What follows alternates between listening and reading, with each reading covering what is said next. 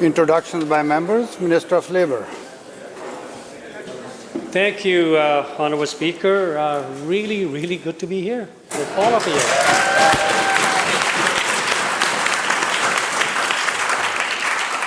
Mr. Speaker, I'm really pleased to introduce a good friend of mine, QPBC President Karen Ranalata, the first female president of QPBC in 26 years.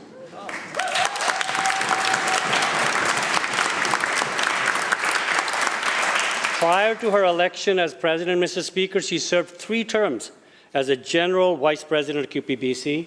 She currently sits on the board of directors for BC Labour Heritage Centre and chairs the BC Federation of Labour Occupation, Health and Safety Committee. Also joining with her is Martina Boyd, the legislative coordinator for QPBC. This is her first QP experience, I understand. So welcome. Please help me throw a really warm welcome to both of them.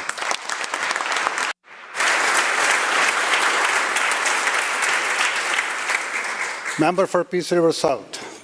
Well, thank you, Mr. Speaker.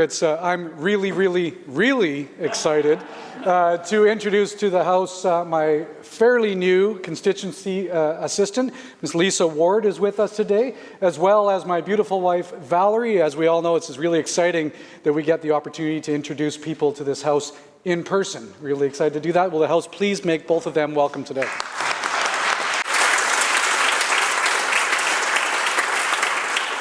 Minister of State for Trade. Mr. Speaker, it's great to be able to speak to you in person for over 1.5 years ago. I have the great pleasure on this auspicious day to introduce to you members who are visiting our gallery, who are sitting behind me, member of the Chinese Federation of Commerce of Canada, based in Richmond, and led by President Joseph Hui. The other members are Sheila Hui, Hens Wong, Elisa Wong, Kitty Chu, Carol Chow, Ming Sen Chu, Lin Ho, Lin Fong Ho, Pius Chen, Emily Zhang, John Pak, and Mimi Pak. Would the House please welcome these members? Thank you.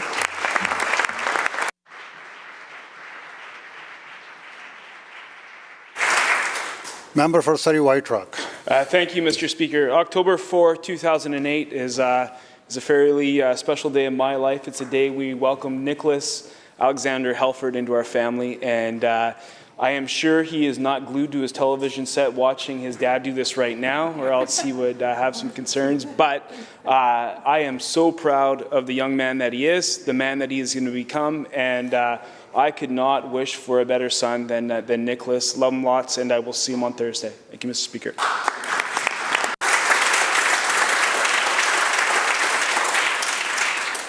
Minister of State for Infrastructure.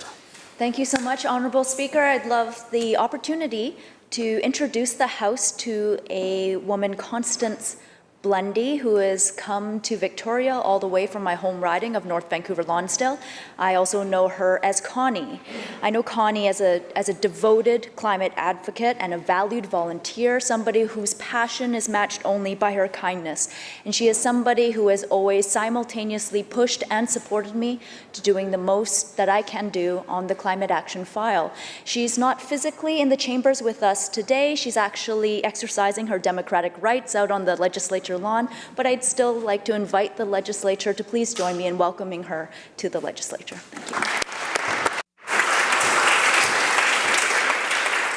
you. Member for Richmond South Centre. Thank you, Mr. Speaker, and I want to continue the tradition saying I'm very so excited to be here to speak to everybody in person. To start, I would like to ask everybody to welcome Vancouver Metropolitan Lions Club, the group that's wearing the orange blazer led by President Linda Lee. They've done fabulous fundraising, including fundraising money for Richmond Hospital Foundation, Success, and the Richmond Lions Manor. I also have a second introduction I would like to say as well as I would like everyone to welcome my CA, Deacon Lau, who has been joining us today.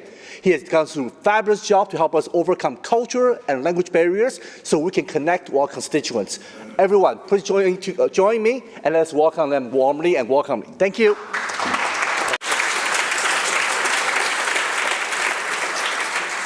Member for North Island. Thank you, Mr. Speaker. It's my honor today to stand and introduce to you some lifelong family friends that we have visiting from Salmon Arm today, Ken and Pam Jameson and their sister-in-law, Helen Jameson. Ken is a retired educator and has served as a multi-term councillor in the past in Salmon Arm. Would all members please join me in welcoming them to our illustrious chamber today? Thank you.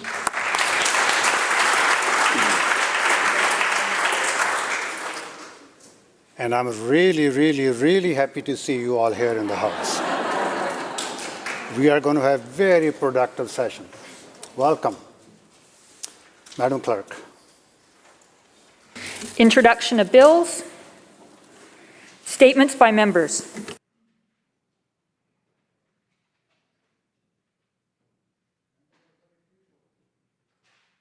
For Surrey Fleetwood. Thank you, Honourable Speaker.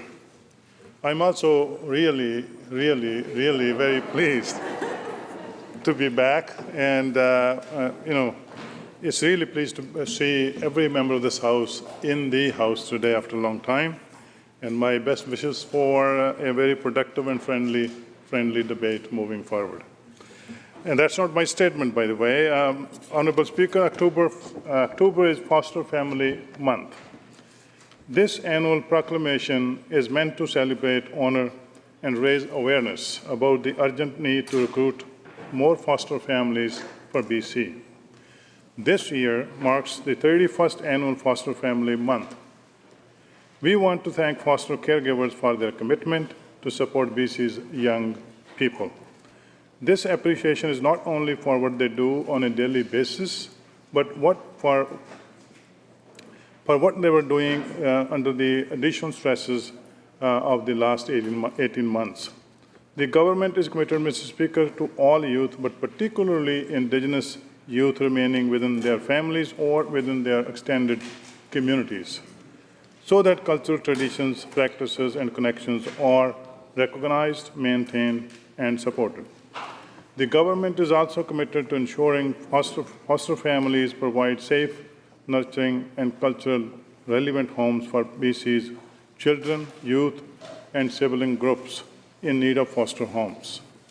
There is, Mr. Speaker, an ever-present demand for caring adults and families to provide safe, supportive homes to all children and youth who need them across BC. So anyone interested in becoming a foster caregiver should contact the BC Foster Parents Association for more information. Thank you, Mr. Speaker.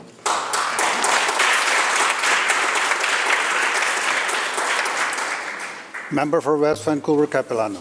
Mr. Speaker, and of course I am very happy to be here. October marks a month-long celebration of the outstanding achievements of women throughout Canada's history. History was often written without women, but in the last decades there's been a lot to rewrite the largely masculine history of British Columbia to include the incredible women who accomplished such great things. Now, I'm embarrassed to say that I only just read Clewick by Emily Carr over the summer. I walk by her house every day, and I thought it was time that I learned a little bit more about her. Her life story, her art, her travels across British Columbia, beginning at the turn of the last century, are quite extraordinary. But over the years, there have been many women who have made contributions to British Columbia, and many of those were made through politics. Today, I'd like to take a moment to acknowledge but a few. I apologize to those I miss, but it's only a 2-minute statement. As many of you know and have read as you walk through the rotunda down in the main entrance area, in 1918, Mary Ellen Smith, a prominent suffragist in British Columbia, became the first woman elected to the Legislature of British Columbia. In 1972, Rosemary Brown became the first Black woman elected to a provincial legislature in all of Canada. In 1993, a former BC MLA, Kim Campbell, became the first, and I note sadly, the only female Canadian Prime Prime Minister. And I would be remiss to not mention there are women in this House today, and I hope they don't mind being acknowledged. In 2009, the member from Vancouver-Kensington became the first person of Filipino heritage to be elected to the BC Legislature. In 2011, the member for Prince George became the first woman to serve as Attorney General. And in 2016, the member for Vancouver-Mount Pleasant became the first First Nations woman elected to the BC Legislature and to hold a cabinet position.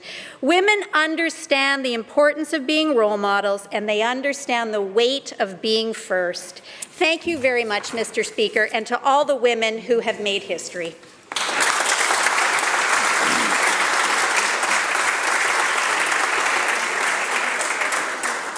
Member for Vancouver Hastings. Thank you, Mr. Speaker. So great to be here in person with everybody. Today I want to speak about community resilience. Community resilience is a measure of the ability of a community to respond, withstand, and recover from crisis. Community resilience doesn't happen overnight. It is built up through the steady hands of many over time. Nonprofit organizations across this province serve so many community needs every day and help us build our resilience.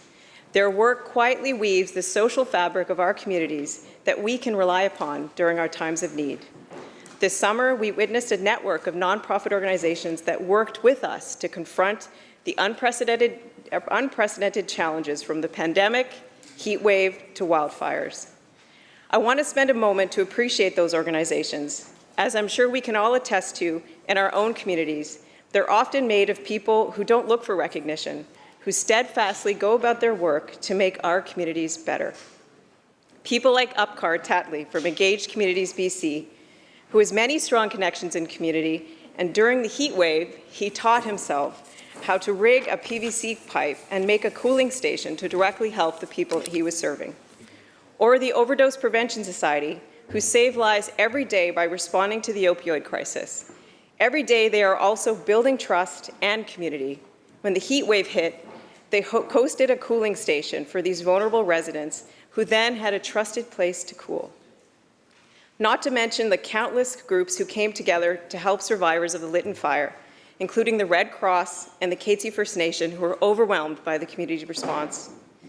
These organizations remind us all that we are in this together, that together we can build a society that can face the challenges of the present and future, one that is compassionate, inclusive, and sustainable. To all those nonprofit organizations who helped us respond to the challenges of the summer, I want to thank you for being there for British Columbians and helping us build resilient communities. Thank you, Mr. Speaker.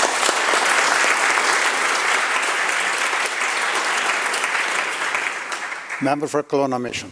Thank you, Mr. Speaker. Well, I love it when industry, our learning institutions, and our future entrepreneurs all come together. It's called innovation. And I especially love it when it's recognized. Recently, my riding had such an occasion as 3 Okanagan College students in the Water Engineering Technology, or WET, diploma program were awarded financial prizes in recognition of their commitment to their field and academic achievement. Ryder Fortes, Richard Graham, and Vladimir Tuazan all received the Outstanding Student Award from the Environmental Operators Certification Program. The EOCP Outstanding Student Award is a cash prize awarded to second-year students in water and wastewater programs who have obtained good grades in their program of study, as well as showing a commitment to the field of water and wastewater. Ryder Fortes became interested in the WET diploma as a way of giving back to his community and being a part of the solution in providing safe drinking water. Richard Graham said that learning about treatment technologies and processes has opened his eyes to the importance of the field. And Vladimir Tuazan loved the hands-on learning opportunities of working with bodies of water, testing characteristics of surface and groundwater as they built up his practical experience and showed him a future of protecting the environment. The program prepares students to play a leading role in the water industry by learning to monitor, assess, and protect both public health and water in the environment. It also covers topics such as water quality, testing, treatment, biology, and chemistry. Please join me in congratulating Ryder Fortes, Richard Graham, and Vladimir Tuason on their outstanding achievement. Thank you.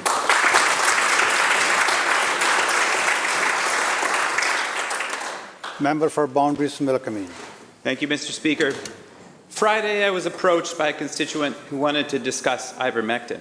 I left the conversation saddened, not because we didn't come to an agreement on the role of an antiparasitic medicine for treating a viral pandemic, but because it dawned on me that a belief in a conspiracy of unfathomable breadth across science and government was killing people in my communities. I suspect that most of you in this House have had similar conversations with strangers, friends, or family members. These conversations are straining already brittle relationships. Science, though, provides us with data to inform our decisions, and a vocal minority of people are eroding that value with pseudoscience concocted in a world of social media. Vaccination science and public health may have catalyzed these challenges, but it is the potential for magnification and propagation of misinformation on longer timescales and more diverse topics that keeps an exhausted person like myself up at night. This is, to be sure, not new. 8 years ago, Jim Hogan wrote that, quote, "The public square, the forum for free debate that we depend on in a democracy, is being choked by misinformation, denial, and bitter adversarial rhetoric. It is causing the Canadian public to turn away in despair, creating an epidemic of mistrust and what's worth disinterest." So my call to action here is simple. Let's all listen openly and compassionately, yet do our best to actively correct misinformation. This cannot be done by government nor grassroots alone. It must be a collective effort. We can all help reduce the mistrust and despair swirling around us. This shared opportunity holds true whether we are school teachers, scientists, fruit pickers, legislators, or any other active participant in society. The truth matters, and while we can get to truth on many different paths, not all paths lead to truth. I wanted to triage that initial conversation into the realm of things I won't ever change so I can give up on now, but I realized that would be unfair for everyone. So yes, I tracked down that constituent to continue a difficult conversation. In these strange times, it seems an ability to communicate compassionately and honestly has the potential to, quite literally, save lives.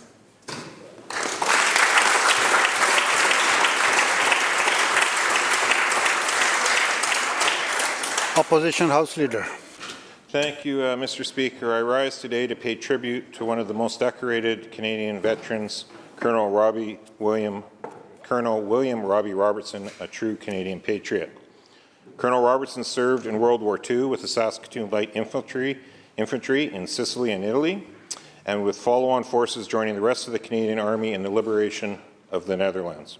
He later served in the Korean conflict with the Princess Patricia's Canadian Light Infantry, with whom he would serve the rest of his regular force Army career. Colonel Robertson received the Military Cross for twice extracting soldiers trapped behind enemy lines in Korea, and a Queen's Commendation for courage for his tremendous bravery and selflessness in helping to save the life of a fellow paratrooper whose chute didn't open, and Colonel Robertson didn't think twice, but dove in, quite literally, from the plane down to help him open his chute, saving the soldier. Colonel Robertson was also a commanding officer of the Rocky Mountain Rangers in Kamloops from 1975 to 1980, and was handed the Order of Military Merit for his exemplary service as the regiment's honorary lieutenant colonel and honorary colonel.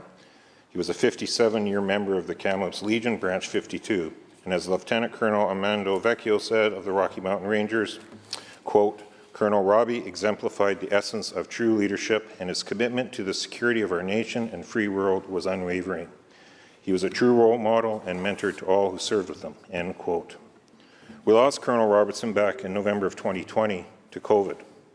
And unfortunately, due to COVID, his service and proper send-off was delayed. But he received a beautiful send-off in Kamloops on September 18th of this year. I ask all members of this House to join me in thanking him for his esteemed service and sending condolences to his many loved ones and all who knew and respected him. Thank you, Honourable Speaker.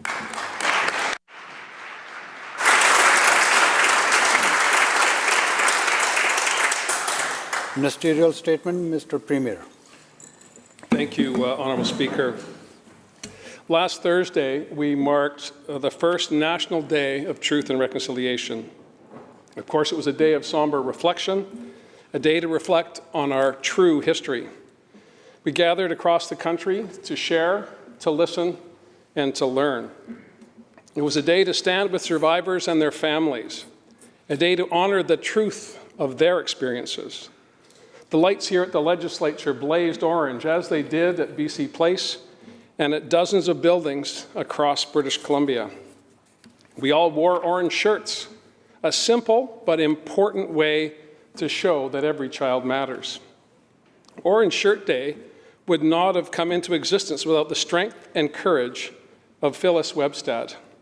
In 1973, Phyllis wore an orange shirt to her first day of school at the St. Joseph's Mission Residential School in Williams Lake. The orange shirt was given to her by her grandmother.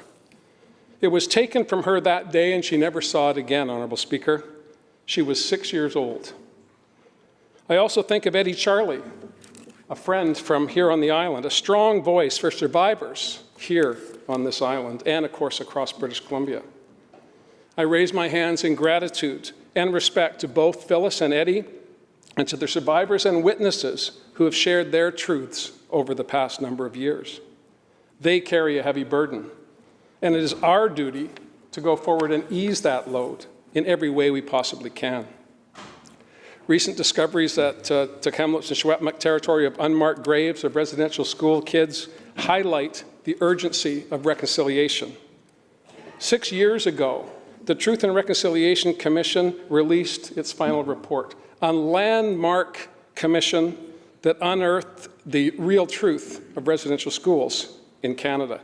6,500 witnesses shared their experiences, and their testimony was of profound importance, not just to us today, but to those generations who come after us.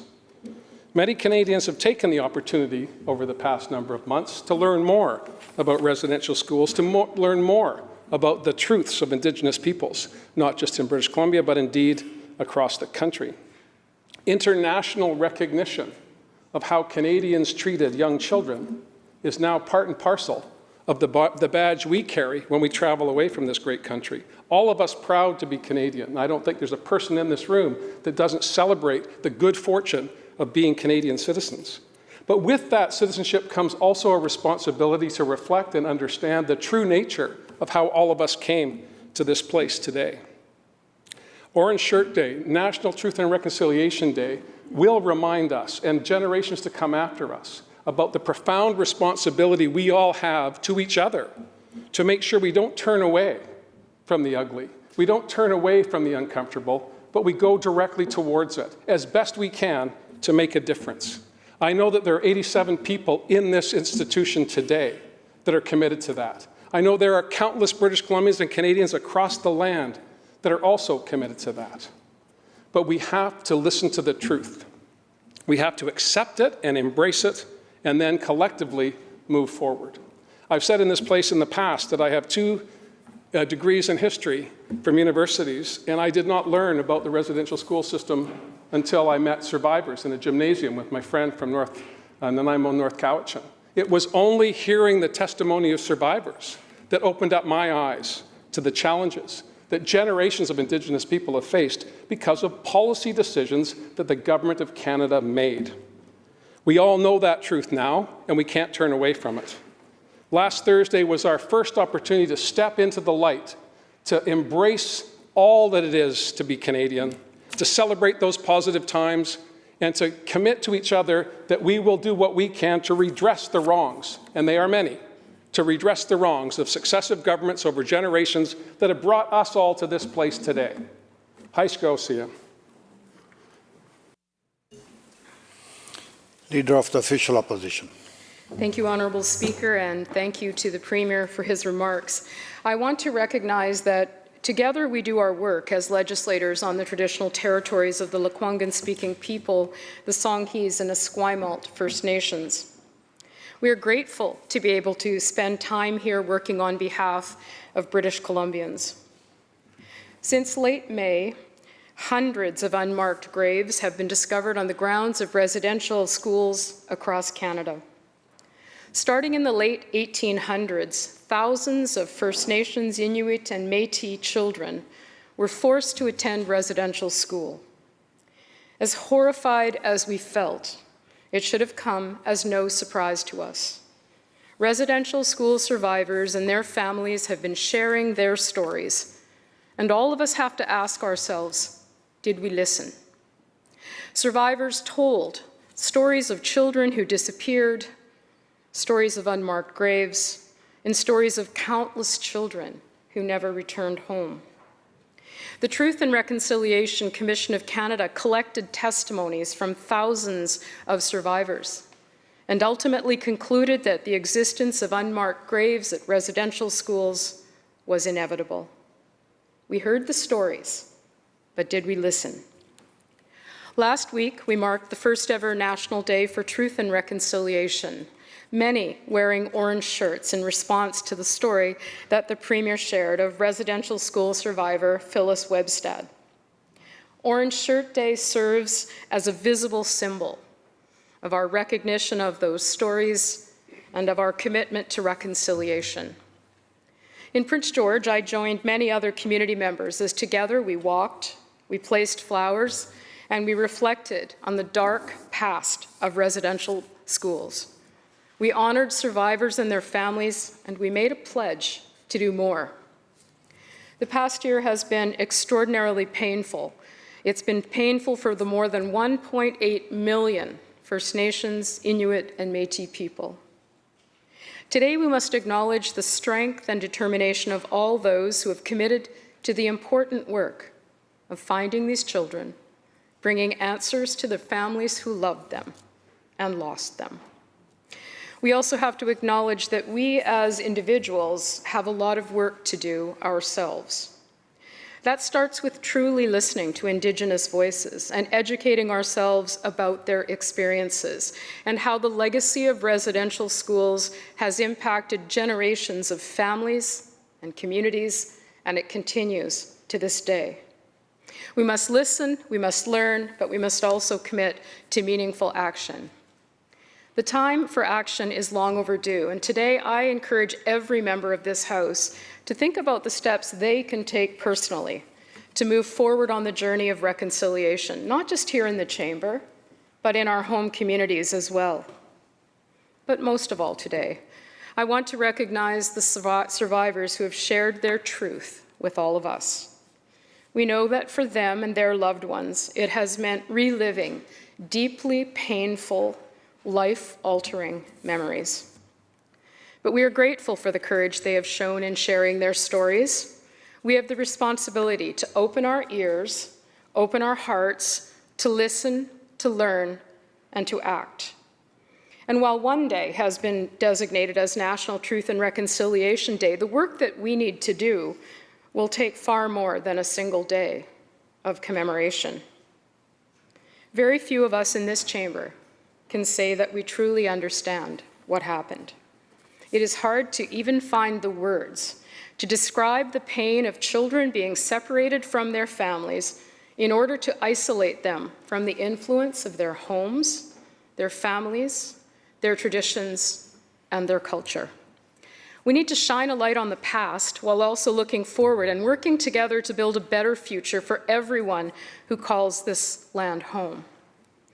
Over the past months, I've spent some time reading and reflecting. I read Bev Seller's book, Price Paid, The Fight for First Nations Survival, and I've started to read her book, They Called Me Number One, Secrets and Survival at an Indian Residential School. But there is a quote in the collection of stories written by Phyllis Webstad in her book called Beyond the Orange Shirt Story that should move us all to action. And I quote, "Graham was good with babies, but then at about the age of 5, Graham would start to distance herself and the child. There were a couple of reasons for that. The first was that Gran had to prepare her heart to lose her children, child after child, year after year. The second reason for distancing that child was to prepare that child to be in an environment where they didn't matter." End quote. Phyllis Webstad shares these stories to help us educate ourselves and gain a deeper understanding. She challenges us to honor the lives and the experiences of survivors as they move beyond the orange shirt story. Together, we need to ensure that in our province and our country, every child finds themselves in an environment where they matter. Member for Saanich North and Islands. Aitzquechel, Aitzquesiem, good day. Thank you, Mr. Speaker. It's good to see you all. Last week, we commemorated the first annual National Day for Truth and Reconciliation, day of reflection and healing. And today, and every day, I'm thinking of my relatives and all the survivors of Indian residential and day schools.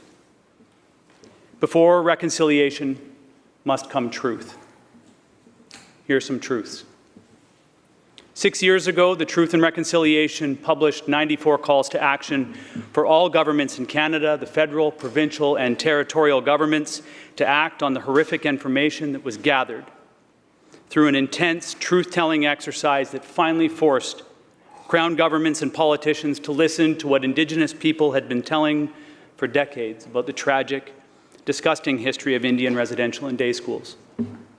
It's not just history, though. It's how Crown governments relate to Indigenous people today as well.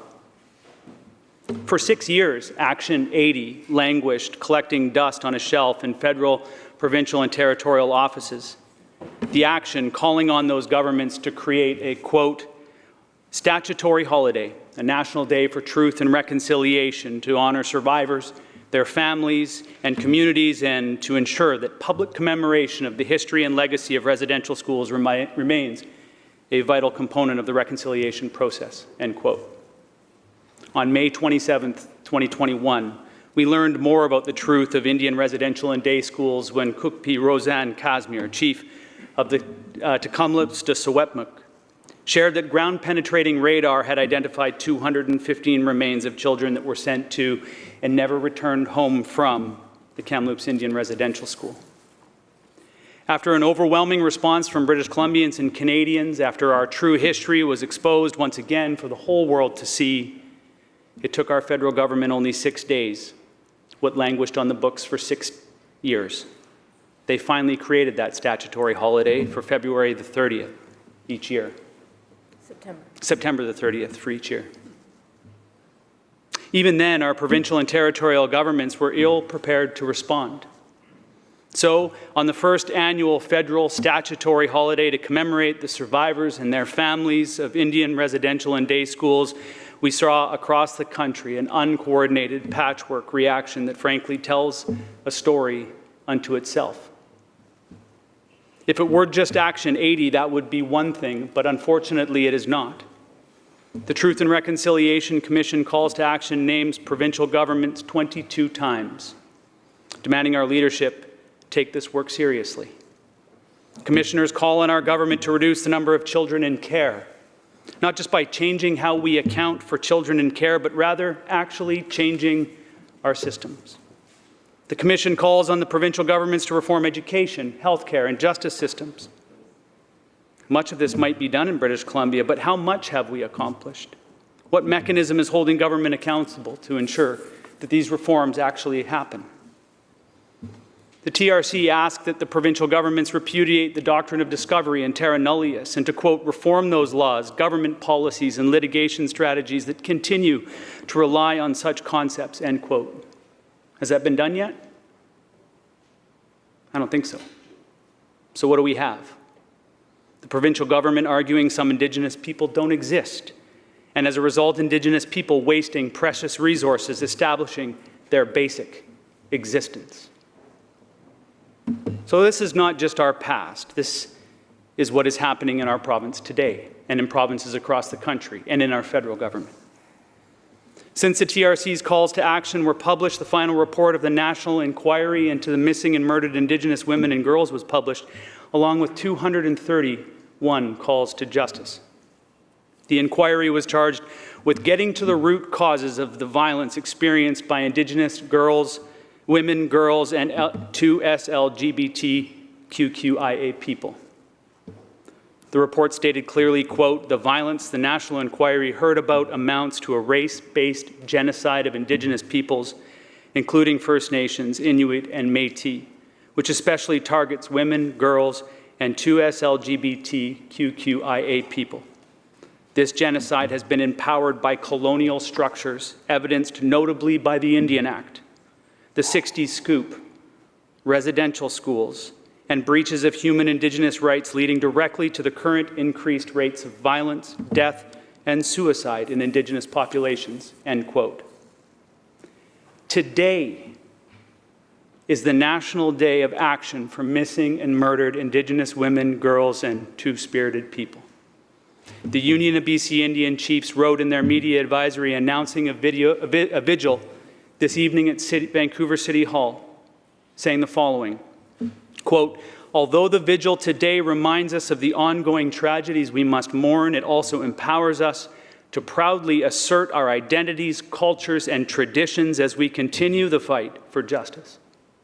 We call upon Canada and British Columbia to take immediate, meaningful action to implement the Missing and Murdered Indigenous Women and Girls calls for justice that are focused on replacing a justice model that perpetuates trauma with one that is aligned with Indigenous values, cultures, and traditions," end quote.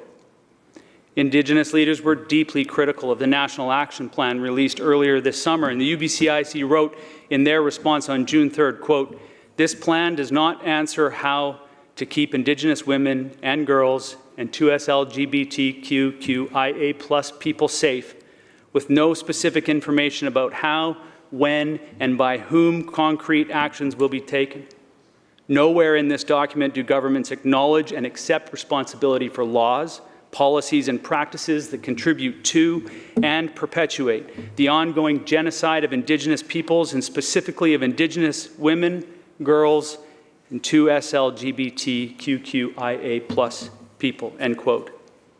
British Columbia stepped up with $5.5 million worth of funding, a frustratingly small investment, especially when taken into consideration with the context of a provincial budget that is worth tens of billions of dollars.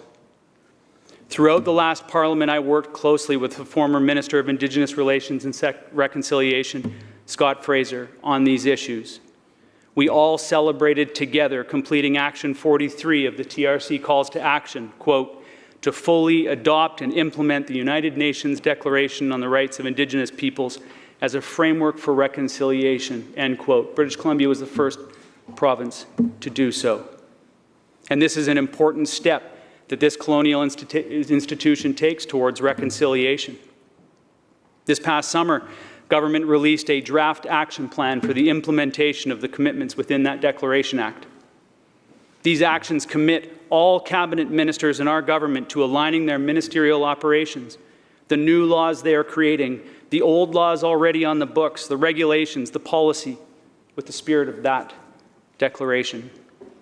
The Declaration Act was passed in November 2019. We are nearing the 2-year anniversary of this act, and where do we stand today? Unfortunately, we are not as far down that road as I believed we had all hoped we would be on that celebratory autumn day when the Indigenous leaders of our province spoke right there at that clerk's table. Following the election last year, the Premier mandated the Minister of Indigenous Relations and Reconciliation to, quote, "create a dedicated secretariat by the end of 2021 to coordinate government's reconciliation efforts and to ensure new legislation and policies are consistent with the Declaration on the Rights of Indigenous Peoples Act," end quote. We are getting close to the end of 2021, and I know that Indigenous leaders in British Columbia are eagerly anticipating the news of the creation of this secretariat as they continue to express the frustration of working with a government that is yet to coordinate these efforts. As we heard from so many Indigenous leaders on September 30th, that truth must come before reconciliation. So we start with truth, and the next steps we take together will not be easy. As Honourable Murray Sinclair, the former chair of the Truth and Reconciliation Commission, said, he recognized that getting to the truth was going to be hard, but getting to reconciliation was going to be even more difficult. None of this criticism is going to be easy for any of us in this place or government officials to hear, but I can assure you that it is a fraction of the challenge that life has been for Indigenous people, for my family, for my ancestors, and indeed all survivors of Indian residential and day schools. Let's not forget the words of Honourable Murray Sinclair, quote, "We may not achieve reconciliation within my lifetime or within the lifetime of my children, but we will be able to achieve it if we all commit to working towards it properly." Part of that commitment is that this year, on September the 30th, we will stand together and we will say never again. What we did in this country was wrong, and we will never allow it to happen again, end quote. Now, I'm thankful that this work started last week, and I look forward to contributing to it in years to come. Thank you. So we are very excited to start the question period, but before we do that, I want to remind people, all members, to turn their electronic devices on silent mode. No phones to be ringing during the question period or after. Madam Clerk. Oral questions by members. Leader of the Official Opposition. Thank you, Honourable Speaker. In July, British Columbia saw the second highest number of overdose deaths ever recorded. 184 deaths, almost 6 people every day. We are on track for the worst year on record. When he was in opposition, the Premier had a lot to say about this issue. He had lots of answers. Well, here's what BC Coroner Lisa Lapointe said about the response from this Premier and his government, and I quote, "It makes me sad. It honestly makes me very, very sad. What we have seen is small steps, primarily left to one ministry, and that is not enough. It needs a really meaningful response that will actually affect change," end quote. So to the Premier, how many months will have to go by with ongoing record numbers of death in British Columbia before this Premier admits that the approach he has taken for 4.5 years is not working? Premier. Thank you, Honourable Speaker. Thank you, Honourable Speaker, and I thank the member for her question. And clearly, all members are aware of the absolutely tragic outcomes we're seeing across not just British Columbia, but indeed across Canada, as an increasingly toxic drug supply has profound impacts on individuals, families, and communities. And we have redoubled our efforts since last October by making repeated overtures to the federal government to ensure that we can start by decriminalizing simple possession of opioids. We have run into resistance on that front, but I'm confident the work of the Minister of Mental Health and Addictions and the work of the incoming federal government will bear fruit in that regard. At the time of our swearing in, the then Solicitor General, the current Solicitor General, made it clear to law enforcement that we were not interested in prosecuting people. We were more interested in finding health care. And that's why we've increased the number of wellness beds at Royal Columbian Hospital. We've increased the number of youth treatment beds in Chilliwack, and the list goes on. The establishment of foundries, which were begun as an idea and a concept by the former government. All of us working together is the way we come out of this, Honourable Speaker. I share the disappointment and profound unhappiness for the results that we've seen over the past 2 years. But I think that the context is important, and I know the minister the member didn't want to leave anyone with the perception that we didn't have other things going on. A parallel health crisis with respect to COVID-19 has meant that we've had to amend and deal with addictions differently, deal with housing differently than we have in the past, and that has produced tragic consequences. But we take full responsibility for where we are, and we take absolute responsibility for how we're going to go forward.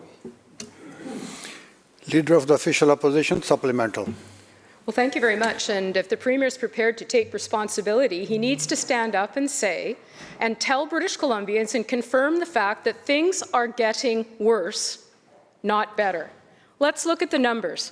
6,120 people have died of an overdose since the Ministry of Mental Health and Addictions was created in June of 2017. According to the coroner, again, and I quote, "What we have seen are small steps, not always in the same direction, and really not addressing the bigger issues. The fact that we haven't seen a coordinated response to reduce these numbers of deaths is just sad. It's heartbreaking," end quote. The Premier stood up and he told British Columbia that the reason he was creating a Ministry of Health and Addictions was to make sure that there was a coordinated response. It is getting worse, it is not getting better, and the Premier's answer just isn't good enough. So to the Premier, will he stand in the House today and finally admit that after 4.5 years, the approach isn't working, he needs to fix the ministry that he created to make sure that we don't stand in this House month after month after month talking about record numbers of lives lost in our province? Premier. Well, thank you, Honourable Speaker. We were making progress up until 2019 in the advent of COVID-19. The evidence is demonstrable. The member should know that. We'll certainly pass that data over to her so she can review it. In the past budget, an historic $500 million commitment to mental health and addictions. There was no Minister of Mental Health and Addictions 4 years ago, Honourable Speaker, because those on that side of the House didn't put the same level of interest in it then as they do today. And that's unfortunate, Honourable Speaker. It's unfortunate, Honourable Speaker, but we've also taken other additional steps in communities by making sure that urgent primary care centres have access to social workers and other health care providers so that they can directly intervene when opportunities present themselves. Safe injection sites and other harm reduction policies are the foundation of success. And it will take time, it will take patience, and it will take collective action by all of us. I appreciate that it's question period, and I appreciate that the members on the other side came here to shake their heads in disappointment. We on this side of the House are working every single day to improve the lives of British Columbians, and we're not going to stop because you're unhappy.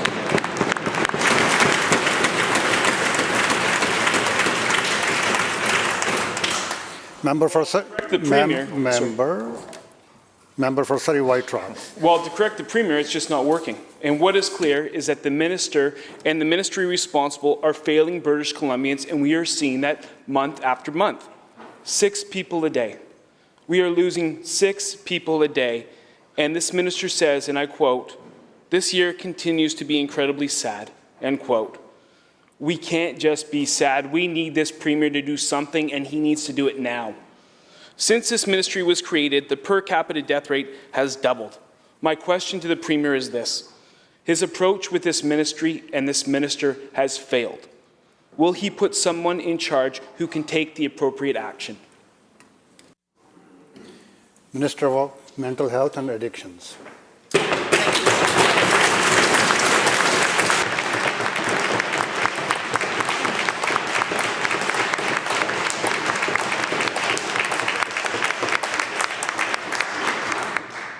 Thank you, Mr. Speaker. That despite an unprecedented new wave of measures year after year, that despite an unprecedented spending, despite unprecedented effort on the part of our healthcare workers and frontline providers, that we continue to lose lives at such a tragic rate is a tragedy. It is a phenomenon that is being experienced across North America. It has been directly correlated that as soon as the pandemic hit, drug toxicity spiked. The coroner has continued to document the increased toxicity that is falling people, despite the fact that we have doubled the number of supervised consumption sites, despite all of the measures that we brought in. And I have another quote from the coroner from February when she had yet another terrible report about the loss of life in the province. She said, quote, "The fact that there is a Ministry of Mental Health and Addiction whose focus is on supporting people to wellness is a huge step. As I say, it is a big ship to turn around. We are shifting from punishment and criminalization to supporting and providing medical treatments to people who are struggling with addiction," end quote.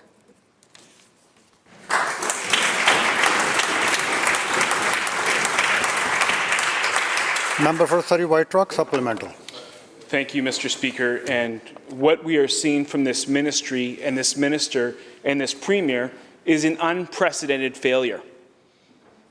The words that the minister is speaking offer no comfort as the numbers climb and as people continue to lose loved ones across this province. The minister just cited a quote from the coroner, and I will give another one from the coroner. And I quote, "For the coroner and the paramedics, we know that 1,000 people who have died looks like, and it's just astounding. The fact that we haven't seen a coordinated response is heartbreaking," end quote. We know the ministry has no actual authority. Its budget is smaller than the office of the premiers, and now, sadly, it is now being called the Ministry of Air. So my question is to the premier. Will he admit that it's time for a new minister and it's time for a ministry that can solve these issues and save British Columbians? Minister. Thank you, Mr. Speaker. So here's what the province has been doing with the coordinated response that our ministry provides, fanning out services through health, through education, through social development and poverty reduction, through Ministry of Children and Families.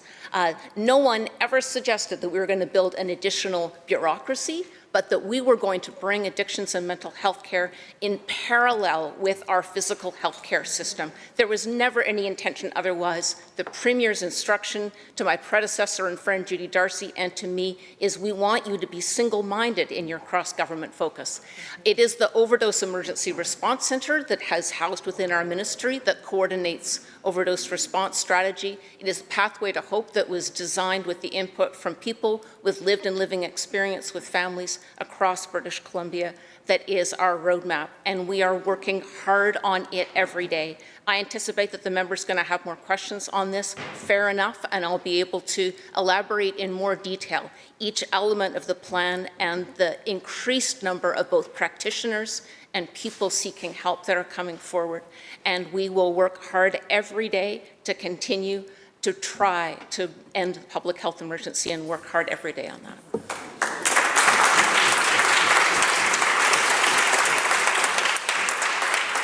Leader of the third party.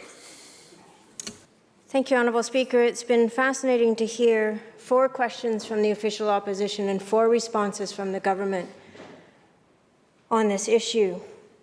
In the last 100 days since we haven't been sitting, 600 people have died. And we know what they have died from. They have died from a poisonous drug supply. And yet, in the 4 questions we've heard and the 4 responses we've heard about overtures to the federal government for decriminalization, social workers, safe injection sites, other harm reduction methods, new waves of measures. It's a tragedy.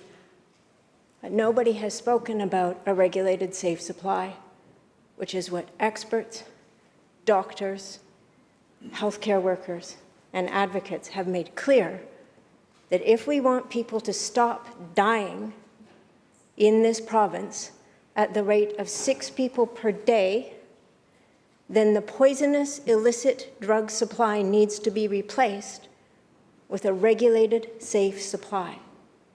My question for you, Honourable Speaker, is to the Minister of Mental Health and Addictions.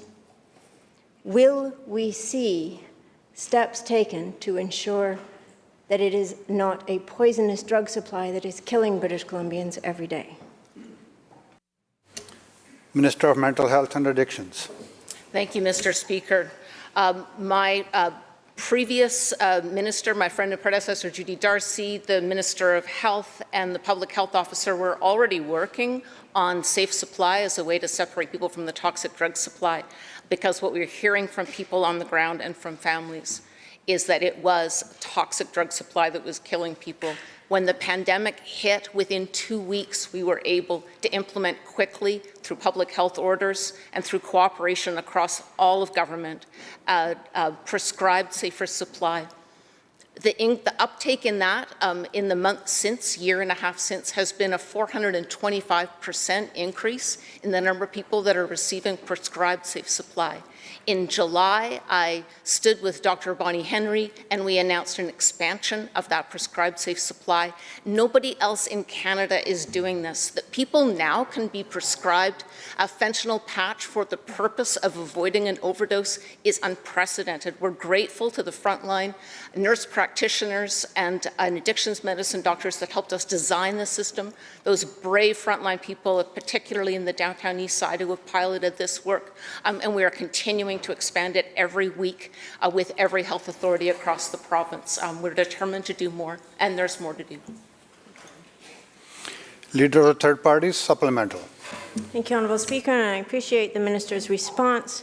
I think it's important to note that prescribed safe supply presents an extraordinary barrier for people, particularly those who have had less than ideal interactions with the healthcare system. And when we consider, for example, the indications and evidence of systemic racism for Indigenous people in the healthcare system and the number of Indigenous people dying from a toxic drug supply, we need to be able to go beyond what is existing right now. In July, Crosstown Clinic in Vancouver started providing safe medical-grade heroin for patients to take home. It was the first of its kind on this continent, and the dozen or so initial patients said it was humanizing. It was humanizing not to have to line up daily for their doses. It lets people take on jobs, spend time with loved ones, and take care of their families. But just last week, this program was quietly canceled. No word from the Minister of Health, the Minister of Mental Health and Addictions, or Vancouver Health has been received. When we compare ourselves to the lowest denominator, we are the most progressive in North America.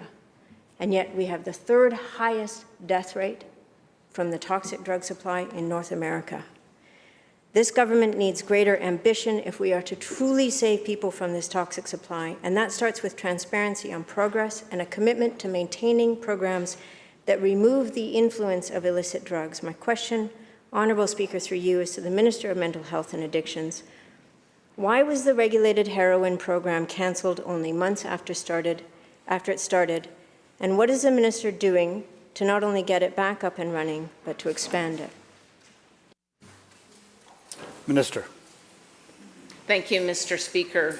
The work of Crosstown Clinic and multiple other service providers in Vancouver and across British Columbia is saving lives, breaking new ground, working within the framework that the federal legislation requires. We are learning lots from them, and we are removing barriers wherever we can. The Crosstown Clinic home carry program that the member references has not been cancelled, but the 11 people that are receiving that groundbreaking service delivery as another way to separate them from the toxic drug supply have encountered a barrier through the College of Pharmacists that we are working hard right now to resolve. I spoke just this morning with Dr. Scott McDonald, the lead on this. The program is not cancelled. Those people are still receiving the treatment that they need, the medication that they need. But the home carry piece, which had been working well, is now through the college is a conversation that we are having. And I'd be very happy to update the member on what I learn in coming days. We're working hard to resolve it. Member for West Vancouver, Capilano. Thank you, Mr. Speaker. 2 weeks ago, a so-called progress report on mental health and addictions was released, which included a disappointing update on the youth treatment beds promised by this government in August of 2020. This is what government's own report says on page 11, and I quote, 30 beds are currently in the process of implementation, with the remaining 93 beds in planning, end quote. That's right. After 14 months in the middle of a crisis, implementation hasn't even started on more than 3/4 of the promised beds. So my question to the Premier, why has this minister failed to actually implement what was promised 14 months ago? Minister of Mental Health and Addictions. Thank you very much, Mr. Speaker. The commitment to double youth treatment beds, which is an unprecedented expansion in British Columbia and long overdue, had a promised delivery date of 2023. We are well on track to meet that. In the meantime, earlier this year, we added 100 95 adult treatment beds. We have a commitment to implement another 195. A year ago, we opened a new, really innovative youth treatment center, 20 beds in Chilliwack. It's named Traverse. I just visited it last week along with the member for Chilliwack. And there are more and more addiction treatment, bed-based detox recovery programs and supports that we've added for youth across British Columbia. The Interior Health was able to move more quickly than some of the other health authorities during the pandemic to stand up and let the contracts for those youth treatment beds, but they'll all be in place by 2023 as promised.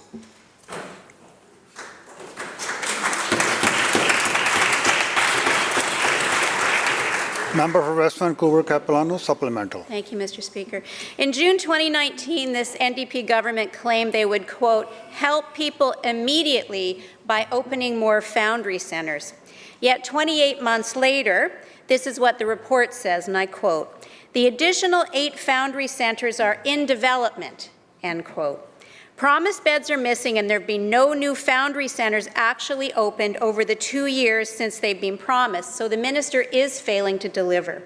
Can the Premier offer details, not just words, on when exactly British Columbians will receive beds and foundry centres that were promised years ago?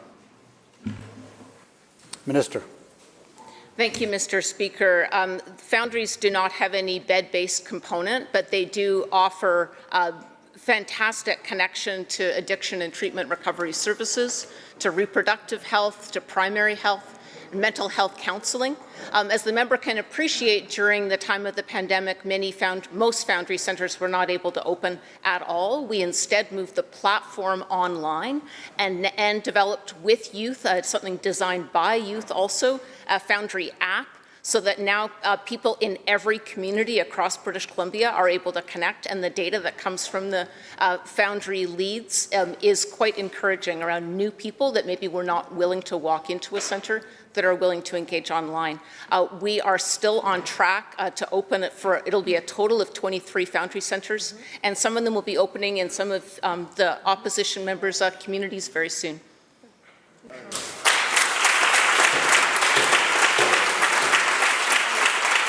Member for Kamloops South Thompson. Thank you, Mr. Speaker. Well, communities are pleading for more crisis intervention units with police and trained mental health workers. But requests to expand units like CAR 40 in Kamloops and proposals for new units in other communities have consistently been rejected by health authorities and by this government. The mayor of Coquitlam has written about his personal experience, saying, and I quote, for several years now, Coquitlam has pressed for a mental health CAR program similar to Surrey's CAR 67. Unfortunately, Fraser Health has so far refused and has just rejected a similar request from Burnaby, end quote. So the question to the Premier is this: why are communities across the province being left to deal with this crisis alone? Minister. Thank you, Mr. Speaker.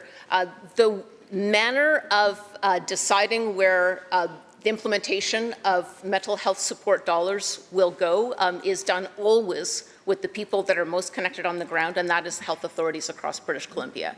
There are extremely successful CAR programs across British Columbia where psychiatric or mental health care workers, psychiatric nurses or mental health care workers will be paired with police. We have a lot of successes to point to. Also a number of areas where the health authorities say that actually direct funding to an on-call nurse or a home support nurse to deliver mental health services would have worked better. So we continue to be open to the proposals that the health authorities bring to us. We continue to be informed by the work that's happening through the Police Act review around how we can better direct, and the Premier has asked me to work on this specifically, better stand up community mental health and addiction supports so that we can allow police to focus on true crime and what they were trained to do. And we will continue to work with health authorities and with police, learning from the results of the Police Act review around how we can best resource this. In the meantime, communities should continue to speak with their health authority because they're the lead decision. Member for Kamloops South Thompson, supplemental. Well, thank you very much, Mr. Speaker. Well, the government's efforts are not working.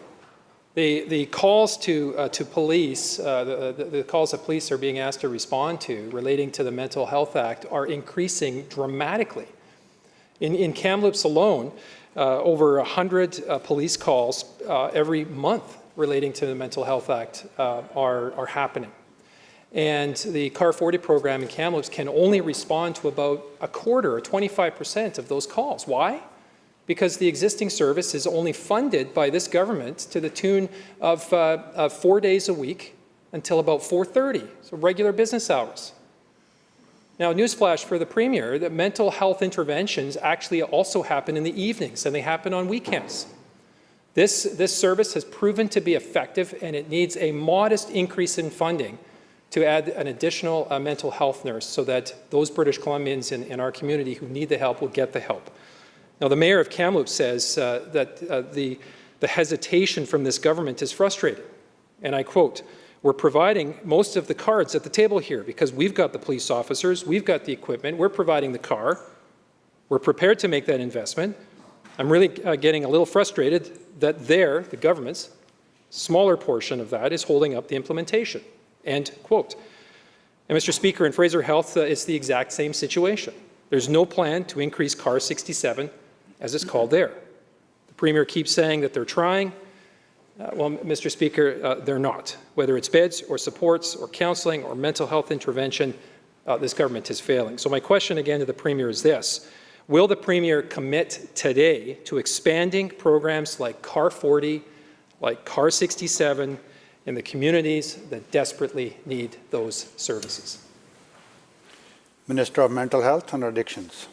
Thank you, Mr. Speaker. So the focus that we are bringing to support people that are in active psychosis, people who are in untreated addiction, particularly where we are seeing impacts on street disorder, on impacts on businesses and neighbors of people that have been living outside.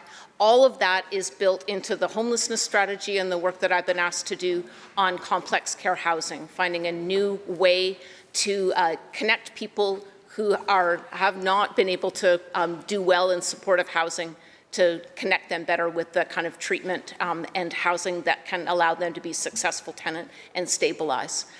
And all of this is bolstered by our continued investment in ACT teams, on community action teams, all the ways that we can try to get at the kind of disorder and untreated mental health and addictions impacts that lead police to be called.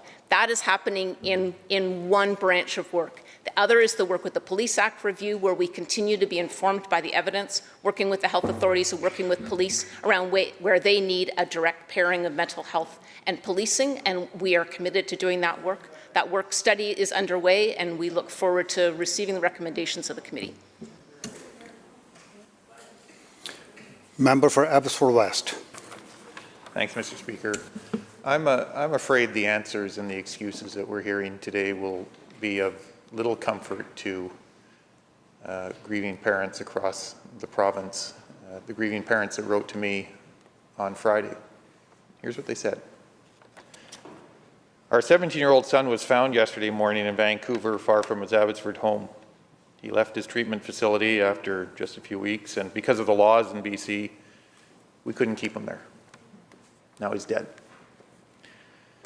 The system in place for children suffering from drug addiction is failing our youth. Tell your colleagues, they wrote to me, tell anyone who has the ability to make a difference that the way we are dealing with at-risk youth is most definitely not working. And we find out last month that some time ago, the government decided to cut funding for naloxone kits for emergency responders. And the Premier explained that by saying there was a supply issue. only to be contradicted a few days later by the Centre for Disease Control, who said there was no question about problems with supply. How do we take the words and the answers of the Minister and the Premier seriously when at the very time they're needed most, the government decides to cut funding for naloxone kits, life-saving naloxone kits, to first responders? Government House Leader.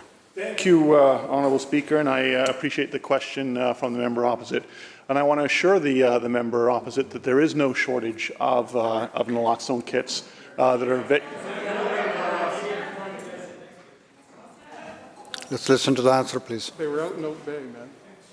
They were out in Oak Bay. Minister. Thank you, Honourable Speaker, because the questions have been asked and have been listened to respectfully and not been heckled. And the member asked a question, and I'm providing him with the answer, which is there is no shortage of naloxone kits.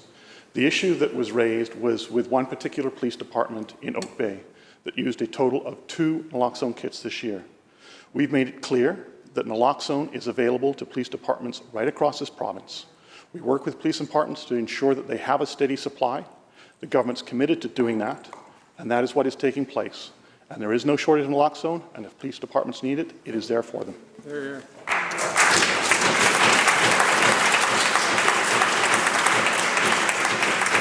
Member for Abbotsford West on supplemental. Member. Thanks, Mr. Speaker. Well, the Minister of Public Safety says supply wasn't a problem. The Minister of Mental Health, I think, chimed in at one point to say supply wasn't a problem. I guess the only person who seemed to be arguing that supply was a problem was the Premier. But Mr. Speaker, here's what the Victoria Police Chief said about a decision that was communicated to him and to police forces. He said, quote, "I'll be honest, when we all received a letter from police services that funding was going to be eliminated for naloxone training and naloxone kits, it was a bit of a head scratcher. We're all wondering why this would happen when we're in the midst of a provincial health emergency." For the police chief, for the first responders, and for those parents like the ones that wrote to me on Friday, decisions that lead to letters indicating funding for life-saving naloxone kits are more than just a head scratcher. They're tragic examples of faulty judgment. When is this government going to move forward with a strategy and an approach that has a positive impact? When are they going to take steps that make it better and not worse, so the kinds of letters I got on Friday aren't being sent with the frequency they are now? Solicitor General. Thank you, Honourable Speaker.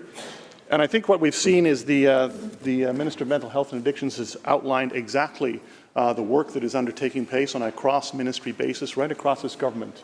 And that all ministries, as part of their mandate letter associated with this issue, are working in a coordinated fashion to ensure that we're doing everything we can. What the member has asked in terms of naloxone, again, I will repeat, there is one, no shortage of naloxone.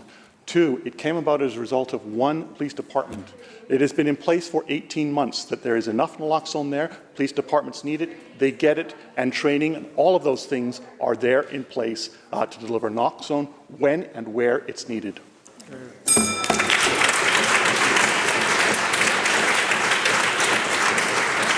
Bell ends question period. Members, I have the honor of tabling the following reports.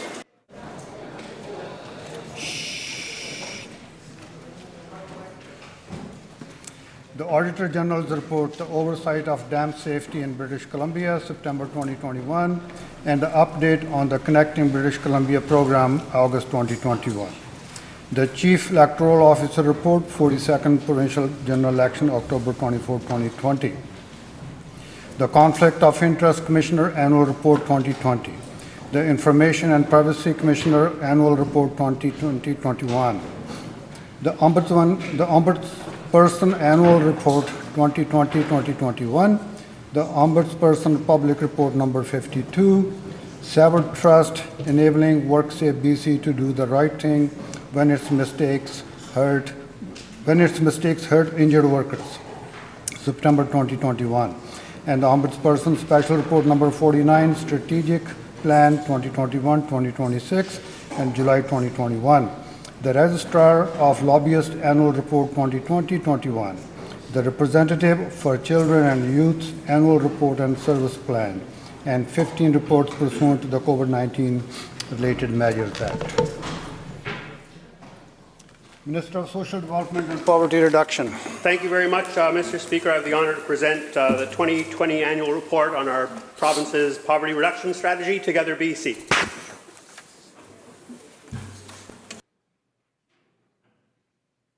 Government House Leader. Thank you, Honourable Speaker. I move a motion regarding substitution on the Select Standing Committee on Finance and Government Services. Is leave granted? Aye. Please proceed and read the motion, member.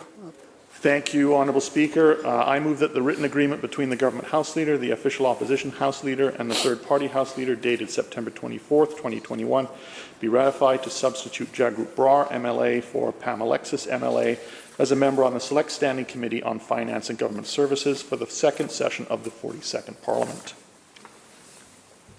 Members, you heard the motion. All in favour say aye. Aye. Those who oppose, motion carried. Government House Leader? No. Madam Clerk. Orders of the day.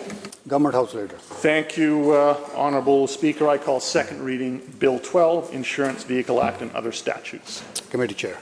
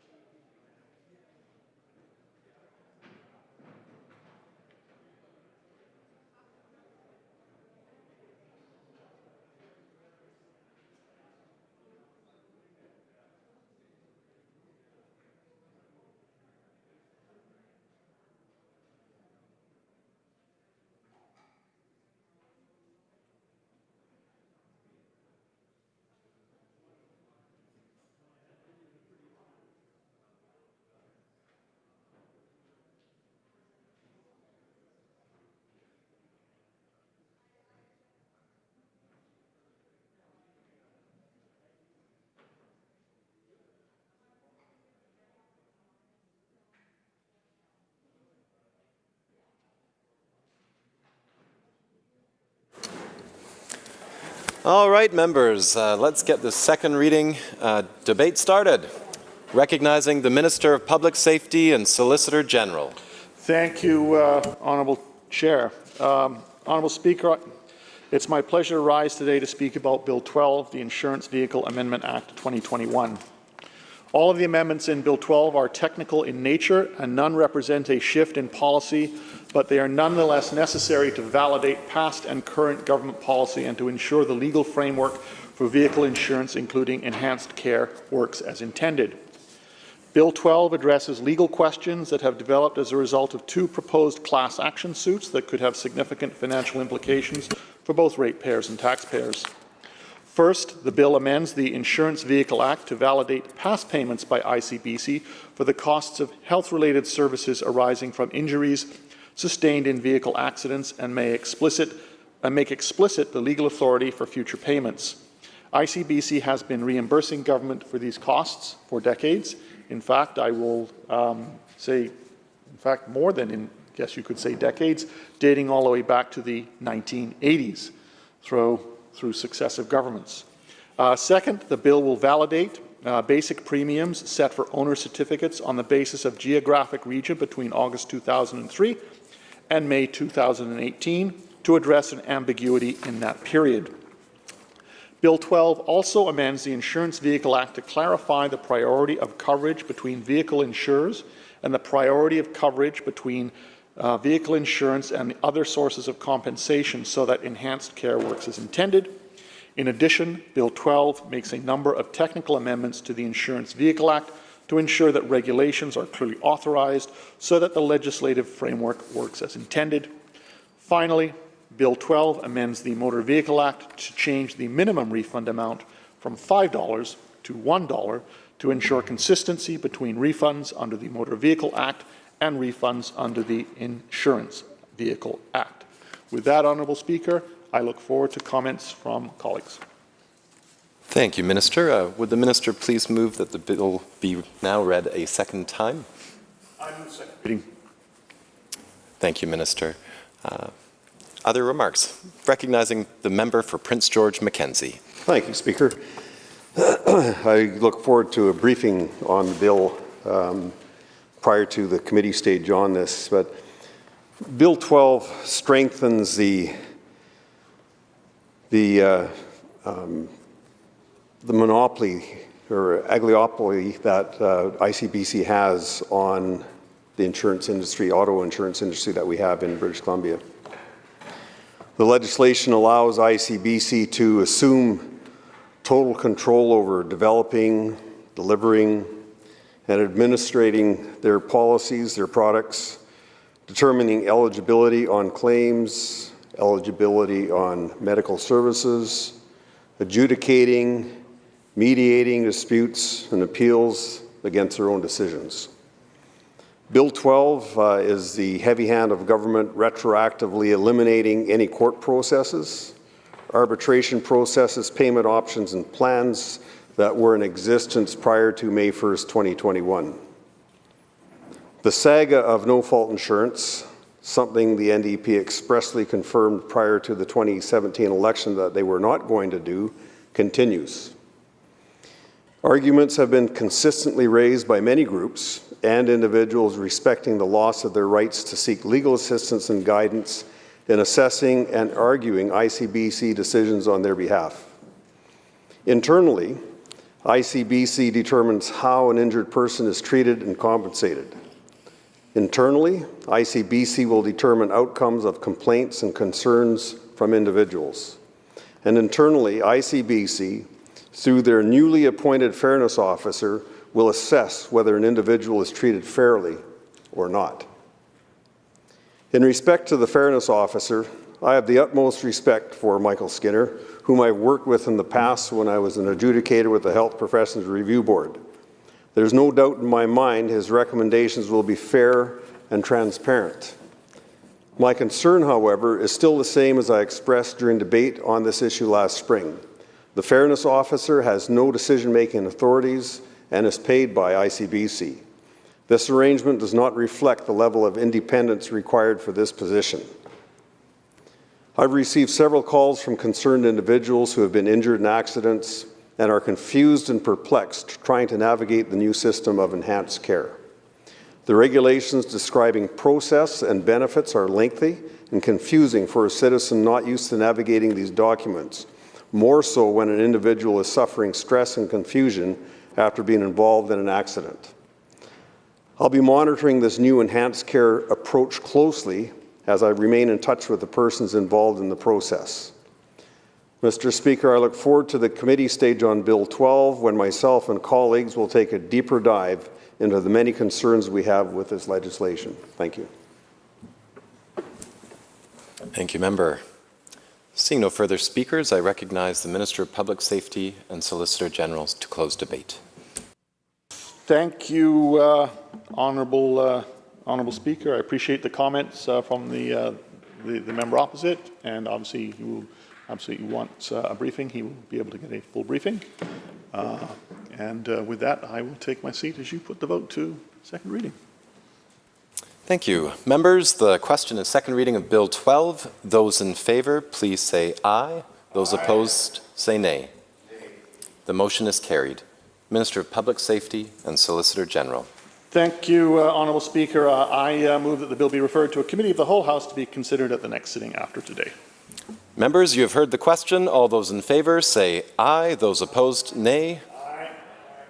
The motion is carried. Government House Leader. Thank you, Honourable Speaker. I call second reading Bill 15, the Early Learning and Childcare BC Act. Thank you, Minister. Recognizing the Minister of Children and Family Development. Thank you, Honourable Speaker. I move that the bill be now read a second time. Thank you, Minister. Thank you, Mr. Speaker. I'm very honoured to be speaking to you today from the traditional territory of the Lekwungen-speaking people, now known as the Songhees and Esquimalt nations. This Early Learning and Childcare Act has been a long time coming, and it is an important part of our work to make life better for BC families as we continue to build a strong foundation for an inclusive, universal childcare system that will benefit families for generations. The new Act combines and streamlines the existing Childcare BC Act and the Childcare Subsidy Act.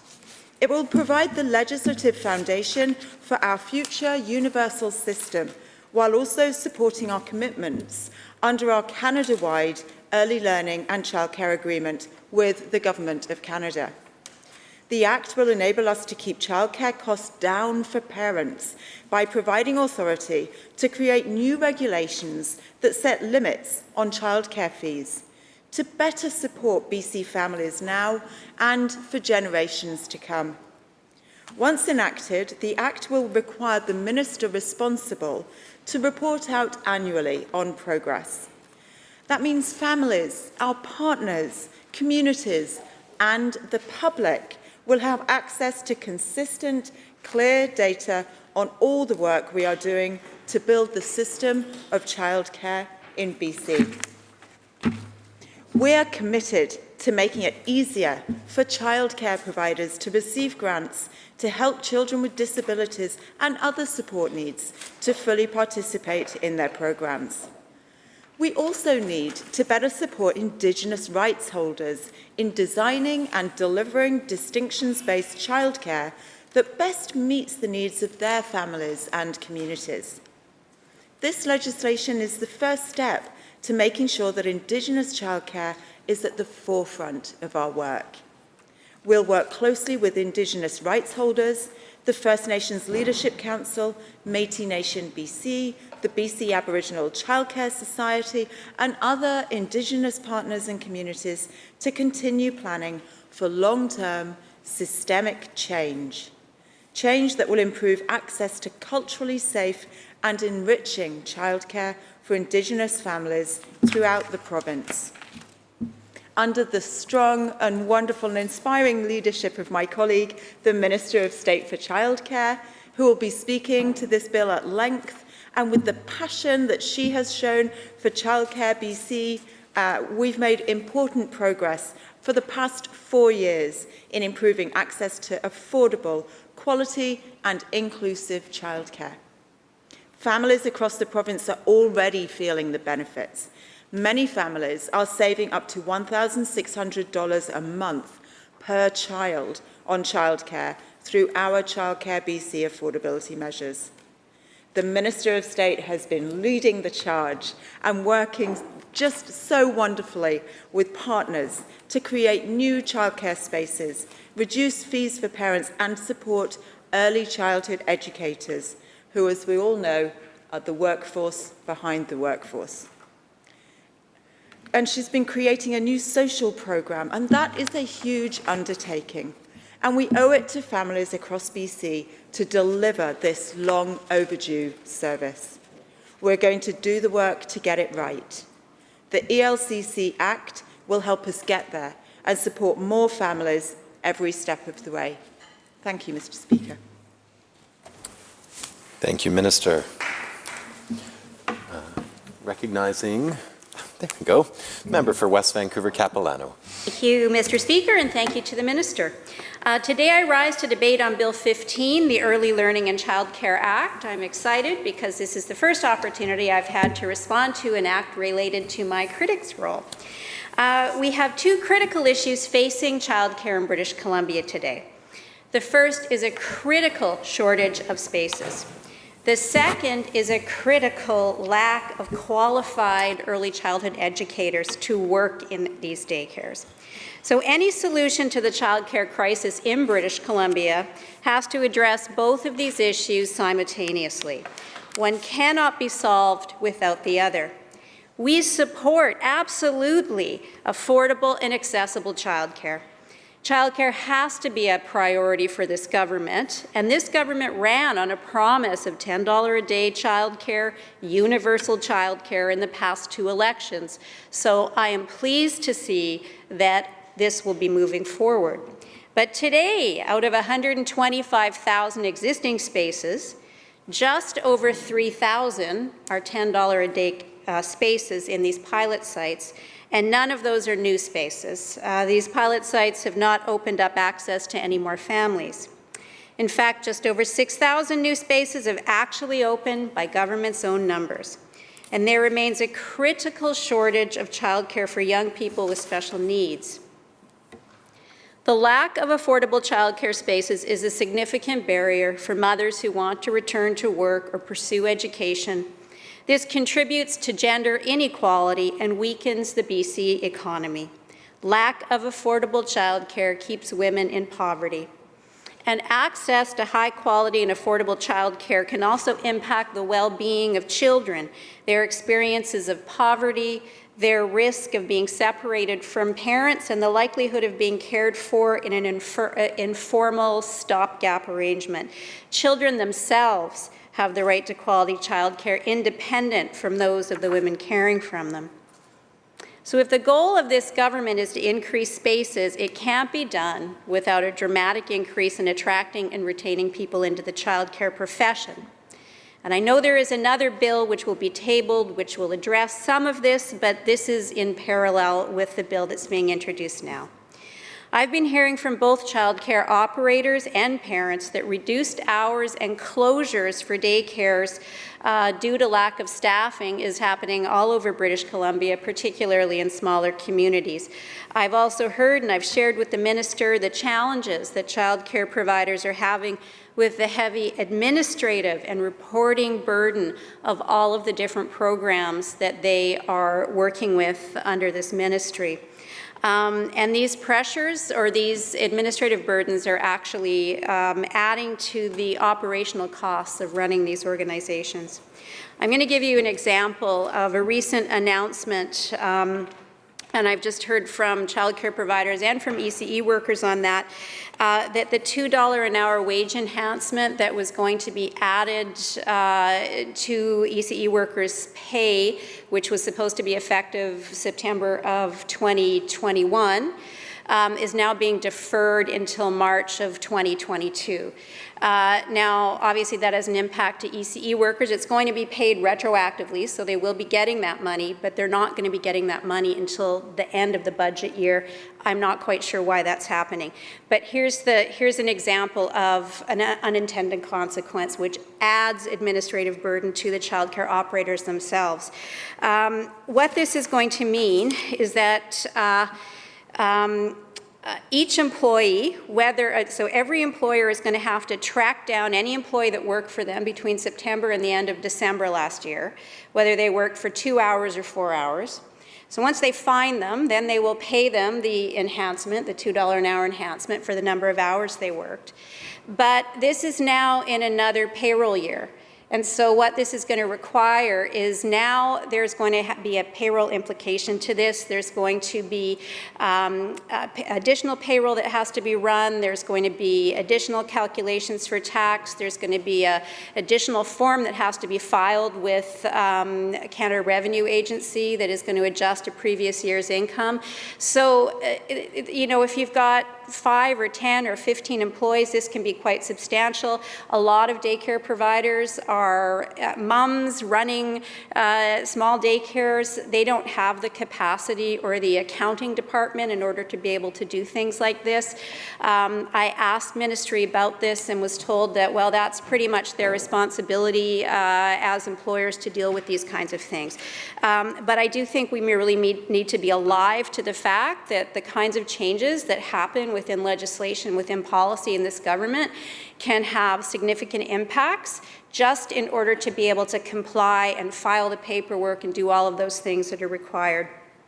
I would really like to see us bring together the rich fabric of the whole child care community, the not-for-profits, public spaces, Montessori, enhanced learning, private providers. Again, many of those are small businesses owned by women. Childcare should be integrated into our communities. It should be on school grounds, in long-term care homes, community centers, new housing developments, shopping centers, private homes. Childcare should be central to all communities. And limiting childcare operators limits parents' choice and options, and I'm concerned, although it's hard to know what constraints will be put on, in particular the privately owned daycares, because a lot of what this act is envisioning is actually going to be carried out in regulation, and so it's a very light framework for me to actually be able to make determinations on what the true impact is going to be. Provincial legislation can certainly help with this crisis, but government also needs to work with municipalities to streamline licensing requirements across British Columbia. So now daycare providers will look at what is happening provincially in terms of what the requirements are and Ministry of Health requirements and all of that. But then on top of that, municipalities have the ability to add additional requirements. And an example would be the City of Vancouver. It has some of the most stringent requirements for childcare facilities anywhere in Canada. And this is in a city and a community with the highest cost of land, construction, leased space. So the impact of all of these additional requirements is to push up the cost of providing childcare, and of course in return that means that to cover those additional expenses, the cost of childcare continues to increase. In fact, and I find this very interesting, the physical space requirement per daycare space in British Columbia is higher than in all other provinces. So I'll give you an example of that, and I'm using really easy numbers so that I don't get myself confused. If you've got a 2,000 square foot daycare facility here in British Columbia, you can get licensed for approximately 50 childcare spaces. If you have that same 2,000 square foot space in Ontario, you can get licensed for 60 childcare spaces. If you have that 2,000 square foot space in Alberta, you can get licensed for 74 spaces.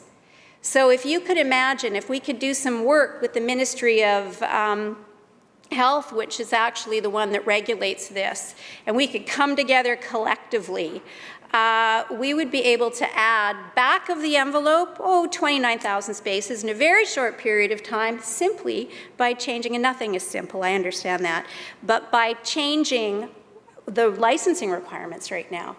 So there are more straightforward ways to be able to get to the means that we're trying to get to.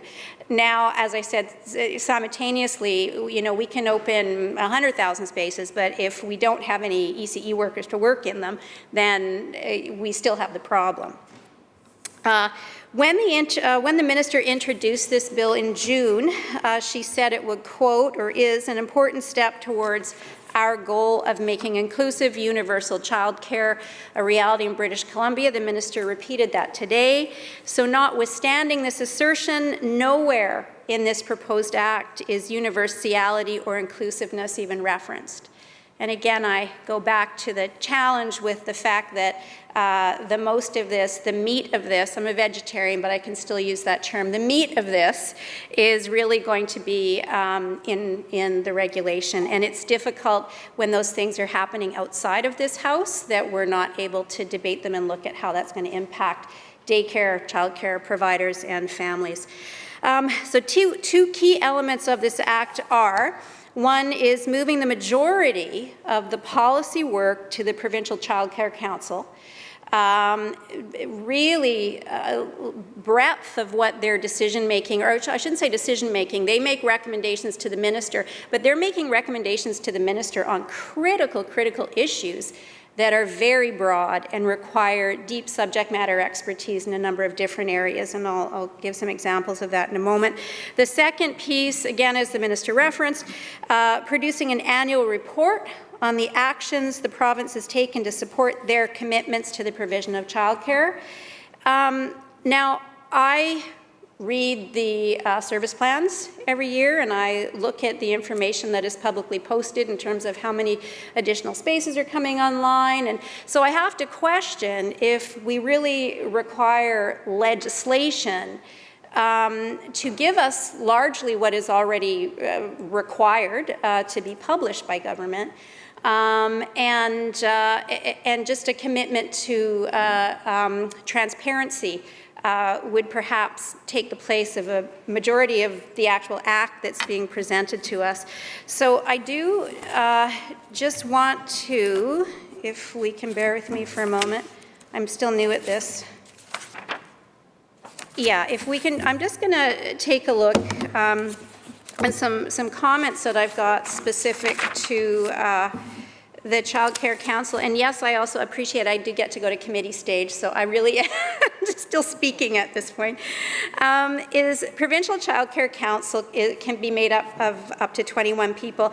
I really am concerned that they can make recommendations to the minister about accessibility, affordability, inclusiveness, that's fine, child care grants and child care benefits, so those decisions will be made outside of here.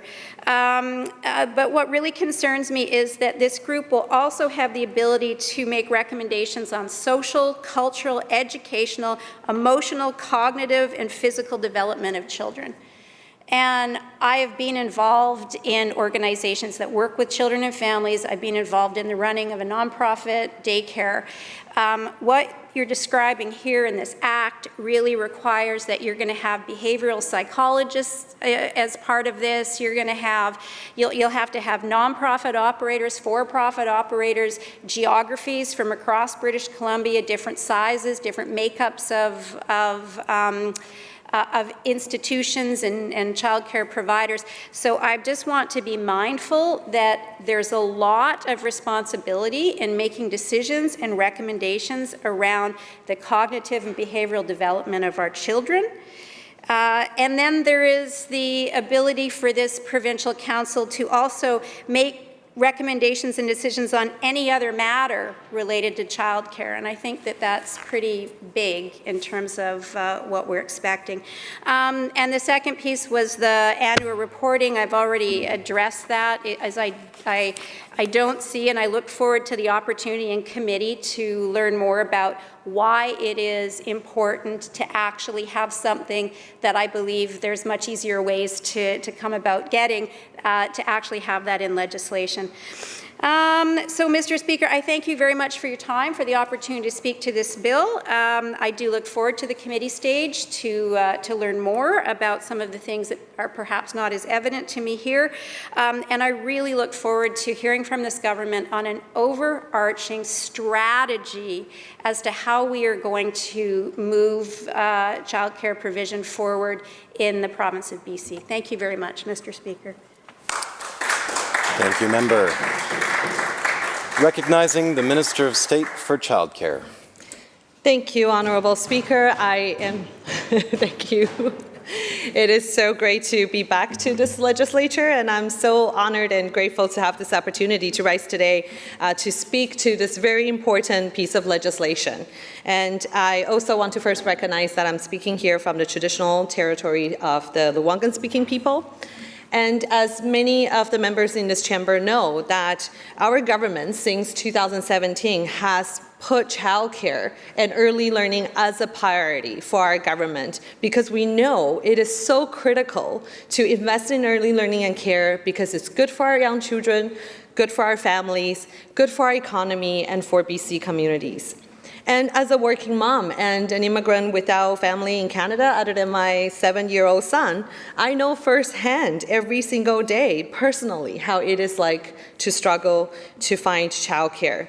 Almost every day, even this morning, as I dropped off my son to before and after school care and rushed my way here to Victoria, that the childcare struggles that many parents are facing for many, many years is something that our government has to work on, and we have been since 2017 to address the childcare chaos that has existed in our province for many, many years. Parents have been trying our best to continue to work, to pursue our career and educational goals, to provide the best we can for our children with the help of early childhood educators and also childcare professionals in this province, so we can contribute to the economy, so we can raise our young children to live, work, and learn in this beautiful province where we call home. And I'm super grateful that as the Minister of State for Childcare since 2017, I've had the opportunity to learn from so many parents, advocates, early learning and care professionals, families, and partners who believe in investing in childcare so we can work together to bring a universal, inclusive early learning and care systems for all BC families. And it is important to remember, when we started this work in 2017, the childcare system at the time, according to many childcare advocates, was chaotic. There was no major investment into the sector. Parents were struggling to afford childcare, which can be more expensive than their housing costs, their mortgage and rent payment. And even if they can afford childcare, they may not be able to find a space at all. And parents were struggling to make the ends meet and being able to contribute to our economy at the same time.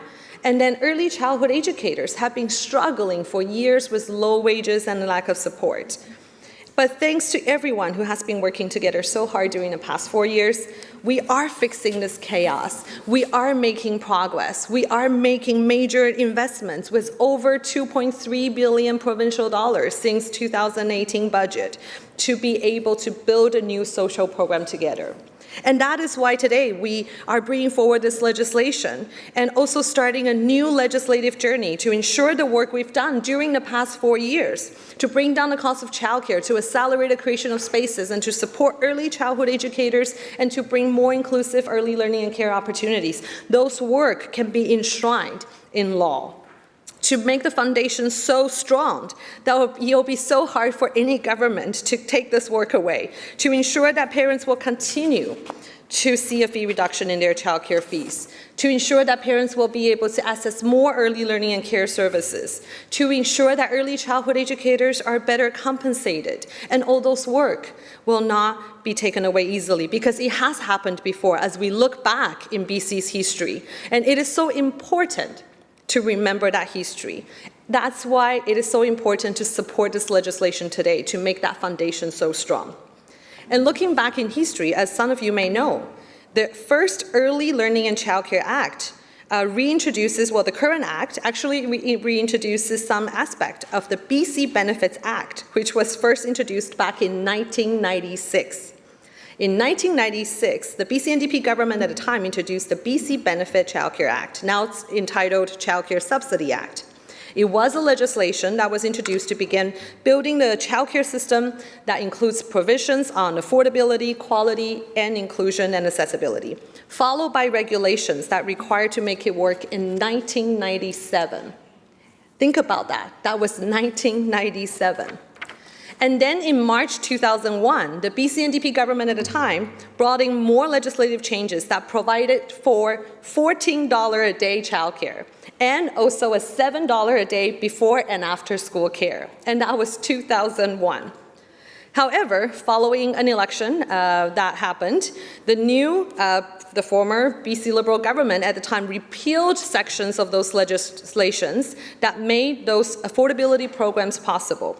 It actually took away benefits and support for families who really needed counted on those measures, and $1 million were gone after the new government came into power. And then, as we all know the history, after 2001, when it comes to childcare, we faced a 16 years of long gap without significant investment or strategies to address the childcare chaos that many advocates described. And also early childhood educators were also facing struggles because of that 16-year-old long gap that resulted in many children missing out on opportunity to access quality early learning programs that would support a healthy development and a strong foundation for those children, especially for children who require extra support. And the 16-year-long gap resulted in countless parents giving up their career or educational dreams, or not even to make the ends meet, such as a parent who I met, a single mother, who mentioned to me how she had to give up her pretty decent, stable paying jobs because she could not afford or find childcare for a few years. And even though she was able to return to the workforce after a few years, having to rely on social assistance, she describes to me those years as the hardest time of her life for herself and also for her young children. And the lack of quality, affordable early learning and care services is really hurtful for our families, just like the story that I mentioned. And it's not just the families and young children. The 16-year-old long gap resulted in early childhood educators struggling with low wages, leaving the field, and resulted in employers being left scrambling to recruit their employers back from maternity leave, with many skilled, valuable workers pulling out of the job market because of the childcare shortage. And the lack of investment in childcare hurt our families, our young children, and our economy, and it was not right.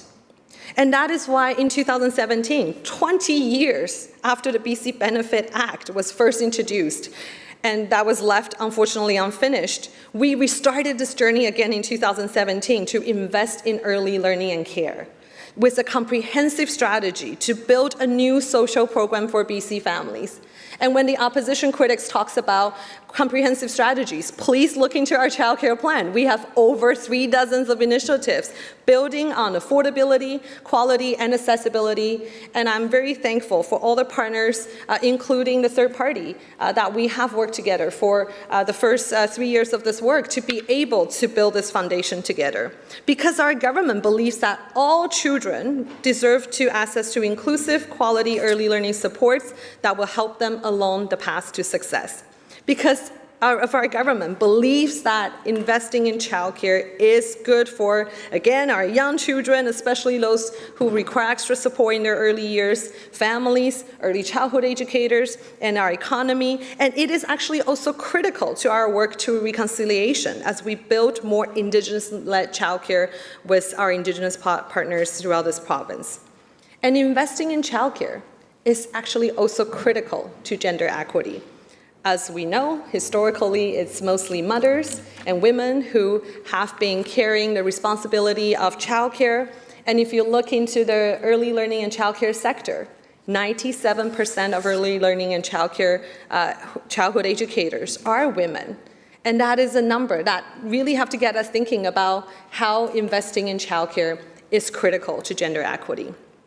And our work since budget 2018 has already brought a lot of relief to BC families, including tens and thousands of families now are benefiting from a fee reduction program, along with many of them that are already seeing $10 a day childcare. Outside the prototype site, I know all members love to put a focus, and the media loves to put a focus on the prototype site, but it is really important to remember through our 3 affordability measures, the fee reduction, the affordable childcare benefit, and also the prototype site, tens and thousands of families are seeing a fee reduction, and thousands of families already are benefiting from $10 a day or no cost childcare at all.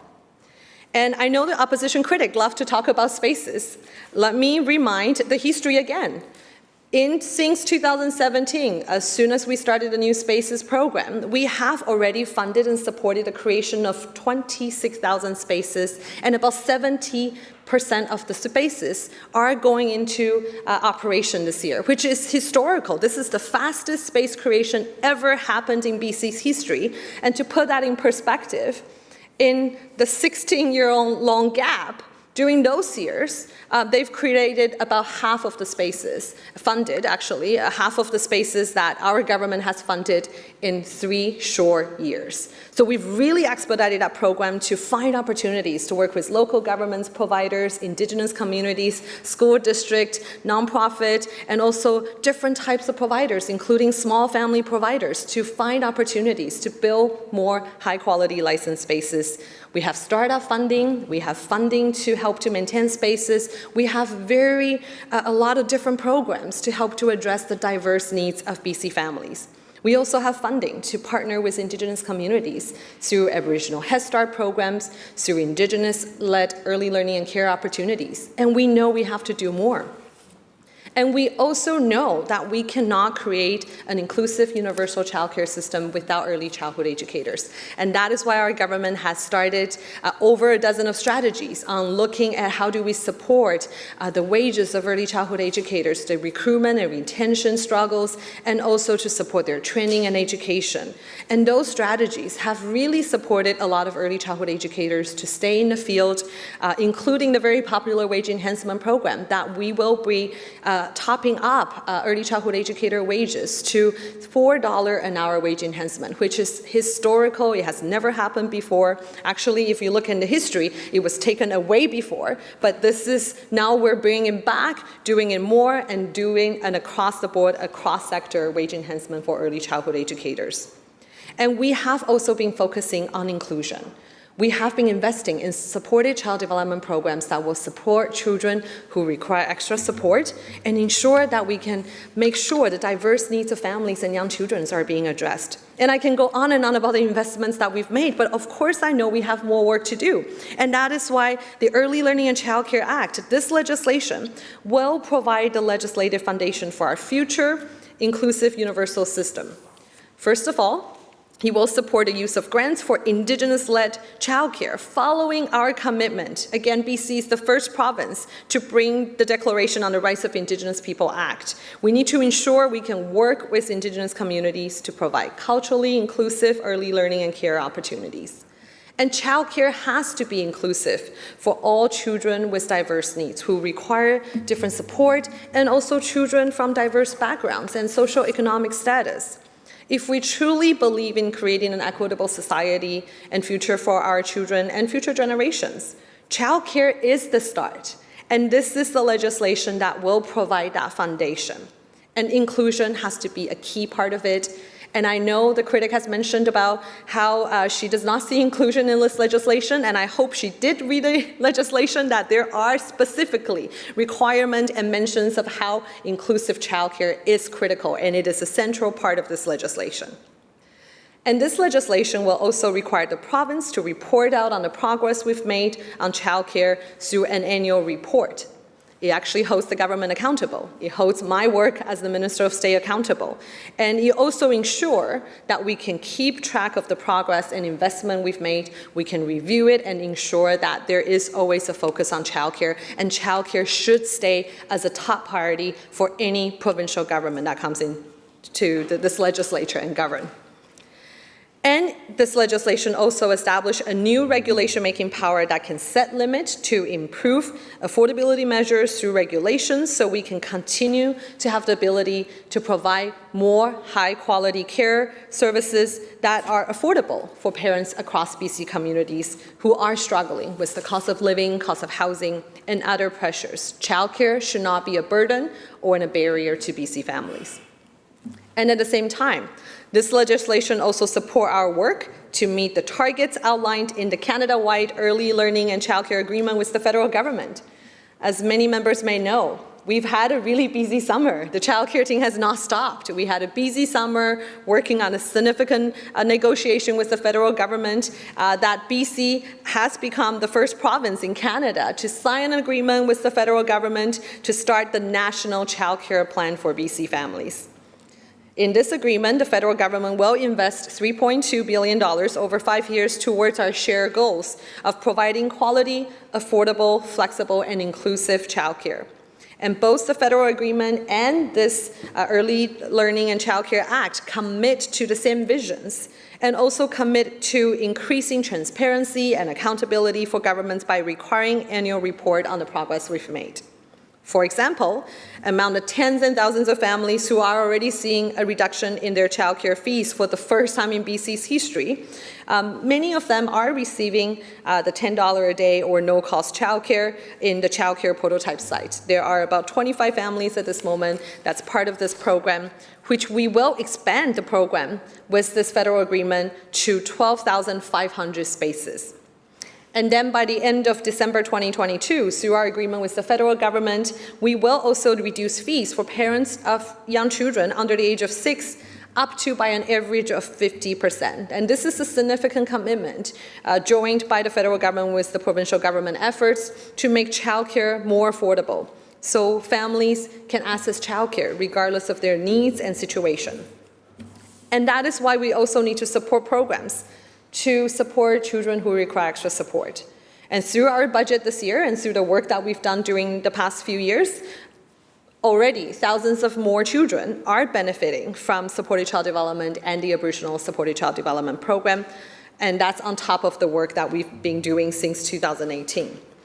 And those programs, supported child development programs, offer a range of consulting and support services to children, families, child care center, with the goal of enabling children with support needs to participate fully in inclusive child care settings. And that's a critical part of this legislation to ensure we can continue this journey to make sure we have affordable, high-quality, inclusive early learning opportunities. And this legislation will also build on this work by supporting the use of childcare grants to improve the inclusive of childcare, which means it'll be easier for childcare providers to receive grant to help children with support needs. So we are supporting children, supporting families, and of course we have to support early childhood educators and providers to address that need.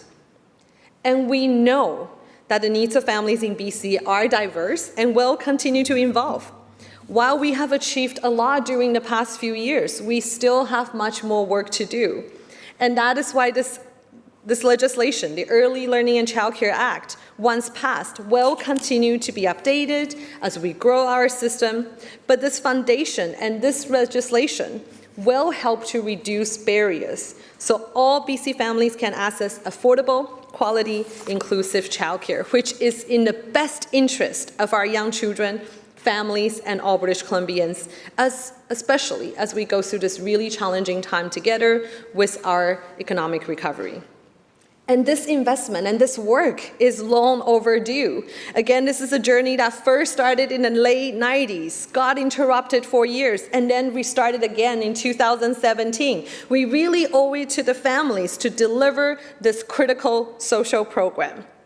So to close, I want to thank all the parents, grandparents, families, community members, early learning care professionals, advocates, and people who have been pushing hard for inclusive, universal childcare. And I also really want to take this opportunity, Honorable Speaker, to thank all of our childcare team members from the ministry, from my office, whether they're present or past, including the MLA now for Vancouver Hastings, who was one of the first people to start this journey, to start this conversation, to work on this legislation with me. And to everyone who have been working with us so closely to bring so many positive changes since 2017.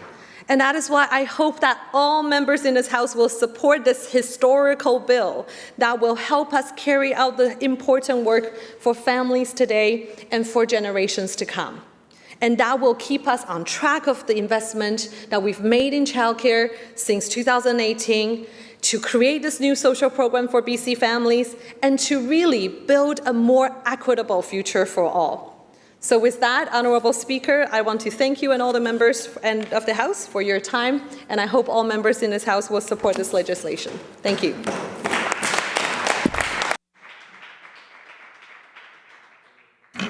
Thank you, Minister. Leader of the third party.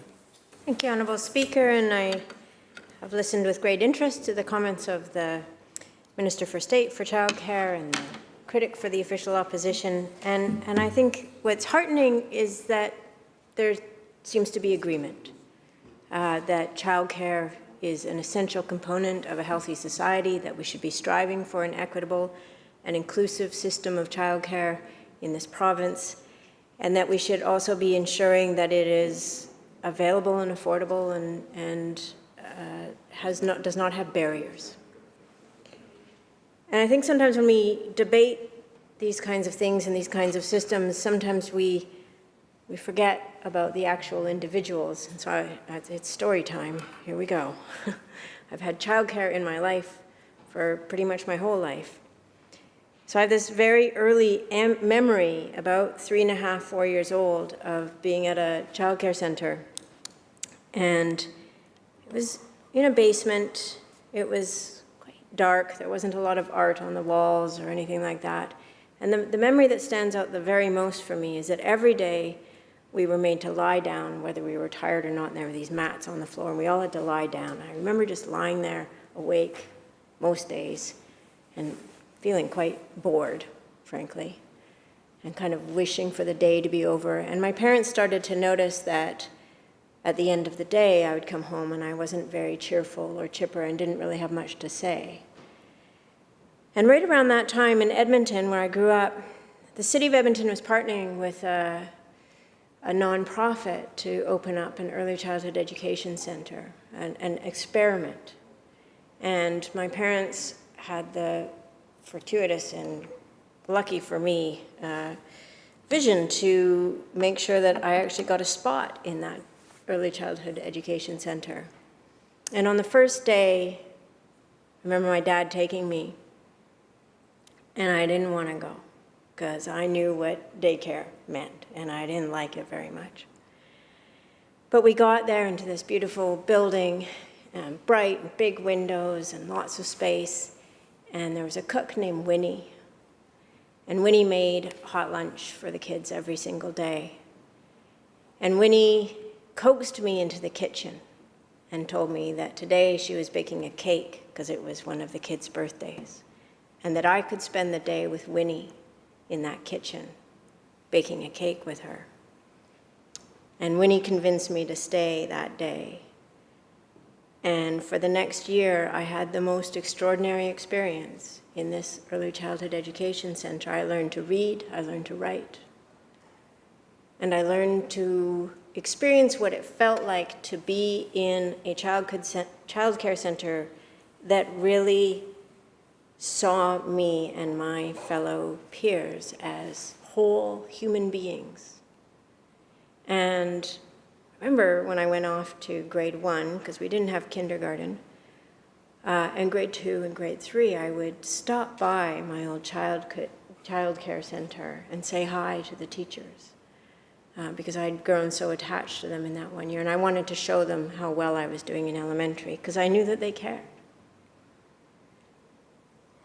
The quality of childcare shapes our lives.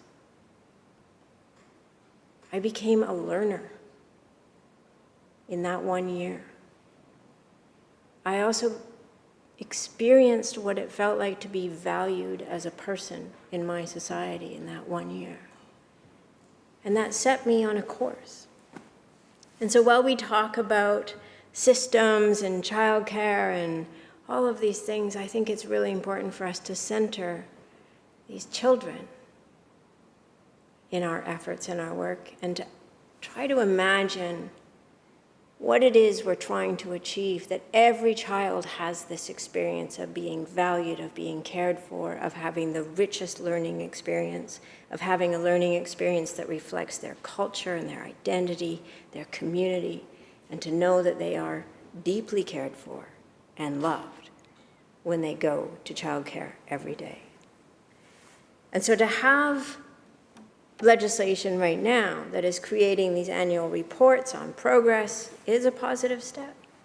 But I think we have to constantly be reassessing where are we trying to get to, and what are we learning along the way, and what are we incorporating into that vision, because of course we can't know everything at this point. And one of the things I'd like to commend the Minister of State for Childcare on is that this summer, when I had a child care provider reach out to me from my constituency office and indicate that she was had some concerns about the progress of a childcare centre that's going up in Cowichan. The Minister for State extended an invitation to hear from that early childhood educator and listened. And I think that that's also going to be essential, that the people who are part of creating these systems, the child care providers, the early childhood educations, the parents, are going to be the most valuable source of input as the system gets built. And it is essential to keep that door open and to keep the ability for them to provide input and information as this goes along so that it can be a continual effort to do better. That's what we should be striving for. And so the reports on progress can identify how we're going along that path, but the work will always have to be on ensuring there's clarity and ongoing clarification of what it looks like when we've achieved the goals. And I expect that that will be a work in progress forever. There'll always be room for improvement. There'll always be ways to make this better. Our children today face realities that are very different from what we grew up with.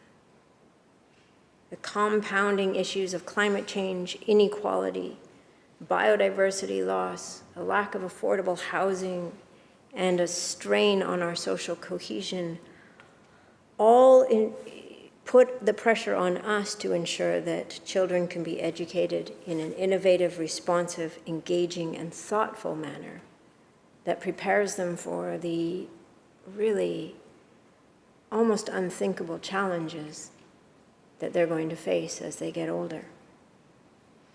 And in that regard, the early learning years are just as important as the K to 12 grades.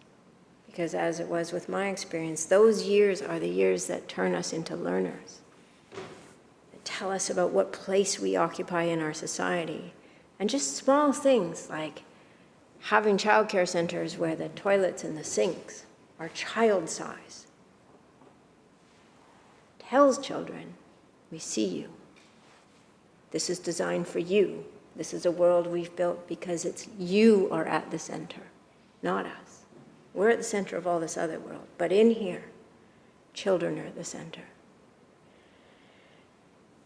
We need to move away from the sense of scarcity that has imbued our public education system for far too long and make sure that we don't transport that scarcity into our early childhood and childcare systems.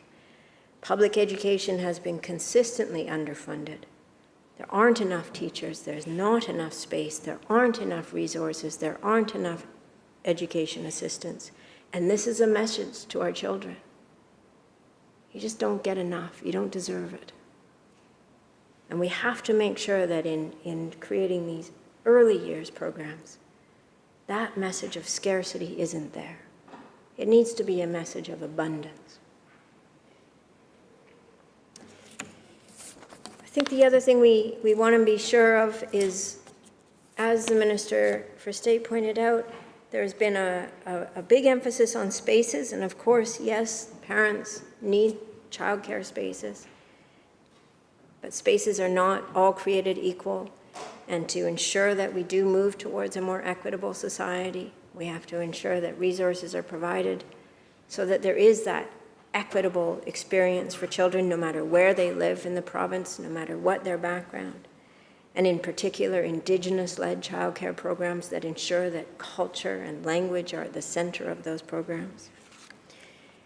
We currently really do have a mosaic, but I think it's important for this government and the Minister of State to determine how much of that mosaic is for-profit, how much of it is not. And with the shift over to the Ministry of Education, ultimately, our goal has always been as a caucus that we see early childhood education for 3- and 4-year-olds incorporated into our public education system, thereby accessible to every child, every 3- and 4-year-old, and recognized as having the same value as the rest of the years in education, and that the teachers are valued the same. And so I think it's a hopeful step to see where we're at. I know that this legislation and this kind of progress report has been called for by the Coalition of Childcare Advocates in BC. And I think it's important that this government continues to work with them, but of course also with parents, teachers, educators, families. I think that reducing the cost for childcare obviously has been a high priority. It's going to continue to be an important outcome. Not being able to afford childcare is an impediment to far too many families, and there's much more work to be done. And so it's a positive step, this legislation, but I encourage this government and the Minister of State for Childcare to not lose sight of the extraordinarily important work that will need to continue to go into this file, and to remain focused on those small but very important people at the center of it, the children that we all care about so much. Thank you.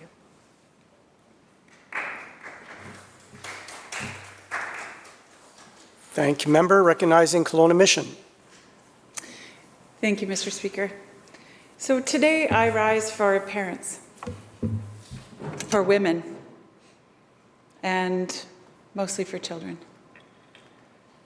Our next generation, and I was really appreciative that the leader of the third party talked so passionately about our next generation. I am very passionate about childcare. Having 3 kids of my own and 2 stepkids, I am very familiar with all of the different childcare opportunities that are out there. And over the course of my career and my lifetime, I've seen parents leave the workforce in droves. Not because they weren't passionate about their careers or not because they didn't need the money to make ends meet. In fact, just this summer, I had a family move out of my constituency simply because they could not find childcare. We have an accessibility issue. And when they can find it, it's incredibly expensive.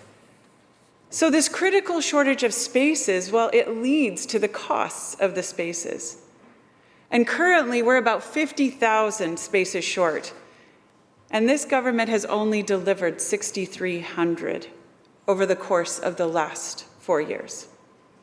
Since the 2017 provincial election, the NDP promised to deliver 24,000 new childcare spaces and universal $10 a day childcare. However, there's a huge discrepancy between their rhetoric and their action.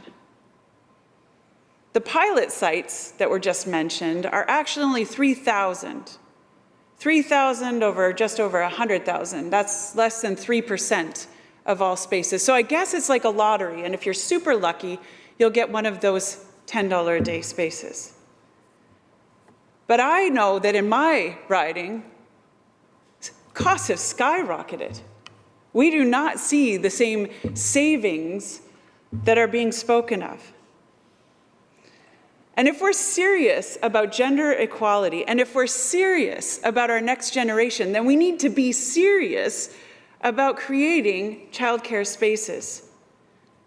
And yes, COVID has only exacerbated this issue and led to an even greater divide between the haves and the have-nots, and has unduly affected women in the workforce. The number of constituents that I have currently that are struggling for spaces are inordinate. I have constituents that put themselves on 12 different wait lists at over $500 per wait list 4 years ago when their first child was born. They still sit on those 12 wait lists today as they are desperately trying to get one of those parents back to the workforce for their second child, not their first. This legislation is not going to reduce those wait lists. This legislation does not create spaces.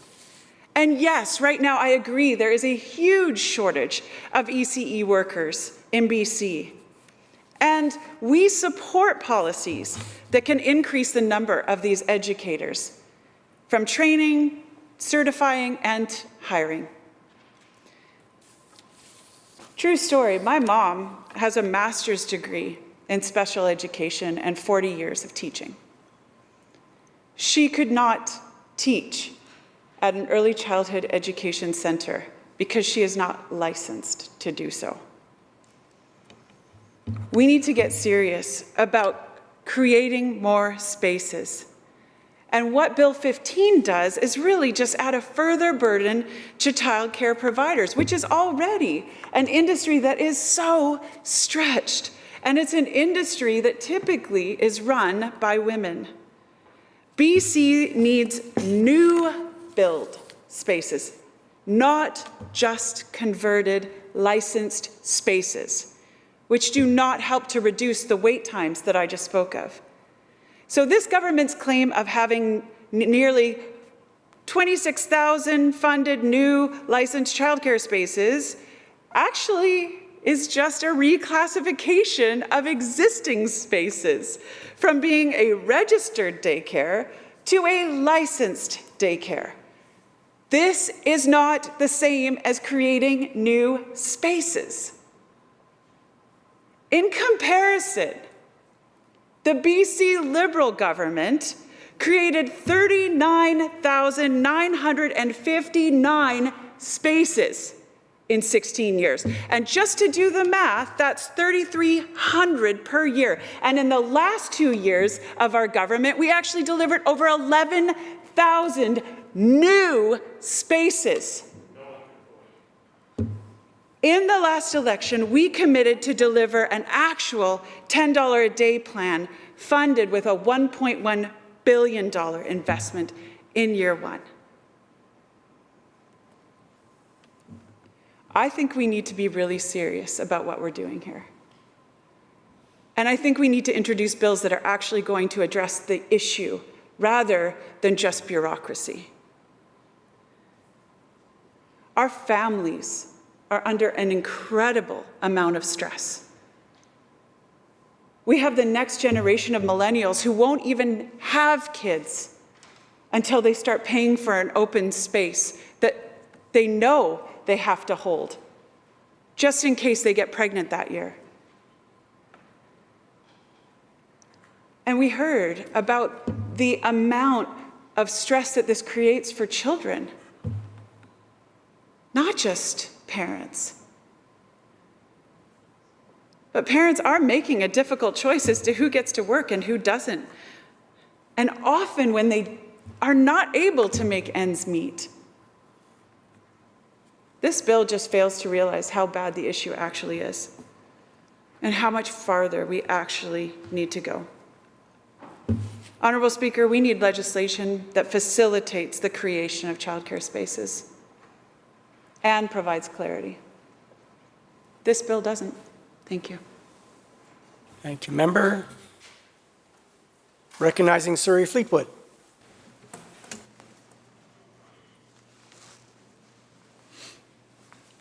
Thank you, Honourable Speaker.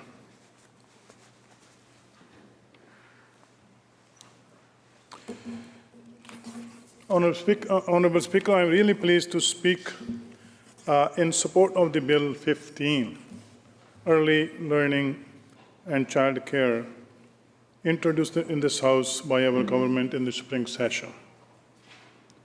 Mr. Speaker, I have 2 children. They are grown up now.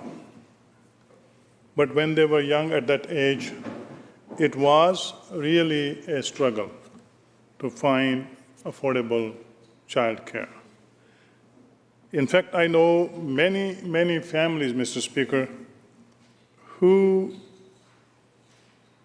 decide to send their children back home with their parents, grandparents, because they cannot afford childcare in BC. I know that. So families in BC, Mr. Speaker, have been experiencing childcare chaos and complete lack of services for too long. Completely opposite than the member who just spoke has been talking about for a long, long time. This legislation, Mr. Speaker, is an important step in our 10-year Child Care BC plan to give families access to quality, affordable child care. This proposed act, Mr. Speaker, will reduce barriers to quality care, such as improving inclusive child care, access, and facilitating Indigenous-led child care program. It will, Mr. Speaker, lay the foundation as we continue to build an inclusive universal child care system for family in the province of British Columbia. Mr. Speaker, we have made progress in the first three and a half years of our 10-year Child Care BC plan. And this legislation is an important step forward, giving families access to quality, affordable, inclusive childcare in the future. So if passed, Mr. Speaker, which I hope, and in fact, I'm sure that it will pass, the Early Learning and Child Care Act will give the province, Mr. Speaker, the authority to create new regulations, including the ability to set limits on childcare fees. And that's the key, to help ensure childcare is affordable for families. So that's one important thing this legislation is going to do. And secondly, it will provide increased transparency and accountability for government by requiring annual reports on the progress we have made towards building an inclusive universal childcare system, along with the actions we have taken to support Indigenous-led childcare throughout the province. So that's what this legislation is going to do, Mr. Speaker. The BC government, Mr. Speaker, is committed to make life better and more affordable for families. And that's why affordability is a key pillar of our Child Care BC plan. And that's why we have already introduced several policies to help lower the cost of child care for families, including the Affordable Child Care Benefit, the Child Care Fee Reduction Initiative and Fee Cap Policy, and $10 a day universal child care prototype sites. This act, Mr. Speaker, will also introduce regulation-making authority to establish limits on child care fees and fee increases for recipient of child care grants. This allows the ministry to cap child care fee through regulation, Mr. Speaker. And the key, Mr. Speaker, at the end of the day is to develop quality, inclusive, and affordable child care. Mr. Speaker, the pandemic, as we all know, has shone a light on something we have known for a long time. That access to affordable child care is not simply good social policy. It is vital to BC's economy, and it is very important to continue our essential services when needed. Improving access to child care, Mr. Speaker, supports our economic recovery by creating more opportunities for parents, particularly mothers, to go back to work or school and give kids the best possible start. So this legislation, Mr. Speaker, will help ensure the early childhood educator profession continue to grow, and that access to affordable, quality, and inclusive childcare remains a commitment for generations to come. Mr. Speaker, it's important to look at the history of this legislation. The member who just spoke before me, I just want to highlight the history of this legislation. This act, Mr. Speaker, introduces aspects of BC Benefit Child Care Act, which was introduced back in 1996. 1996, Mr. Speaker, as well as the Child Care BC Act from 2001, which signaled the government of the day's commitment to build affordable, quality, and accessible child care for families.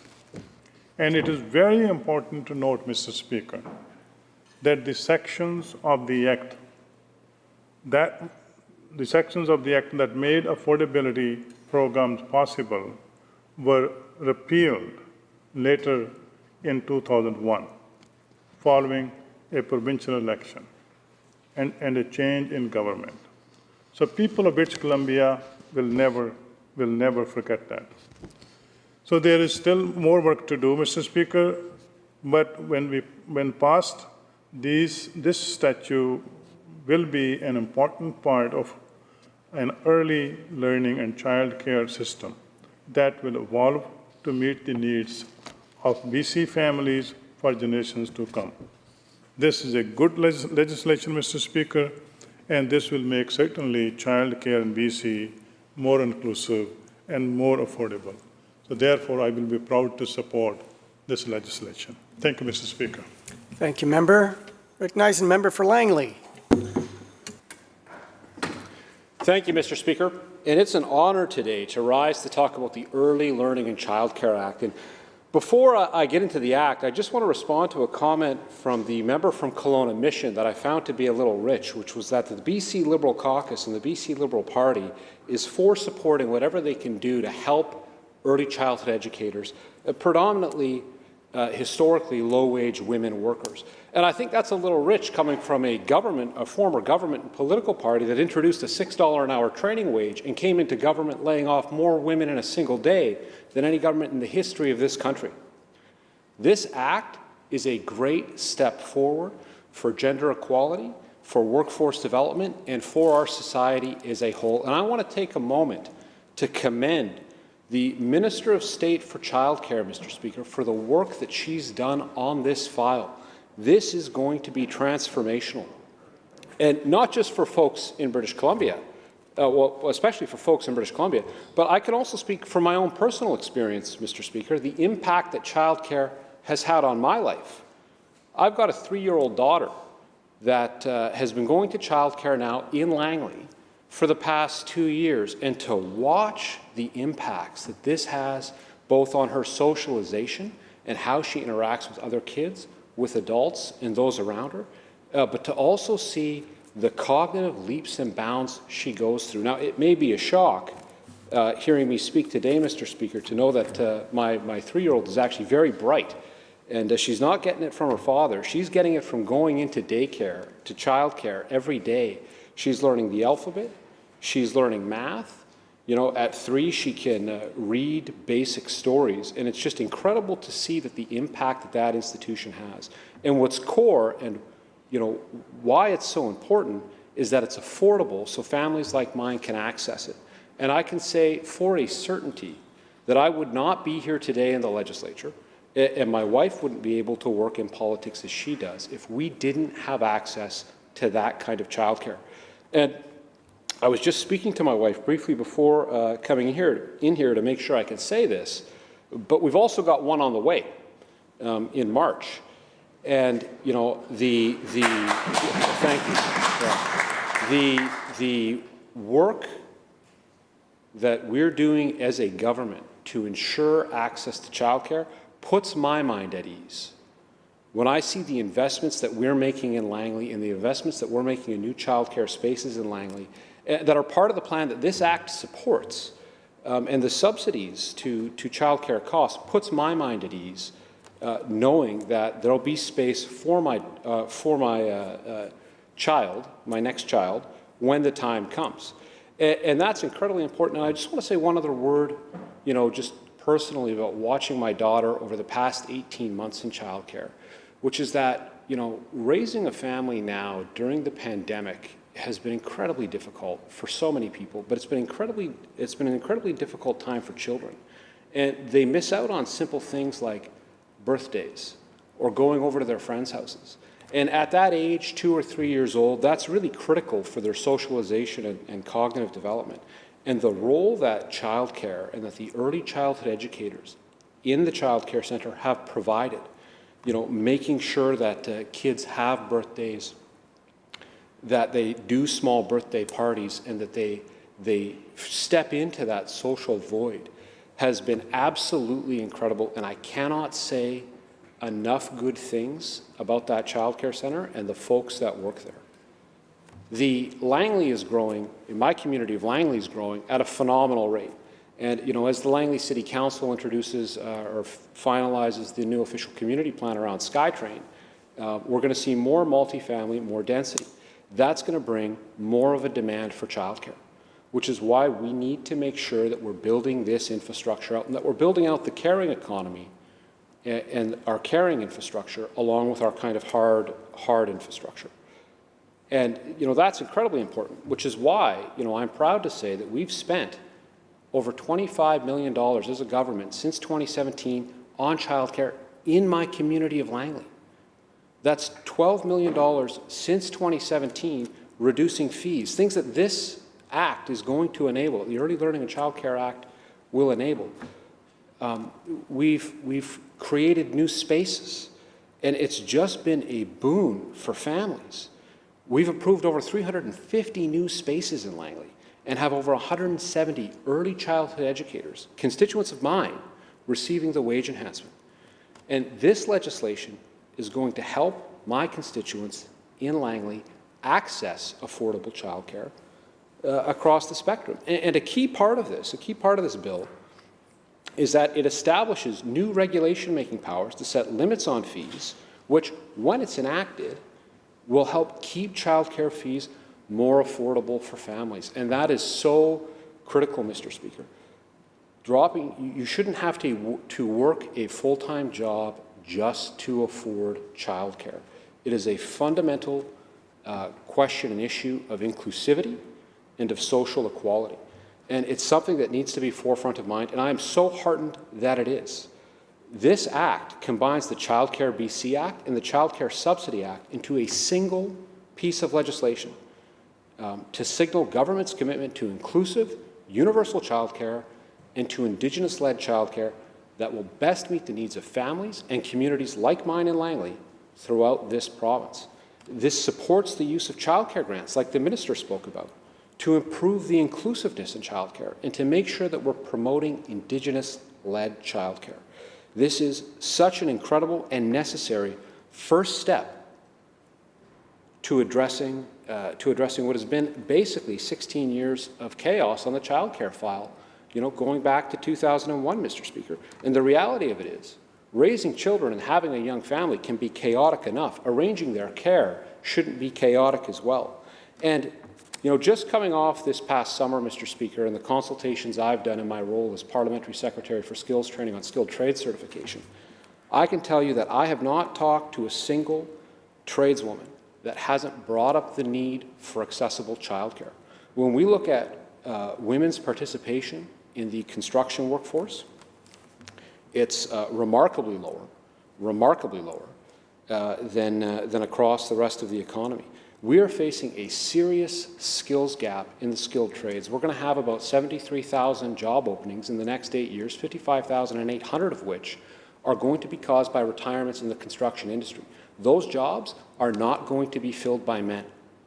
We need to make sure that we're helping women with the tools that they need to be successful and to enter the labor market. And making sure that we have affordable childcare that is inclusive is a key and critical part of that, Mr. Speaker. So I can say that I'm proud to stand up and speak in favor of this bill, and I'm sure it is going to receive cross-party support because, as we've heard from members from all sides, childcare is probably the critical issue facing most constituents. Thank you. Thank you, member. Seeing no further. Oh, North Vancouver Seymour. Would you like to address the bill? Thank you, Mr. Speaker. I'd love to have that opportunity. Allow me 1 minute. You can have 30. Thank you, Mr. Speaker. I appreciate that. I asked the people in the members of the House to think about a patchwork blanket. When we think about a patchwork blanket, everybody's seen one. Everybody's probably had one in a trunk somewhere, or pulled it out, or has it down on the couch in the TV room. It's usually large, it's usually warm, it's usually composed of a mishmash of materials, all kind of sewn together and fit together however they could be at the time it was made. Bits and bobs here, additions there, rips there. It's somewhat functional. You can usually cover most of yourself with it, but a bit always sticks out. It works well for some people. Other people it doesn't work so well for. And it easily falls apart on occasion. When you think about this patchwork blanket, that's what our childcare system looked like prior to 2017. Thank you so much.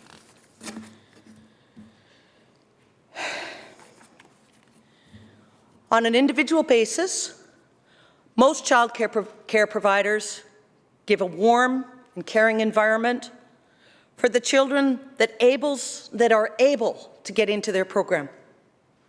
Often these programs are stretched to the max to accommodate as many children as possible, and this is in spite of factors such as a shortage of qualified care providers, cost of physical venues, regulations that determine ratios of care and amount of space needed by each child in each age group, not to mention the constant increase in the overall operational costs. A lot of the barriers can be attributed to a poor or non-existent focus on this critical service prior to 2017. Another challenge that is faced by child care providers is in meeting actual individual needs of children and their families. And families face the ongoing conflict of determining how to afford child care that provides a safe, stimulating, and caring environment while the parents work to pay for all of the necessities of day-to-day living, a large component of which is child care. Perhaps no one in this chamber can imagine having to make work, career, or profession choices based on whether or not you can get your child into a safe program that is available while you work. I'm betting a few people in this chamber have made those choices and made those decisions and been in those positions. Families are faced with these decisions every day in our province as they determine whether their kids can get care that is timely and appropriate. Why do I say timely? Well, how many young mothers and fathers want to come back to work after Matta leave, but cannot find overnight care if they are a shift worker? How many can't find care at all? How many have been on lists and waiting? How many have had their places close? How many have had, as my previous colleague referred to, another child? Oh my goodness, how could that happen? How many couples have opposing work schedules to ensure that one of them can cover the child care on a day-to-day basis? Meaning if there's a problem at work or a problem at home, that both the child and the parents, the entire family, and often the grandmama, or the sister, or the neighbor, their days are also affected. Additionally, this has a serious impact on relationships within families as a whole, as well as dampening the capacity for extended families to grow those critical bonds that are established through gatherings and events. People paying for childcare may not have the financial bandwidth to travel to other parts of Canada, let alone other parts of the country and world, to visit relatives, nor may they have the available vacation time to make that a worthwhile trip. This bill allows for the establishment of a child care system that is inclusive, universal, and accessible to all those who will benefit. When we talk about inclusive, there are so many factors to be considered, so many that I can't even rhyme them off. However, some I can mention. Location. I have many constituents in my riding who talk to me about being in traffic for much longer than they would have otherwise. They're maybe working from home now. However, their child is in care on the other side of a bridge, oh my goodness, the other side of the municipality, the other side of the city. They have issues around costs. This daycare that's right close to them is very expensive, even if they could get in. And guess what? You have to pay to get on a wait list. But the one that's further away is more manageable within their budget. The environment that it offers. I look at a daycare center that's in our local university. It's a beautiful large area with trees and with playhouses and lots of things for kids to do outside, from absolute minimal toddlers in their muddy buddy suits out there playing in puddles, to the older kids that are monkeying around on trees and playing around. And then they've got a lovely indoor environment that's got all the things that you could possibly need. They've also got lots of staff because they've got early childhood education students that are doing their practicum there. So there's lots of staff, there's lots of space, but there's not a lot of spaces for children. They have a limit on how many spaces, and they are full all the time, and they have long wait lists. Those environments aren't available at every daycare in place. Every daycare place has different options. The staffing, oh my goodness. We talk about staffing with everything. Our we've got small places that are closed because they can't get staff. Well, try to get staff that's qualified to do the care of those that are amongst our most valuable resource, our children, that are able and have the skill set. Those things need to be sorted out.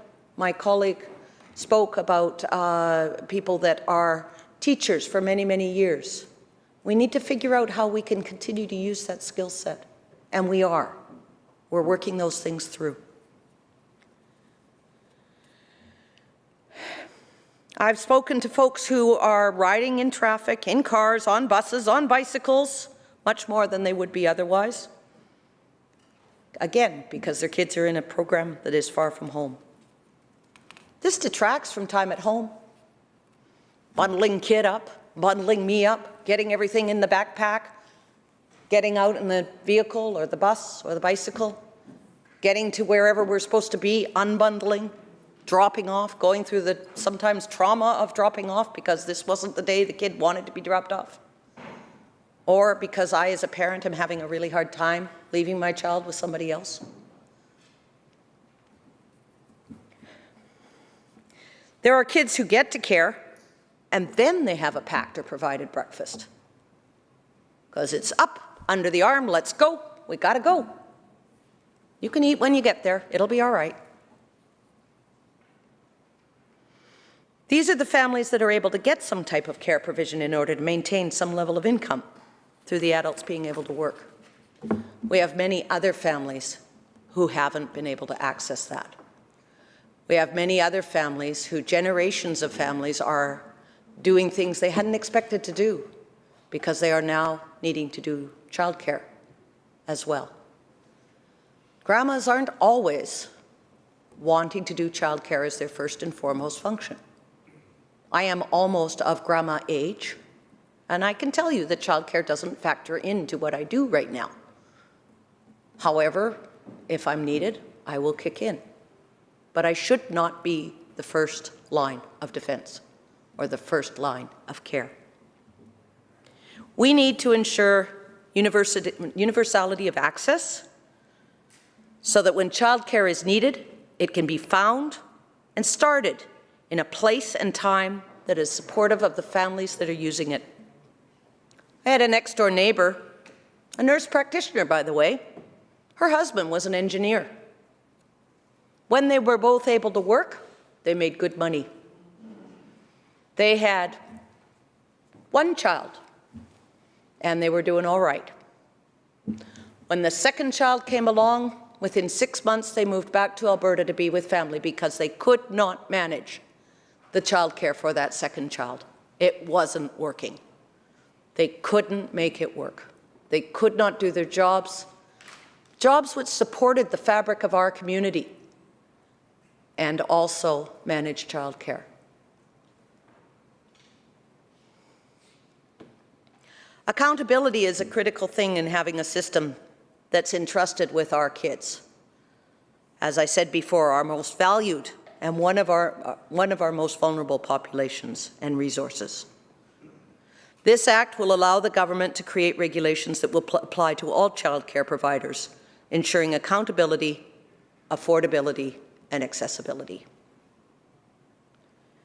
As has been the approach throughout the Minister of Children and Family Development's tenure, the Indigenous lens is a critical piece of the planning and implementation of childcare programs that will be well attuned to the needs of our Indigenous population. Engagement and consultation has been an ongoing part of the making of this bill and will continue to be so throughout its implementation. Plans are being made for ensuring the sustainability of a childcare system that strives to meet the varied needs of family in our province, fully involving all populations. Our patchwork blanket is sent to evolve into a quilt, with each piece carefully considered and placed, with an eye to the overall strength, presentation, and quality of the product. The Early Learning and Child Care Act gives the framework for a program that is universal, affordable, and accessible for those who depend on childcare as a support for not only the children, but their families and our communities as well. I thank you, Mr. Speaker, for the opportunity to speak. Thank you, Member. Recognizing Surrey Panorama. Thank you, Mr. Speaker. It's my pleasure today to rise and speak in support of the second reading for Bill 15, Early Learning and Childcare BC Act. Mr. Speaker, if you've heard me speak on childcare before, you know how passionately I feel about this. Being a teacher, a mother, a grandmother, and now a great-grandmother, I know how critical quality childcare is for us as a society. But I think often when we look at childcare, we just look at it as good for kids. I want to put forward an argument that good quality inclusive childcare is good for the economy. It's good for the economy. There is research and data to support that every dollar you put into childcare, you get $4 to $5 back without looking at secondary and third level economic benefits. What we also know is that when we invest in childcare and early education, what we get are savings in education and savings in healthcare, and that is also excellent. What we also heard is that with our labor shortage, which I hear about all the time in my constituency office from almost right across the spectrum, when we have safe, quality, inclusive childcare, what it also does is it allows those who are staying at home because they don't have childcare to go back into the workforce. Also, when we build new childcare centres, that creates good-paying jobs. When we hire early childhood educators, that creates good-paying jobs. And Mr. Speaker, today I have been delighted that colleagues on both sides of the aisle have a commitment to quality childcare. Some have come here a bit reluctantly, but I'm really happy to see that because, once again, investment in our children, an investment in a childcare is the best investment any legislature can make. So because of that, it's a great pleasure for me to stand here and speak. And at a time when I was a member of Parliament, which seems like eons away, but was probably only like yesterday, I remember the plan that was put forward at that time, which was for a $15 a day childcare. And because we believed that was doable at that time right across the country. And now today, I am so happy that we have $10 a day childcare, not only in BC, but at least 7 provinces have now signed on to have that program right across the country, and with more coming on board.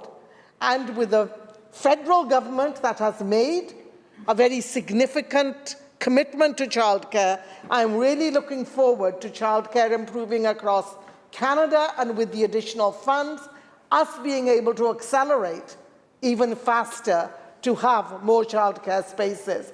So it's all good news whenever you look at it, from whichever direction. But we do know that childcare is good for our kids, as well as for economic benefits. I remember the struggles I had, Mr. Speaker, because when I came to Canada, my first child was born in Quebec. And it was almost like a dream that Quebec actually had a childcare program. And unfortunately, it wasn't near where I lived, but I was still so happy that they had that. So I don't want to say that we've taken the lead on this, but I do want to acknowledge the awesome program that exists in Quebec and that has been a role model for the rest of us across this country.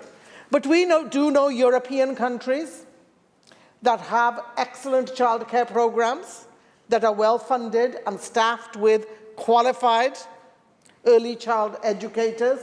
And through those experiences, we have learned that the benefits are huge.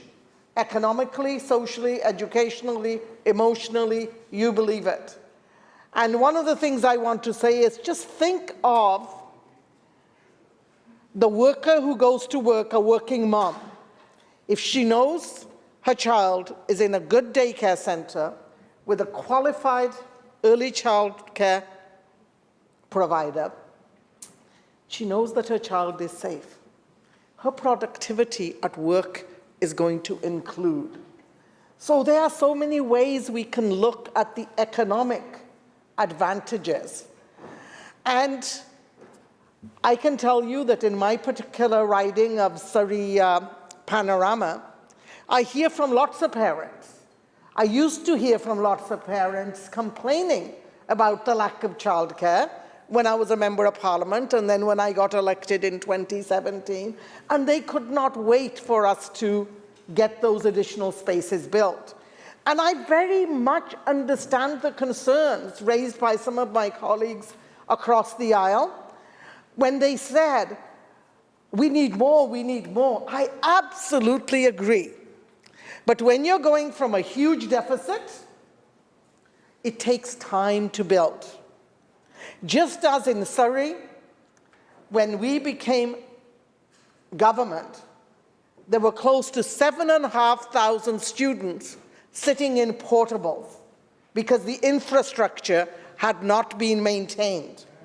And I'm so delighted that over 9,000 spaces have been created since we have formed government. And so it's all about kids and about education and moving forward. And in a similar way, I remember talking to a young professional mom who was very, very concerned that with a baby, she could not get childcare for under $1,800 a month. And she sat down and did her budget, and she was a lawyer in the early stages of her career, and really looked at, if it was that much for one child, how much would it be for her second, and whether she could really go back to the profession she loved. Similarly, a young woman named, and I'm going to make up this name because I don't want to identify her, called Wendy, who came in, single mom. She wanted to go to work. She wanted to finish her education, but the cost of childcare was getting in the way. And, you know, since I have been a member of this legislature, I've seen lots of activity by this government that has benefited British Columbians. But I can tell you, Mr. Speaker, the stories I hear from parents when it comes to childcare bring tears to your eyes. They are heartfelt and they are very grateful for the work we have done. As you all know, when I speak, I very rarely throw in numbers. And today I'm going to do that. Today I'm going to do that. And I was looking at the data that I had, and since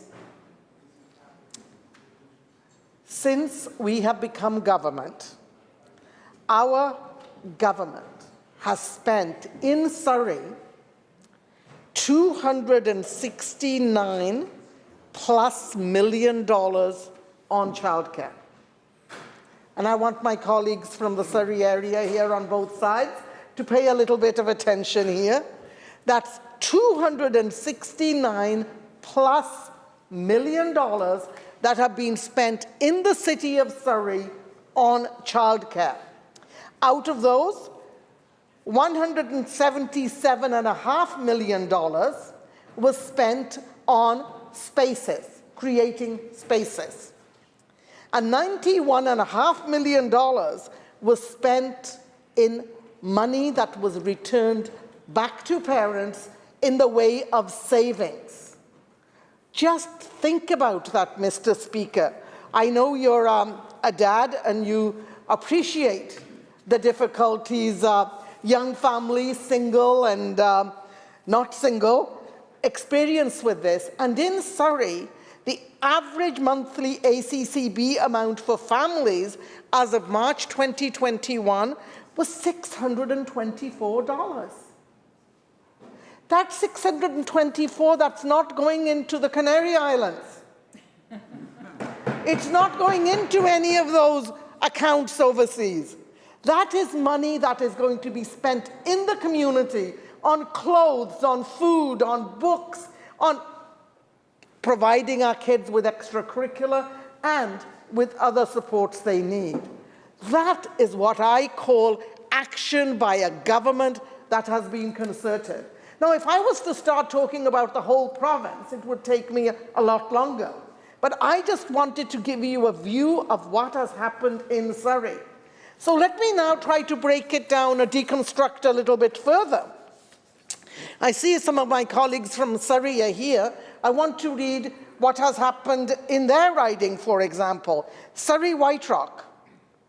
The amount that has gone back to parents in Surrey White Rock is $4.4 million, or that is $621 a family. And $12.5 million has been spent in Surrey White Rock on new spaces, childcare spaces for kids in British Columbia. And when I look at my colleague is here from Surrey Green Timbers, and once again, parents in her riding got back $687, and they gained $9 million back in their pockets in that particular riding. And for her, $16.5 million spent on creating new childcare spaces. So we're not just talking about large numbers there. This is very specific, concrete assistance that has been provided to families in Surrey. And I would invite every one of you sitting in this room, go and get the data, do the analysis for your own riding, and you will be thrilled to see, no matter which side of the house you sit on, the benefits that parents have gained as a result of the commitment of the Premier and this government. And at this point, I do want to acknowledge and salute the work done by the previous minister and the current two ministers on this file. Big file, and had to start from somewhere. But they have moved us forward. And you know, people are going to say, she's talked about South Surrey and Surrey White Rock. Janine's I'm not supposed to say names. I've talked about Surrey Green Timbers. You know what? I have to share what parents in my riding have gained out of this since we have become government. And this was 2018-19 to 2021 to March. Surrey Panorama, $10.3 million. That's $667 per family. Once again, let us have that sink in. $10.3 million went back into the economy in Surrey Panorama. Parents went and bought books, may have ended up buying furniture, might even have been able to afford to buy a house now because they had some savings here. And that's the money that is circulating and boosts our economy. Now, these are not the kind of money, as I said earlier, that goes off to the Canary Islands or to sit in a secret bank account somewhere and to avoid taxation. When we invest like this and parents and working people benefit and our small businesses benefit, that money gets spent right back in the community, and that leads to further economic growth. So good for kids, good for the economy. And now let's take a look to see how much money was spent on building childcare spaces in Surrey Panorama.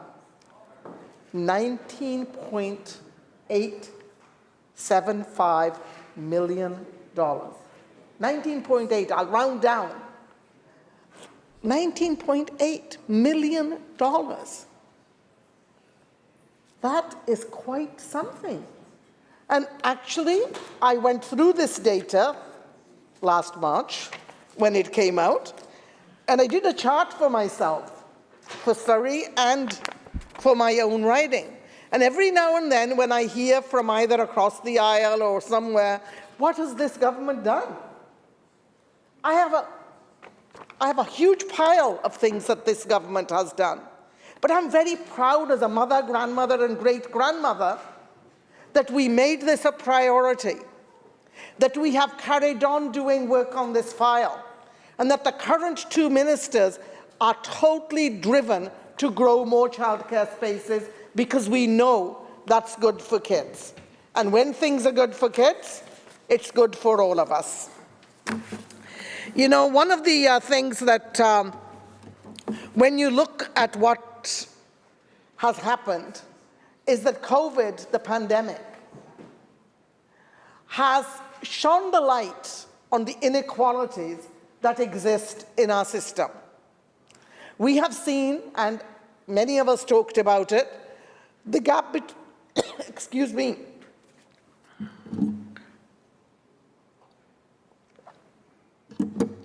the gap between the rich and poor getting wider. What we have also seen during COVID is that we have an opportunity here. We have an opportunity to invest in our systems, invest in the people in British Columbia, but also to look at our infrastructure, look at the services we offer and say, how can we have a more equitable society? I would say that is absolutely essential. Whenever I look at many of the, I would say, warts in our society, and I'm going to mention a few of them, many of those are there, and they are made worse when we have inequalities and injustice.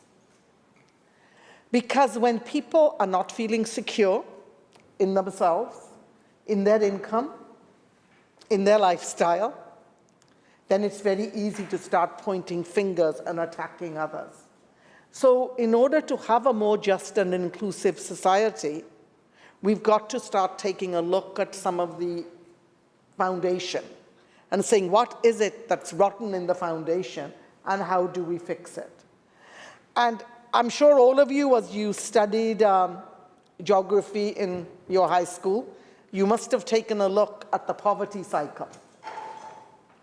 Poverty will keep repeating itself, the cycle will continue, unless there is a concerted effort made to break that cycle. And one of the levers we have to break that poverty cycle is investment in childcare. It's not the only lever, but it is one of the key levers, and as I said earlier, because our kids then get an early start with professionally trained early child care educators. We also get parents who may not have been able to go out to work, to be able to go out to work and earn an income. Plus, we will have so many able to go back and reskill themselves or to take on a new skill set so that they can be productive and take part in the new economy. That's what our restart gives us an opportunity to do. And it all starts with investing in those early years, investing in early child care education. I'm going to give you an example that's very close and dear to my heart. And if you've been following my social media, you will notice that, like many of you, strange things happened during COVID. My great-granddaughter, because I didn't see her for almost 2 years, went from being a baby to being a little girl. And she has one of these childcare spaces. And that allowed her mom to go to work and finish her post-secondary education. And when I watch how happy she has been to go to her daycare and the kind of experiences she has there and the confidence she has, I am in awe. Now, she's growing up a little bit too fast for me, but we've all been there. And I can't wait for her to come and visit us again here. But that made a huge difference in her life and in the life of my granddaughter, and made it easier for us, all of us. I'm not a grandmother who's a sit-at-home mom and who's going to be babysitting. And there was not. And as my colleague said earlier, extended family is not always there to be able to take care of the children. Now, those people who are fortunate to have that, that's great. But I'm finding young couples who come to see me now, even when they have extended family, they still want their children to experience what a good childcare center has to offer. And by the way, our 4-year-old Aaliyah has no difficulty in wearing a mask all day. As a matter of fact, she thinks that's quite normal because that was part of going to school. And even when we go for a walk, if she sees someone walking towards you, she calls me Mama, Mama, put on your mask. And I'm saying, we're outside. Wear it anyway, right? So that's just the way it is. So as I was sort of saying, childcare is absolutely critical.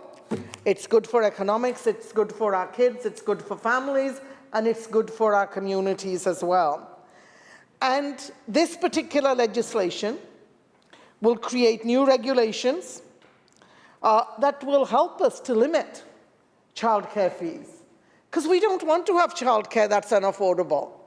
Under the previous administration, the limited number of childcare spaces that were there were not affordable by a single mom or by working young professionals. And they were just out of their price range. Accountability is always good. You know, like having spent most of my time with kids, I think when we send our kids to childcare or we send them to public schools or schools, period, we entrust our most valued beings to either the childcare or to the school system. So absolutely we want to have transparency and we want to have accountability. But talking about accountability, I think the ministers in charge of this file have so much to celebrate for the work they have done. And the data I gave you earlier, as I said, is only data for Surrey, And so please, as I said earlier, make sure that you get the data for your riding. Right now, I want to share the story of a young couple who came to my office recently and very impressed with our childcare policies. And the wife is a nurse, but she's starting her own family. And she would like to open up a childcare center. And because that's what she wants to do. But you know what? If there are people out there who would like to open up childcare centers, we have support systems in place. I encourage you to go onto the website because there is support there, because we are very committed. We're partnering with cities. And here I'm going to appeal to the city of Surrey. Let's get more spaces and let's work together so that every corner of Surrey, whether you live in Whalley, whether you live in Newton, or whether you live in Panorama, whether you live in Cloverdale, whichever part you live in, that parents have childcare that is close to their home. Because I absolutely spoke to me when a previous colleague said, parents who spend hours in a car going off to drop off their child and then pick them up again at the end of the day. Look, we want childcare that is convenient. But most importantly, we want childcare that is inclusive, that is accessible. And what I would say is, as we train the next generation of early childcare educators, let us remember we have an opportunity here. We have an opportunity here to attract and recruit future early childcare educators who reflect the diversity of our population. So that when our kids, no matter which section of the community they're from, when they go into the childcare centers, they will see themselves reflected. That needs to happen in every level of government, in all our institutions, in all our systems, in the private sector, in the public sector.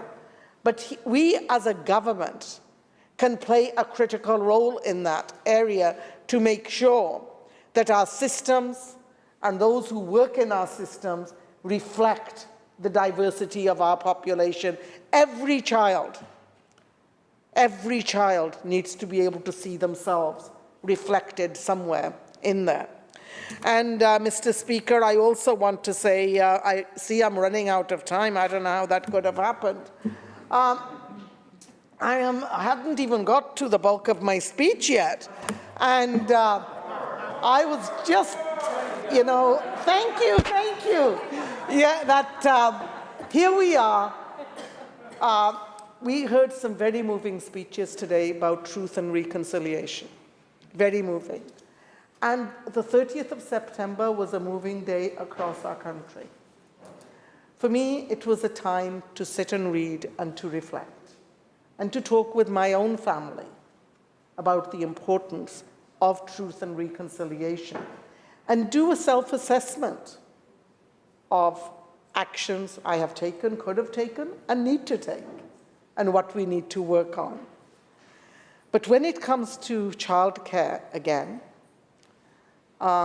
it's very, very important that we invest in childcare that is culturally sensitive and driven by the First Nations community, for the First Nations community. But that financial investments need to be made, because every child matters. It cannot just be a slogan. Governments, and I'm part of one, and even before my union, the BC Teachers Federation, it's easy to come up with slogans at times, but turning those slogans into action, making those slogans real for the people that we are talking about, is what our job is as legislators. So as legislators today, I ask each and every one of us to renew our commitment to investments in childcare, to make sure that those investments are made right across the province, that our investments accommodate our diversity and the richness of our diversity, both cultural and ethnic, and those investments honor our First Nations heritage and make sure that we are providing or working on developing First Nations childcare with our First Nations communities, not doing it to them, but traveling this road together. And that, finish off by saying, it's good for our kids. It's good for our economy. It's good for growing good paying jobs. So folks, why wouldn't we invest in childcare? Why wouldn't we make that one of our top priorities? Because every child matters and every child is worth the investment. Let's get it done.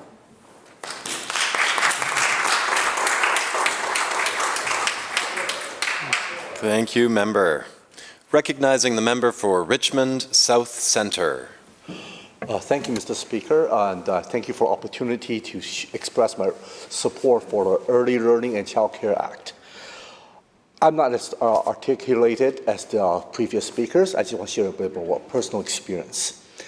Being a young father, I have the opportunity, hate to say it, thanks to COVID, spend an extra time with my baby girl and my wife while we're all caring for my daughter together.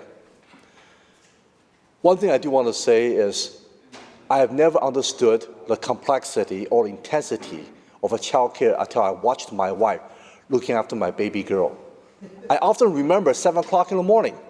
My girl is kicking, yelling, and screaming, wanting someone's attention. I got groggy, using my hand to feel my way through till I can get to her crib, pick her up like a football, and walk downstairs.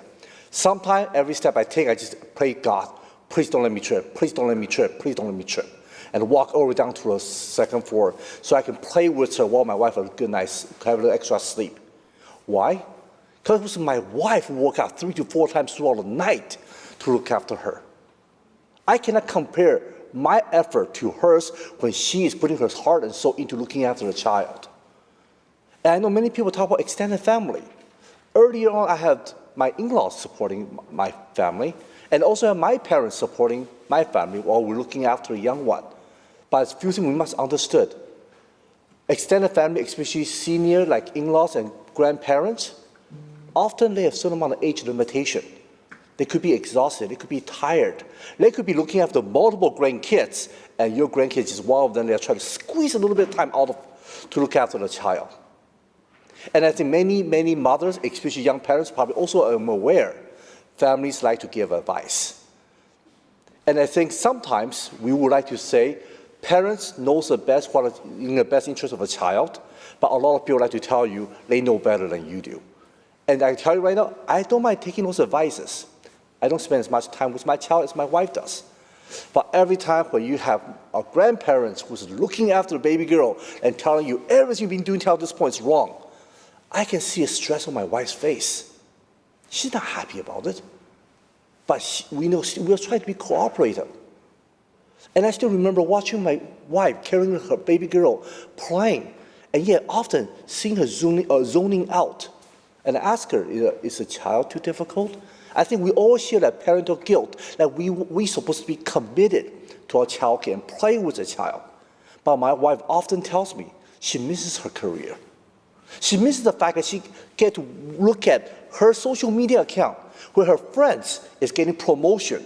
Some friend is telling her sales success. Another friend of hers is telling another friend who's actually getting recognition for the achievement. She sat there. She's wondering when will she have an adult contact that she get to hang out with her friends, hang out with her co-workers, hang out with colleagues.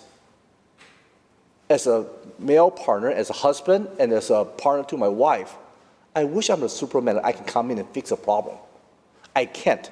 Not just I can't, the fact that I'm serving as a MLA also takes me often away from the ability to continue to provide support for my wife. I'm privileged to be able to speak here. I'm thankful to Richmond South Centre constituents voting me in, allowing me to represent them and to allow to serve them and serve British Columbia. But yet at the same time, I also realize this responsibility comes with time obligation and my commitment to British Columbians. And when I look at my wife, she took her maternity leave since January till now. And she's been there for 9 months. And I promise you my wife's a dedicated mother. I don't think anybody can comment or contradict that most mothers, most parents here, I think across the aisle, we're all committed to our child's well-being, fairness, and care. We want them to grow healthy, strong, and successful. But I think to be realistic, we also need to realize my wife also has a passion for a career. She has a passion for her own self-growth as well. And right now, we're all looking at the February sitting now, and my wife and I are talking about childcare options. And that reminds me so much that I'm privileged. I have friends, I even know some colleagues in this house are single parent. So often that you can have a perfect plan for work, but as soon as your childcare didn't fall through or something goes wrong, you have to drop everything off, try to fix the childcare problem first, because that's the only thing that matters at that moment. But it's not an easy problem to solve either. Your brothers and sisters might be too busy to pick up your kid.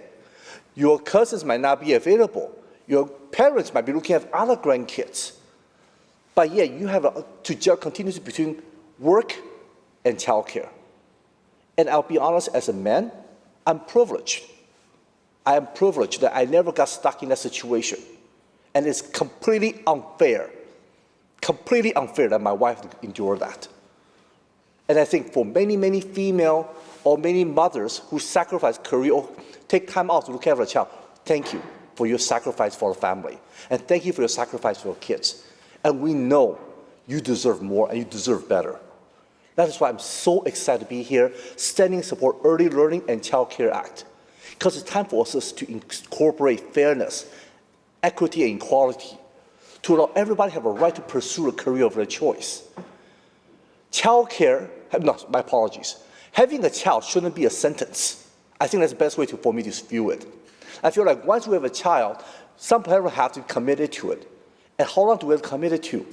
I know there's much, much more to do. And I'm so thankful that we have good ministers who are continuously looking for creative, strong strategy to ensure we have universal childcare that's affordable, accessible, equitable, quality, and be able to provide a much needed support so mothers, fathers, or different kind of parents can find a way to return to workforce and pursue their passion, contribute to the economy. This is a passionate topic for me because I have seen that emptiness in my wife's eyes when she's looking at someone else's success. And I cannot tell you how much it hurts me. And I cannot tell you how much I'm excited that our government continue to put strong progressive movement forward to ensure we are here to provide different parents the right to have a future, to right to pursue their own happiness. And to me, this Early Learning and Child Care Act is one of the many stepping stones for us to step towards universal child care. The fact that I had to drive all the way here from Richmond to Victoria to participate in this lovely legislation. And I want to say, I enjoy to be here with my 86 colleagues sitting in this room. But I tell everybody, I'm pretty sure everybody can echo my sentiment too. Within 10 minutes driving out of my house, I already miss my baby girl. I miss her chubby cheeks. I miss her smell. I miss the fact that she pulls my wife's hair and my wife's begging me for help. That's what family is about. We all love our kids. We all want the best for them. But I think that doesn't mean the parents cannot have a right to pursue their own happiness as well. we do screen time, we do shares, and we really want looking for ways to stay connected. But I always remember one thing in my mind that was being taught at airport security. When you're flying an airplane, when this air mask drops, you put yours on first before you help someone else. And I'm going to take that same analogy back to families. If we cannot look after the parent who spends most of the energy taking care of a child, so the parent can pursue their own happiness and career and life of their choice, how can we assume the parent can have adequate energy, passion, and sufficiency to look after a child as a family? So I'm pretty sure everybody around here, all my colleagues, honorable colleagues in the chamber, agrees with me. We're here to do what's best for British Columbians, whether it's for the child, whether it's for the parent, or whether it's for our economy. This universal childcare is many, many steps away, and we have much more work to do, but we need to take one concrete step after another to ensure parents will have opportunity to pursue a career of their choice. I still want to also make a comment about my father, who is a very dedicated father to all families. Compared to my sister, she actually had 3 kids before I did. So my father loved spending time with the 3 grandkids, from teaching them how to eat, to teaching them Mandarin, and sometimes learning how to change diapers. We're still talking about that whenever a child, goes through the diaper with the solids. It's like it's sharing gold with everyone else. But when my baby girl was born, and after a few months of getting involved, my father's tired. He doesn't have energy to continue. He always asks, what can I do to squeeze time here and there to make it work? But he starts telling me, can we stay in daytime, please? Because I don't have a time maybe in the afternoon. Can we maybe avoid this morning because I had a really bad night's sleep? Sometimes they just cannot keep up. And I don't think it's fair to assume everyone have extended families. We know there are colleagues who are single parents, doesn't have an extended family to be able to provide as well. So I just want to really bring back to the passion I want to talk about again. As a husband, I want to see my wife to be happy.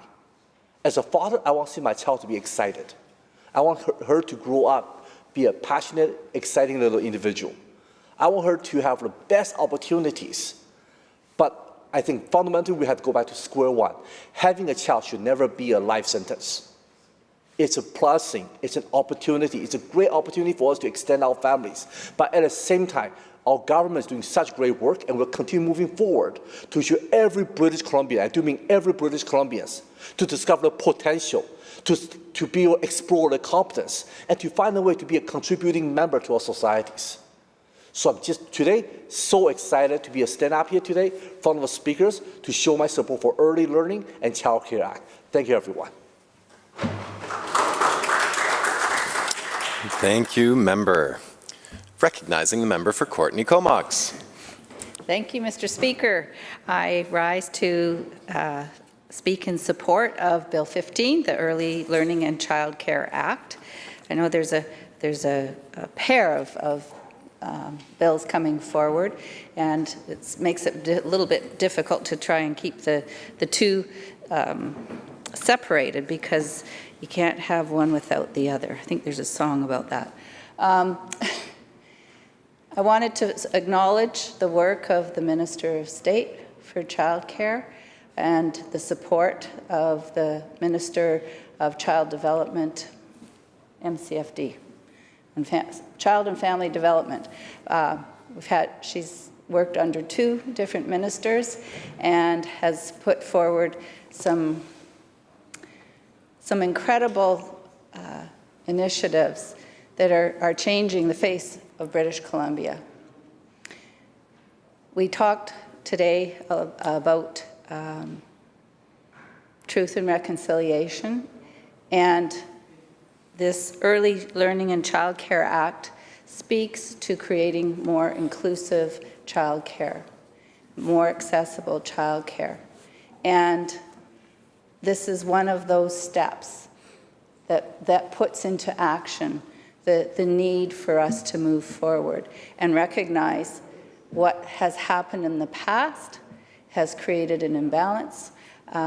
It's also true that we've had a lot of challenges around COVID-19, and they have shone a light on a lot of different inequities that are in our beautiful province, and that we need to do things to change that inequity, to bring some balance back into the workplace and into the fabric of our society.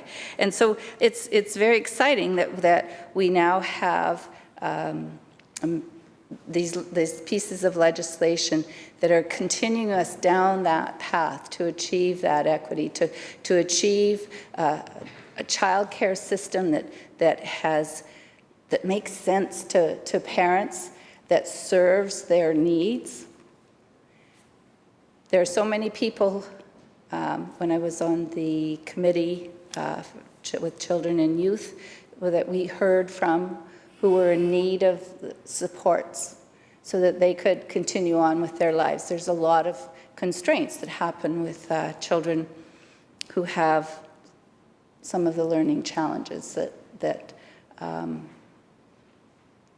really put families at a place where they can't, that they have difficulty coping, let alone getting off to work. So the notion of bringing together the notion of childcare with early learning is part of that path to make a difference in the lives of families in British Columbia.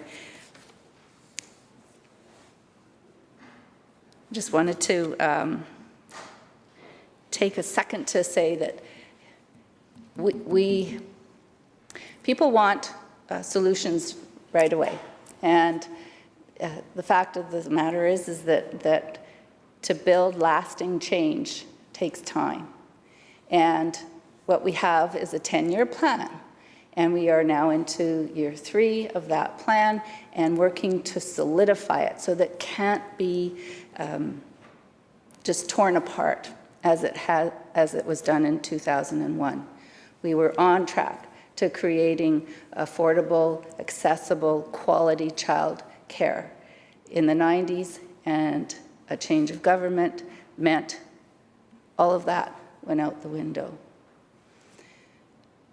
It's not an easy job to put together a system of child care. When you talk to any parent, their child is the most special one in the world, and they have different needs than everybody else. It's one of the reasons I never wanted to be a school trustee, is that every child seems to be the most brilliant one in the classroom, and they deserve special attention. Well, every child does deserve special attention. And this bill is going to help make that happen for families. Families that need to go to work, that want to go to work, where careers are built, where we have community building. All of that comes only if we have a good child care system. And we do have that on a big roll right now. In fact, when you think about what you're going to walk away with as an MLA, what are the big projects? What are the ones that you will be proud to have been a part of? And I know that when the child care policies that we introduced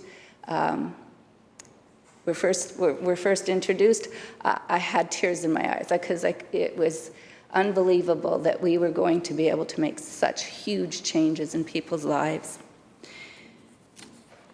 This legislation is going to reduce barriers to quality care. It's going to improve inclusive childcare access, and it's going to facilitate Indigenous-led childcare.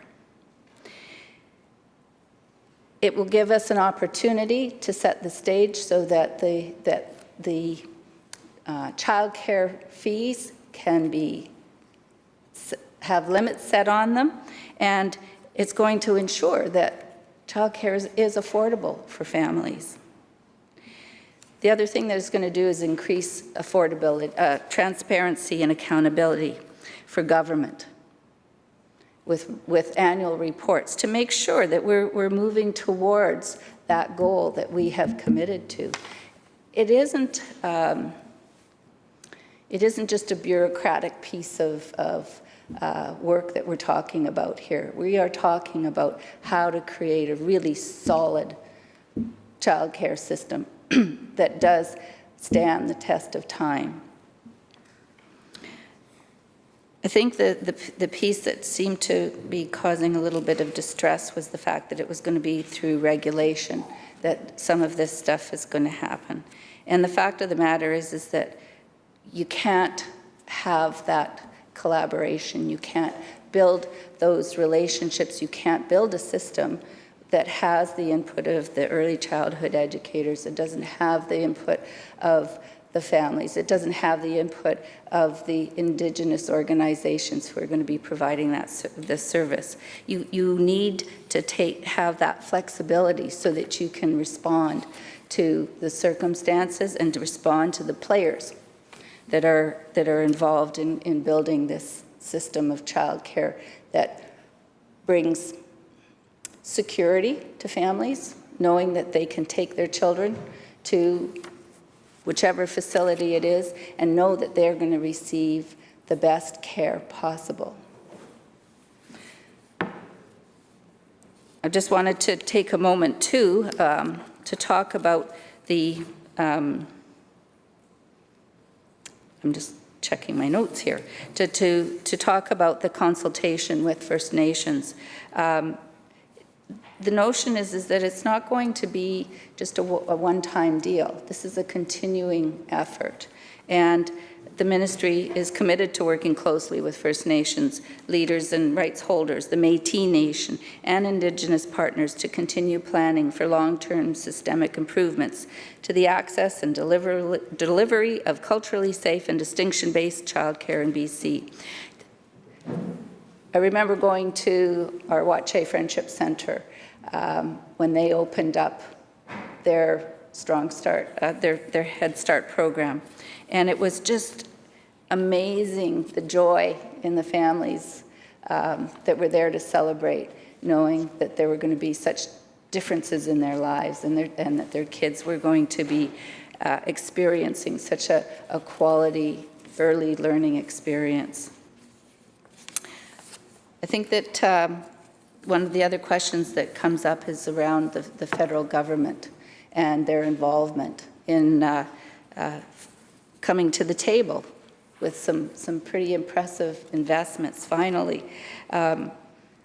Those commitments are aligned with the proposed changes that come with this bill, and I think that's important that we recognize that there are a lot of different players out there that we need to be working with. And it is an exciting time to see these kind of changes as we come out of a pandemic that's paralyzed economies, it's paralyzed families, and to know that we're going to be continuing to grow that childcare system that is going to see us into many generations to come. People have talked about some of the stories around childcare, and I've often made mention of the young mother who has twin boys who just graduated from one of our prototype childcare centers, and they're starting school. And the notion of affordability and inclusiveness has made such a difference in their lives.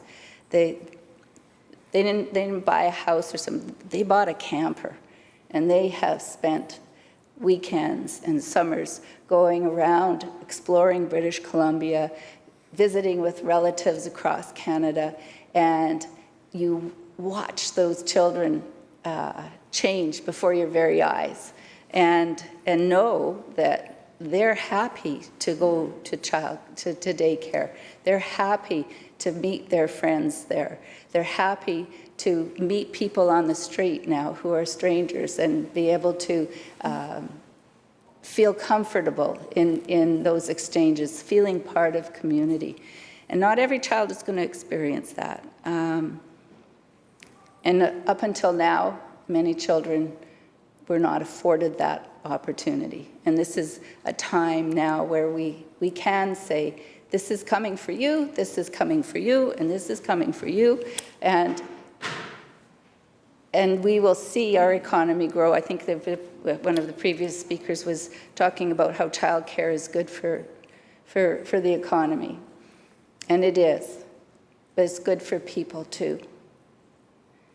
I think that this is a terrific opportunity for us to celebrate family, to celebrate whatever family looks like, to celebrate the progress that this future generation is going to have, and making our lives better. And I want to say thank you for bringing this legislation forward to the Minister of State for Childcare. And I think that I'm probably done at this point, and and I look forward to hearing further debate on the other complementary piece of legislation. Thank you, Mr. Speaker. Thank you, Member. Seeing no further speakers, I turn to the Minister to move second reading of the debate, to close the debate.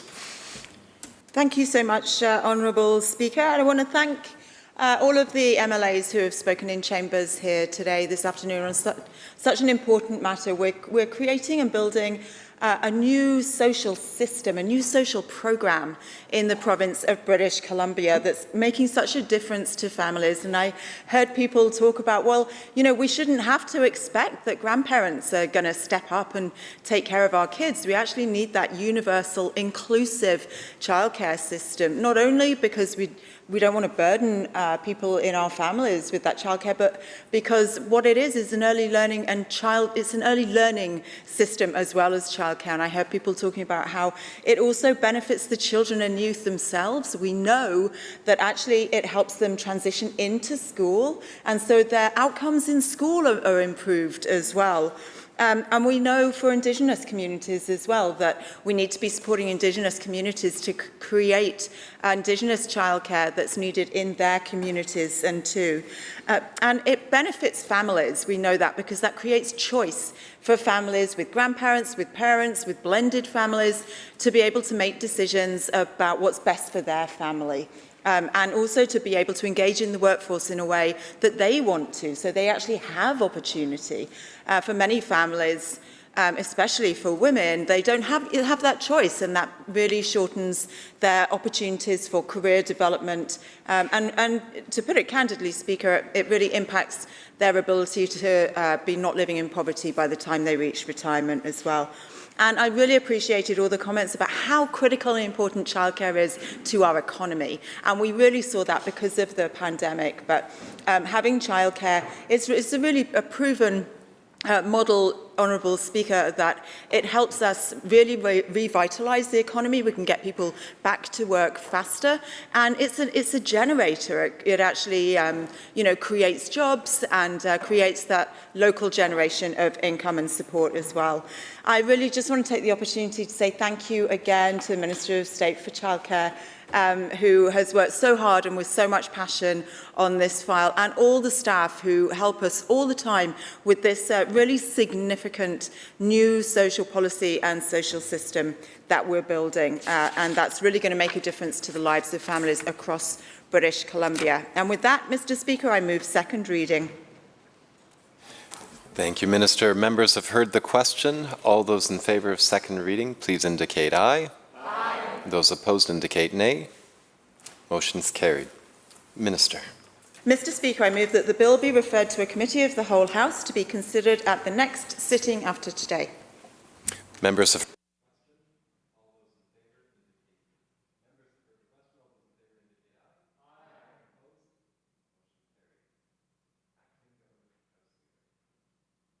Thank you, Mr. Speaker, and I move that second reading on Bill 14, Early Childhood Educators Act, be heard now. Thank you. Recognizing the Minister of Children and Families. Thank you, Honourable Speaker. I move that the bill be now read a second time. I'm honoured to be speaking to you again today here in Chambers on the traditional territory of the Lekwungen-speaking people, now known as the Songhees and Esquimalt Nations. And today I have the honour of introducing the Early Childhood Educators Act. This bill is an important part of our government's commitment to support early childhood educators. And again, it's my pleasure to give my sincere thanks to the Minister of State for Childcare and her staff as well for the excellent and passionate and comprehensive work that they have done on this bill to implement our commitment to ECEs through this legislation. These professionals provide quality care, compassion and guidance to children throughout the province, to our children in the province. How important is that work? Every day they help inspire young children to become lifelong learners. As a child protection social worker for over 30 years, having worked with some of the most vulnerable children and families, I've seen firsthand how early childhood educators can make a real difference in a child's life. This Act shows how much we value the important role of ECEs and the role that they have in the lives of our children and then in the lives of their families and our communities. We are creating one new standalone statute that is solely dedicated to the oversight of this profession. This Act will also authorise and require the Registrar to maintain a public registry of ECEs and approved ECE post-secondary programmes, which will improve public confidence and trust. It will provide clear and consistent information regarding ECEs who are registered and the post-secondary programmes which are approved. The Act will help maintain consistent standards for the quality of care for people working with young children. The statute will also reduce barriers to registration and make it easier for childcare providers to hire skilled early childhood educators who received training abroad. It gives the Registrar the authority to temporarily register internationally trained ECEs to allow them to work while completing the education and training needed to become fully qualified. The ECE Act will also allow the Minister to enter into information sharing agreements with ECE regulators in other provinces to verify the good standing of ECEs. While we know that there is more to do, this is another important step we're taking to better support early childhood educators and childcare providers in BC. And at the end of the day, Honourable Speaker, this means our children across the province are going to get the quality and inclusive childcare that we know that they will benefit from. Thank you, Mr. Speaker. Thank you, Minister. Recognizing the member for West Vancouver Capilano. Thank you, Mr. Speaker, and thank you to the Minister and the Minister of State. I am very pleased today that we have this opportunity to talk about childcare, and I'm pleased to see that there is a lot of attention being paid to it and it's moving forward. So today I rise to debate on Bill 14, the Early Childhood Educators Act. So we have, as we know and we've talked about in this House, a critical shortage of early childhood educators in the province of British Columbia. Now, this shortage continues to get worse. Childcare centres are reducing hours and even closing because of lack of qualified staff. And I know government has a commitment, particularly with these federal funds, to be able to add so many more spaces so quickly in the next few years, and that, again, without the ability to staff these daycare centres is going to make that next to impossible. I want to thank early childhood educators. I think the work that they do, people don't go into it to make a lot of money. They need to be supported so that they can make more money, but they go into it most often because they're passionate, they're caring, they're the kind of people that can step in and help and support our young people and do transition into school, and you know, they're learning, they're more successful when they transition into grade 1 and 2, and so I just want to say how much I appreciate the good work they do. Now, I've spoken to childcare providers in British Columbia who feel at this point adding new spaces is almost futile. Now, it's futile for a number of reasons, but the lack of staff is really a significant one. So without a dramatic increase in attracting and retaining ECE workers, the ability for British Columbian families to access affordable, inclusive, quality childcare is going to be limited, and government policies that support the sector currently are simply not working. So I'm looking forward to seeing where these bills can take us. The staff shortage continues, and we support policies that can increase the number of educators from training, certifying to hiring. I'm happy to hear that there is going to be the opportunity to look at other credentials. Most professions have the ability. I'm an accountant. We've got competency frameworks. So if we can take a look at other backgrounds and what can be the equivalent, that's a great way to be able to invite more people into this profession and be able to maintain the quality. So I'm really looking forward to what that process is going to look like, how those other credentials will be recognized in the future. So this bill has two distinct purposes as I understand it. So one is the introduction of what appears to be, and again, I don't have all the details. The minister has just shared more information than I gleaned from reading the bill. So as I see it, there's two distinct purposes. The introduction of what looks like a complex registration process and what sounds like a relatively heavy-handed compliance and enforcement component. And when I say heavy-handed, I mean it is the impression when someone goes through this. There's a lot in this bill about compliance and enforcement, more so than there is about attracting and supporting ECE workers into the profession. The other, which I find very interesting, is a duplication of post-secondary early childhood program approvals, which are already approved after very detailed reviews by subject matter experts under the Ministry of Advanced Education. So the four concerns I really have here: duplicated oversight with respect to the programs, barriers to registration, so a bit of an intimidation factor and a complexity factor, and along with those concerns with the registry about personal privacy, and are there going to be potential increases in fees and administration for ECE workers working with this new act. In light of the critical need for ECE workers, I question why a bill is being proposed that it really does. We need the legislation, we need to move forward, but do we need to do it in a way that is adding complexity, which could be adding barriers to people wanting to come into the profession? We need to incentivize people to join the sector, not put up obstacles to their entry.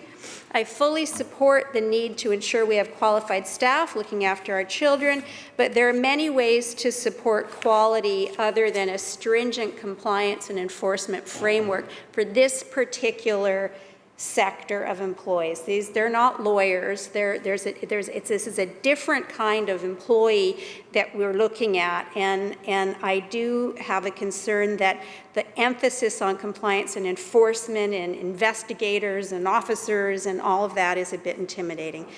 As it stands, Bill 14 doesn't actually address the critical shortage of ECE workers. I look forward again to learning more in committee stage about some of the specifics. On the surface, it doesn't appear to be designed to attract or retain people into the profession. It appears to add barriers to entry. After this bill was brought forward in the last sitting, and the minister spoke about how important it is to support ECE workers with this legislation, childcare providers and their staff were informed by government just in August that the additional $2 per hour, which was promised in this last budget as part of its ECE wage enhancement, was and originally supposed to be paid to ECE workers in September, is now not being paid until March of 2022. I am repeating myself from earlier. These are very similar bills dealing with very similar things. Previously, I said, gee, that's a big administrative burden for the daycare providers. Right now, I'm saying that this isn't exactly a glowing example of showing the ECE workers that, that they're supported. I need to grab some Kleenex, please. Sorry. Don't worry, I'm not sick. I just have allergies. Thank you very much. Okay. Pardon me. Okay. So I understand as well that we've talked a lot about the bursaries that we have available to incent and to support people into childcare and into taking the ECE programs. I was speaking with people last week about those bursaries, and my understanding is that there are twice as many people applying for those bursaries each semester than there are bursaries available. So I would love in this kind of legislation and policies and process that we could look at actually diverting perhaps some of the money that is going to be required for this duplication of regulatory oversight to really supporting more in the way of those bursaries, which I know are very helpful to those people looking at ECE education. I am pleased, if I'm understanding what's being proposed, and I'm repeating myself now, the ability to recognize those other credentials. I had a child care provider contact me who was quite frustrated that she couldn't have her mother, who was a retired grade 1 teacher, cover staff shortages over the summer in her child care center because that experience would not allow her to be able to work in the center. There's other issues outside of this legislation that are contributing to ECE staffing struggle. I keep hearing from child care providers that it's taking up to 3 weeks, sometimes 4 weeks, to get a criminal record check done before someone can begin working. That issue isn't just for ECE workers. I've heard from social workers and other groups that are having the same challenge. But we have to look at what are the other barriers to people coming into the sector? What are the other barriers to employment? And if we look around at regulation and all the requirements, is there some way that we can speed that up and support ECE workers? ECE workers need a different criminal record check for every single employer, so it really limits their ability to cover in more than, if there's summer coverage somewhere or something else that they can do, they're unable to do that because of some of these other requirements. I want to focus more on the registry now. So this act creates, and these things are not, it's one registry, but these feel like very distinct things that are within this registry. So the act is creating a registry which will publicly list on a website information with each ECE worker registered in BC and the courses that are approved. The vast majority of people working as early childhood educators in BC are women. Many are single, many are immigrants. And this bill is proposing to publicly list their names and other information about them, including educational institutions, employers, on a public website. Now, this can be intimidating and can make someone feel vulnerable, and so I do have serious privacy concerns about this registry. And again, we'll look forward to hearing more about how those things are being dealt with in committee stage. I'm also concerned that the process being introduced is time-consuming. I would hope that the forms and process are not overly burdensome, and I would hope that ECE registrants would not have to pay additional fees to what they're currently paying to get their license now. It appears that a significant responsibility of this registrar of the registrar's job, is already being done by the Ministry of Advanced Education. And I've spent the majority of my career in higher education, 12 years at UBC, 3 as regulator for the private career training institutions. I was a member of the Degree Quality Assessment Board under the Ministry of Advanced Education, a member of the BC Council for International Education, and I've worked with 2 post-secondary accreditation bodies. Now, I'm mentioning this that I would like to demonstrate that I do have an understanding of the approval and quality oversight of education. Division 3 of this bill sets out that the registrar, as created under this act, will have the ability to approve in full, approve subject to a condition or limitation, withhold approval or cancel approval of an early childhood education program. In British Columbia, under the Ministry of Advanced Education, there are already mechanisms for doing all of these exact same things and for assuring that both private and public post-secondary training institutions are reviewed and approved. Currently in BC, any institution offering an ECE program any of those programs that are required to register as an ECE worker, they would already be required to either be certified under the Private Training Act or by the Degree Quality Assessment Board under the Ministry of Advanced Education.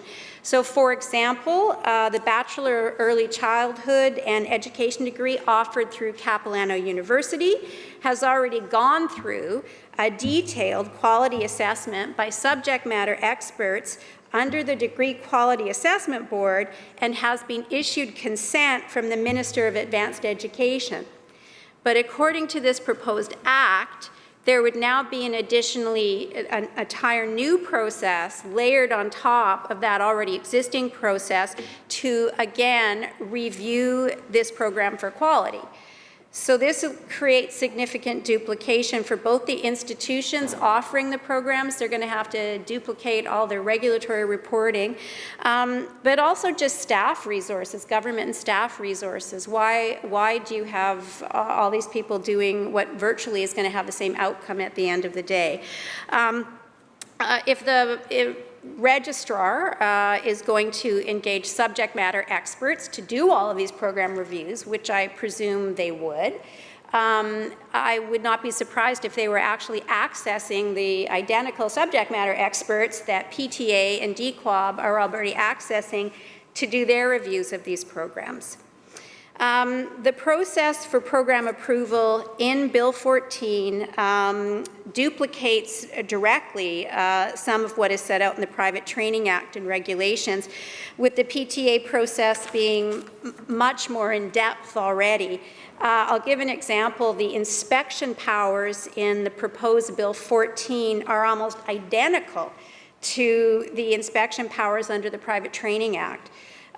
It is conceivable if there is an issue with an ECE program, inspectors could show up from both PTA and the registrar under this Bill 14. Both of them would have the ability to gain access to the school, seize records, interview students and staff, shut down operations. This is like having two different police forces in the same town responding to the same incident. So I'm trying to understand, in what scenario would the registrar for early childhood educators not approve an early childhood education program that is already being approved by the PTA or by DQAB? So what is the issue that is trying to be addressed by having this duplication and providing this authority to the registrar? And I'll ask if quality of education, or if quality, has it been an issue in the past? Does it mean that the current system under the Ministry of Advanced Education is not properly approving for quality? Is there an issue with quality in those programs even after they go through the processes under the Ministry of Advanced Education? As long as this is not a solution looking for a problem. So why wouldn't the bill just reference a program being approved as a program for the purposes of an ECE registrant? Why can't it just reference, as long as that program is approved under the PTA or DQAB? That would be very simple, and it would not require an entire duplication of services. There's concern, is there concern from MCFD and Ministry of Education, wherever this ends up in future, that they are able to better review and determine quality of a post-secondary education program than the Ministry of Advanced Education is able to do at this point? This is a question of whether the Ministry of Family Development or Ministry of Education, are they really staying in their lane on this? It sounds like they're moving over to doing something that is not within the mandate of either of those ministries. So we need policies and legislations that are going to encourage people to join this profession, one that people can be proud of. But, Mr. Speaker, I don't believe that Bill 14, as it is written today, addresses those critical issues facing recruitment and retention of early childhood educators. I want to see legislation that sets out how government will support those seeking to enter this profession through access to education, professional development, fair wages, recognition of equivalent skills and experience. And I really am puzzled at the duplication of the regulation of private career training programs or bachelor programs in early childhood education from what is already being done under the Ministry of Advanced Education. I look forward to learning more about this bill, and thank you very much for the opportunity to speak. Thank you, Member. Minister of State for Childcare. Thank you. Thank you so much, Honourable Speaker. I am really honored to be speaking here from the unceded traditional territories of the Lekwungen-speaking people. And I'm so grateful to have this opportunity to speak to this legislation that will be critical to support the work we've done to build an affordable, quality, inclusive early learning and care system for all BC families. And of course, I'm always happy when I speak about childcare. And today, we have two legislation that has been introduced and being spoke on, and then I've been hearing from members from all sides of this House to talk about the importance of childcare. And I have to say, I'm very grateful that so many members in this House care about childcare. There's a lot of common grounds that we share, a lot of the same visions that we share, and hope that we will continue to make childcare a priority for this province.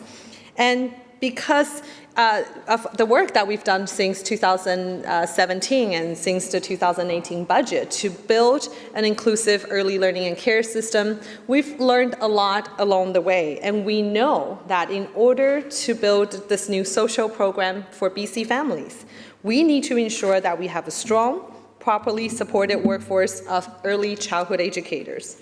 They are really the workforce behind the workforce.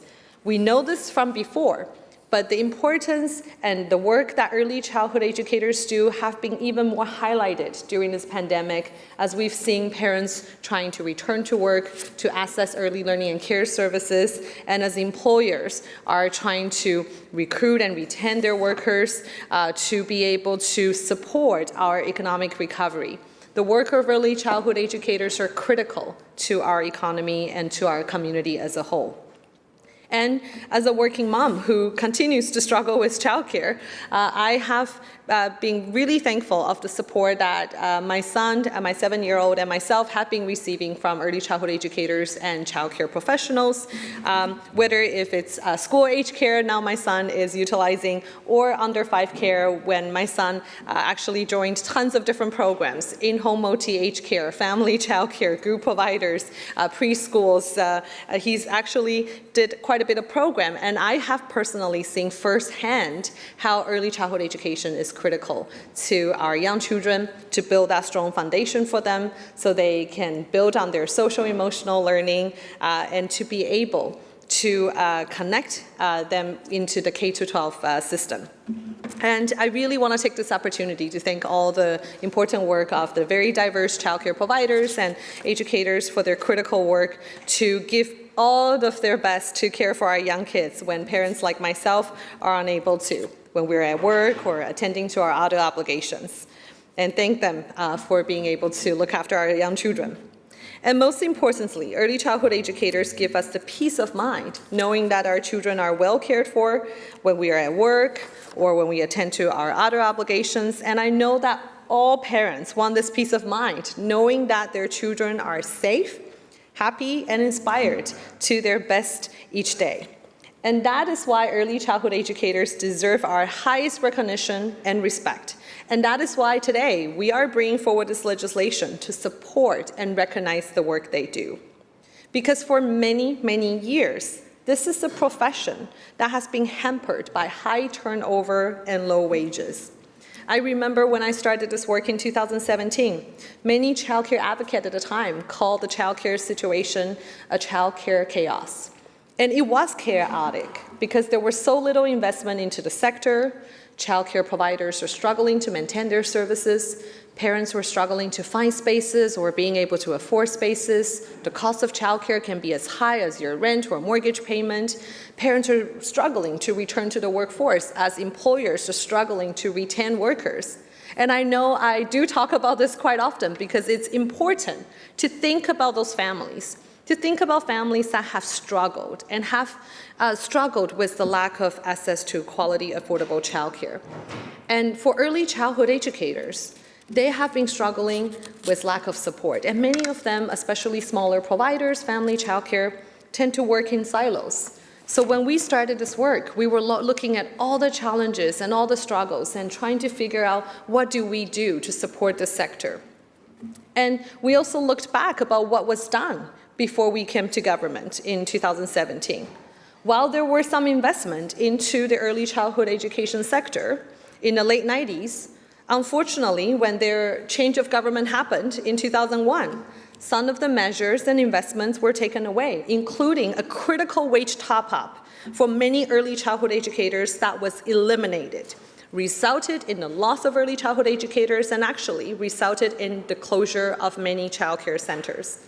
I have personally met early childhood educators who lost up to $5 an hour wage.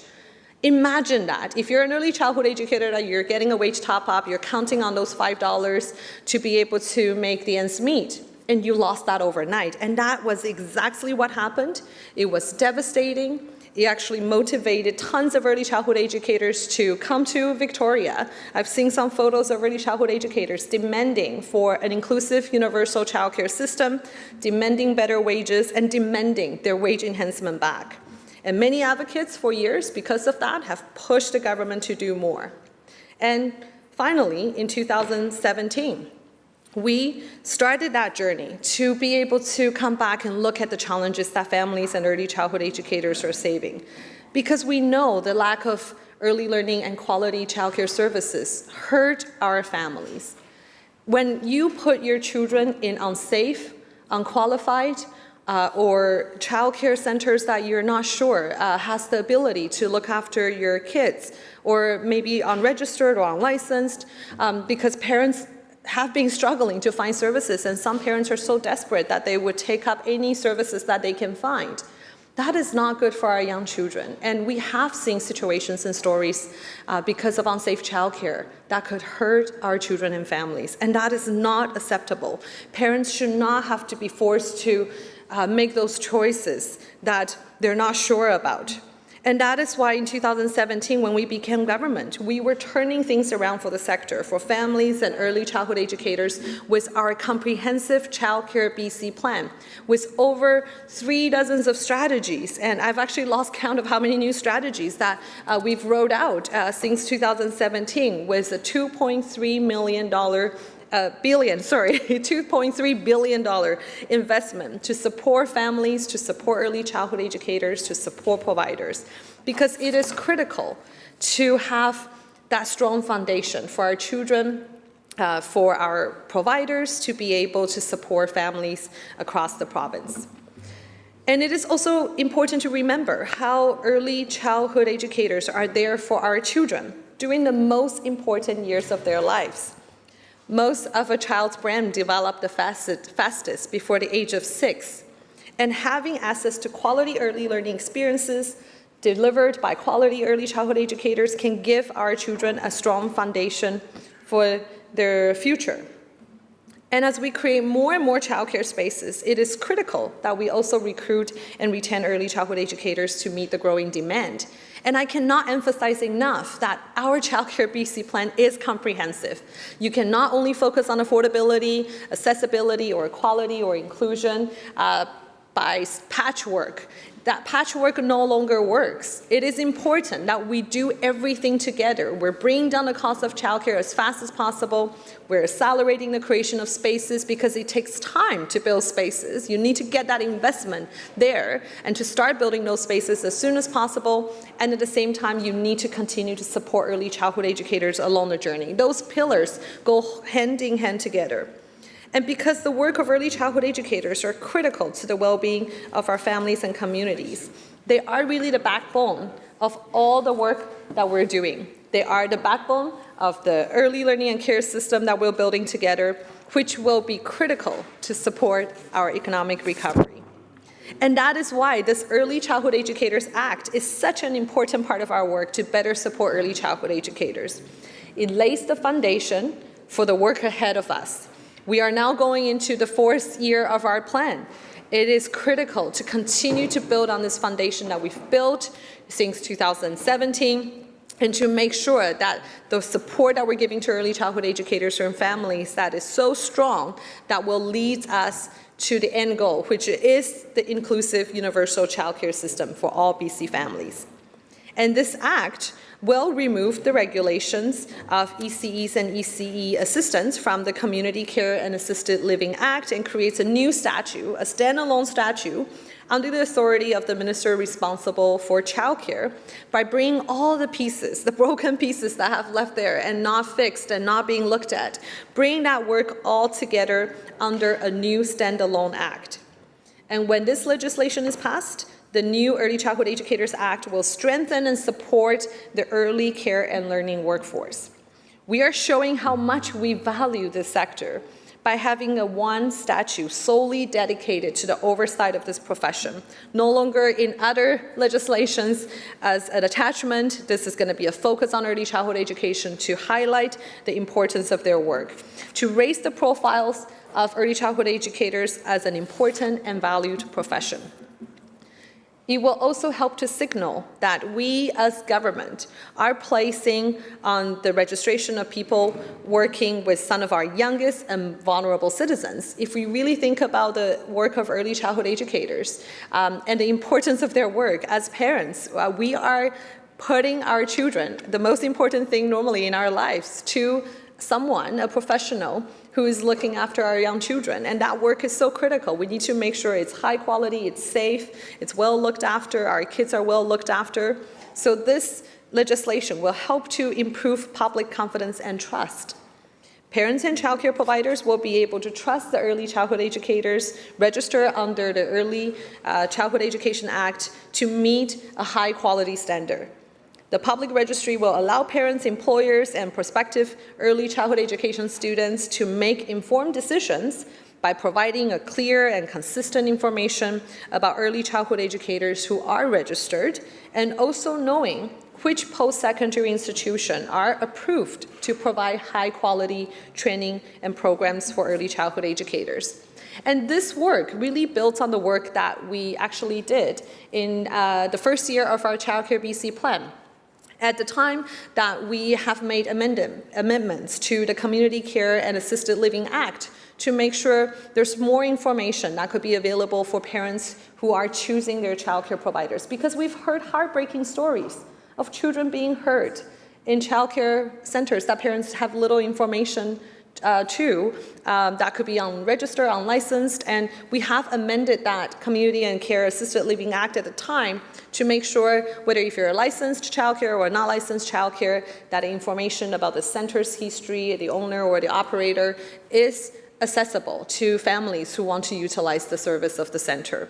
And that change has given parents more confidence of the childcare centers that they're choosing, the providers they're choosing to be able to access childcare services. But we need to do more. That was just the beginning of the journey. We need to make sure we fix the childcare chaos and the struggle and the gap that existed towards the Community Care and Assisted Living Act. But by this standalone statute, we're actually going into the next step. We're bringing this to the future of our new inclusive early learning and care system to make sure parents and providers and early childhood educators and also employers as well have that access to the information they need to ensure the early childhood educator or the post-secondary institution that they're enrolled in, that information is accessible by the public. And when passed, the Act will also enable us to make improvements to ensure standards of care and quality are consistent for people working with young children. because the government has not paid attention to childcare until 2017, and there's lack of focus and not being a priority, that the system is very broken. There's so many ways of delivering a childcare service. There's so many different ways of paying early childhood educators or even charging families. When I started this work in 2017 and during the past few years, I cannot tell you the amount of information, the things that I've learned from the diverse ways of running childcare services. But now we're pulling it together. We need to make sure we create a new system, and this new system will have more consistent quality standards and services that parents can count on, that parents can rely on to make sure their children are properly looked after with quality early learning and care services. And this new legislation will also help us to attract more in-demand early childhood educators to BC by reducing barriers to registration, and will make it easier for childcare providers to hire skilled early learning childhood educators who receive training outside of our province or abroad.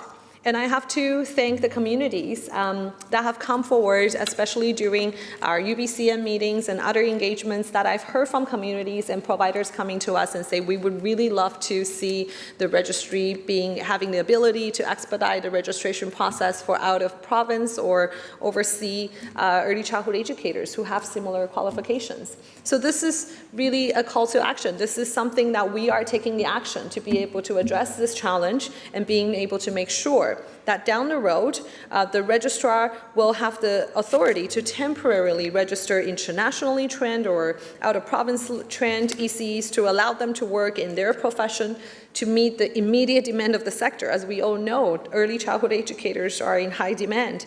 And while they complete their educational and training that's needed to become fully qualified. And this legislation will also give clear authority to the registrar to get information needed, to investigate complaints, and help to reduce the time it takes to complete investigations. It will also allow the registrar to suspend, cancel, or place conditions on the approval of training programs if there's any issues that arise. It will really help to enhance quality of services and support information sharing with ECE regulators in other provinces to verify the good standing of people working as registered early childhood educators. And this work will be done hand in hand with the sector, with professionals and academics and specialists from the sector and post-secondary institutions. We will be doing a lot of engagement to be able to build a universal, inclusive early learning system that's high quality and that focus, as many members earlier today have talked about, that focus on our young children to make sure that we give them the best quality care possible.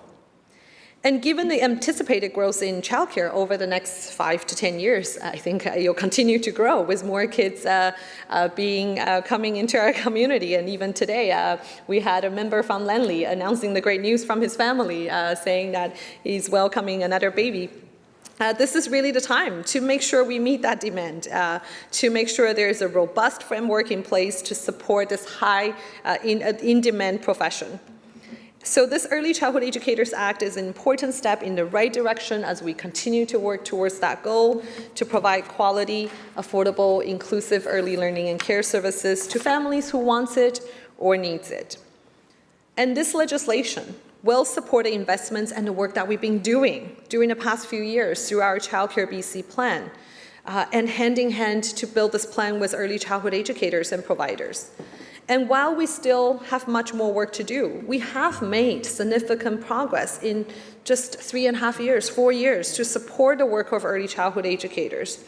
As we also started to accelerate the creation of spaces and making childcare more affordable for families, we have also rolled out over a dozen of strategies and measures on recruitment and retention to support the work of early childhood educators, which includes bursaries, training, wage enhancement, and many programs that will help to make sure early childhood educators get the support that they require.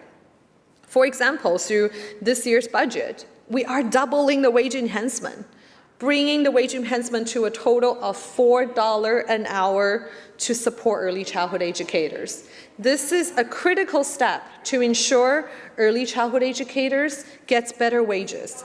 And just to put this in perspective, that when we started this work in 2017, at the time, early childhood educators were paid about $17 to $18 per hour. But with this wage enhancement, that it will bring the median wage to about $25 per hour.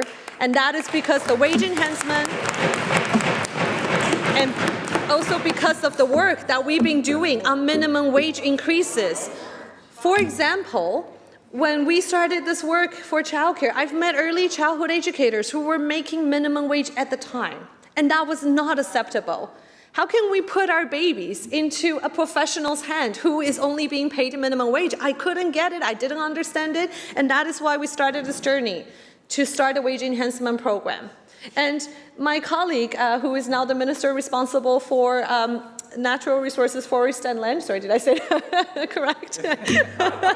Who used to be the minister for children and family development, who worked hand in hand with me on the start of the Child Care BC plan. The minister was a former early childhood educator and have seen the struggles of early childhood educators in this province. It was not acceptable for early childhood educators to be paid minimum wage. It was not acceptable even if they were paid $17, $18. We're bringing it up to a median wage of about $25 with the wage enhancement. We will continue to support early childhood educators, and we have also made a commitment to build a wage grid with the federal government to make sure we're looking at stable, better compensations. And because of that work, either through wage enhancement, bursaries, training seats, that we've heard many stories from across the province. The opposition can make all the noise they want, but these are the stories from real people and early childhood educators. I've met an early childhood educator, Kim, who is an early childhood educator who was almost leaving the field because she could not afford her own childcare. She was struggling with low wages. She works for a really good nonprofit in the Lower Mainland, but she could not make the ends meet for her family. When she was about to think about leaving her profession, the wage enhancement came in, and her child got into a childcare center that offers affordable childcare. And because of that, she was able to stay in the workforce. And when I met her, and Kim's story is not alone. I've met many early childhood educators. I've met a friend who I bumped into them in the playground who said, Katrina, I've been hoping to connect with you to thank you because my wife is an early childhood educator, and because of the wage enhancement, because we're able to get affordable childcare benefit, they finally were able to afford a small condo in Promudi to be able to start their family together. Those stories are across the province, Honorable Speaker, and we are continuing to invest in this sector, including supporting over 1,100 training seats, including looking at dual credits program, work integrated pilot, bursaries, pedagogies program. There's so many programs, and I would encourage the opposition members to look into some of our programs and hear the stories and the impacts, the positive benefits and the impacts that have been bringing into early childhood educators.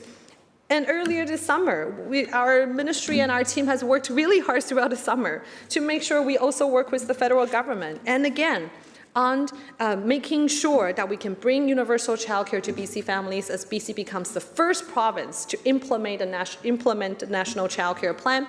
And that includes a commitment to build a wage grid, which has been something that early childhood educators and professionals have been calling years for. And we're working hard on that. So, Honorable Speaker, building an inclusive universal childcare system is really the largest social policy shift that our province has seen in decades. We are building a new social program. I hope, regardless of all the members' political colors, that we hope we come together to work on this plan together. This has been historical. Childcare sector across Canada, especially from BC, have been so excited about all those changes. And the legislation that we are introducing today, whether it's the Early Learning and Childcare Act or the Early Childhood Educators Act that I'm speaking to today, right now, will really help to make sure we go on this journey to create this new social program. This is historical. This has never happened in BC before. And by introducing the Early Childhood Educators legislation, will improve the quality and consistency of training for early childhood educators. We are making sure we're prepared for the future growth in the sector to meet the future demands of families and also the very diverse needs of families. And we know investing in early childhood education and also supporting professionals is also critical to gender equity. While 97% of early childhood educators in BC are women. And women and mothers have been historically taking the responsibility of looking after our young children. This Early Childhood Educators Act will ensure that we create a more equitable society. It will help to ensure children get the best start in life with professional, caring, skilled educators who are valued, supported, and it will ensure early childhood educators receive the support and recognition that they deserve. And I really want to take this opportunity to thank all the early learning care professionals, families, and advocates who have been pushing hard and asking the government to invest in creating an inclusive, universal childcare system. We know we've made significant progress since Budget 2018, and we know we have a lot more work to do, especially as we go through this pandemic and this very difficult time together. But we know that we also need to continue with our significant investment into early learning and care. We need to continue building more spaces that will become long-term community assets. And we also need to continue to do the work to make childcare more affordable. And we need to ensure, in order to make all those things happen for BC families, that we need to support the work of early childhood educators. And that is why I hope that all members in this House will support this legislation that will help us to carry out this important work for this critical workforce and for families today, for generations to come. And this Early Childhood Educators Act, along with our Early Learning and Childcare Act, will really keep us on track of the work that we've done since 2017, to invest in childcare, to create a new social program that will bring affordable, high-quality, inclusive early learning and care system for all BC families, and the work that we're doing together, we can make a more equitable future for our generations to come. This is historical, and this is critical to make sure that our families, children, gets the support that they need, and we support this workforce that's doing such critical work. Thank you, Honourable Speaker.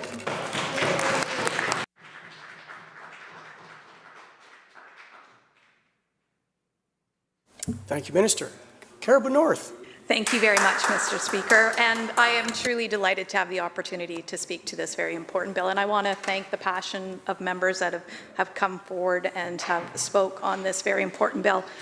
And I want to start, which is critically important as well, to thank all the child care educators, providers throughout this province, because at the heart, you are taking care of our most precious in each of our communities. I want to thank the member of the official opposition for her words earlier today on a previous debate, because in reflection, I really appreciate that when we come to this House that we come forward with our personal experiences. And, you know, I too value early childhood education, and the words that she spoke really in reflection, I think are critically important, because all of us want to make sure our children are safe, that they have quality childcare, and that they have access to amazing people.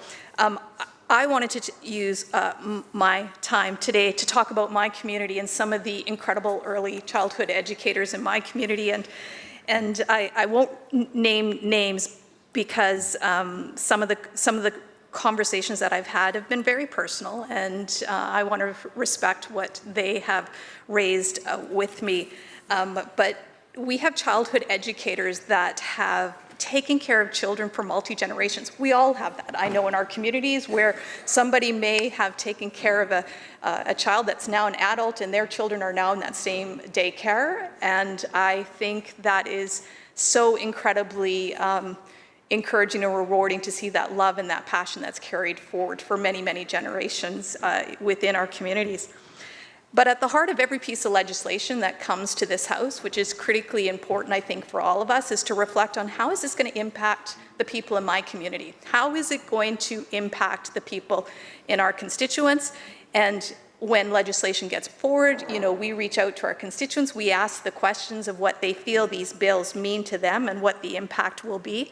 And I'd like to take a few minutes on just sharing the concerns that people in my constituents have around this particular piece of legislation. And really, at the heart of this, we are trying to make sure that we have affordable, accessible childcare in our communities. We can all agree to that. The challenge becomes when you start looking at the changes in the historic plan that the member previous talked about and the changes that the NDP government has made into childcare. Is that historic change actually creating more spaces in our community, more quality spaces in our community? Are we seeing the ability in our rural community and put the rural lens into what is happening? Are we seeing more people going into early childhood education training? Are there more spaces? So the people, the constituents, the families that I talk to on a regular basis, are they having an easier access to childcare? Do they feel that their lives are more affordable right now? You know, and I think each of us can ask our constituents that question. Is life feeling more affordable? Is it easier for us to get childcare for our children? And is it childcare that we can leave our children and know that, like the member of the official third party talked about the fact that it leads to lifelong learners and all of that passion. And so that is the question that I wanted to bring to this debate today. Because the reality is when we start layering on regulation and we start layering on nuances that increase administrative challenges, and we have duplication of services, and we have multiple challenges that we put in place, we are in fact creating barriers for those childhood providers that have done such an incredible service to our community for so long. And the reality is that that incredible operator I talked about at the beginning of my comments has decided that they're no longer going to continue. And they're no longer going to continue to provide this incredible, valuable service in our community because it's just getting too difficult. Under the NDP government's plan, it is getting too difficult.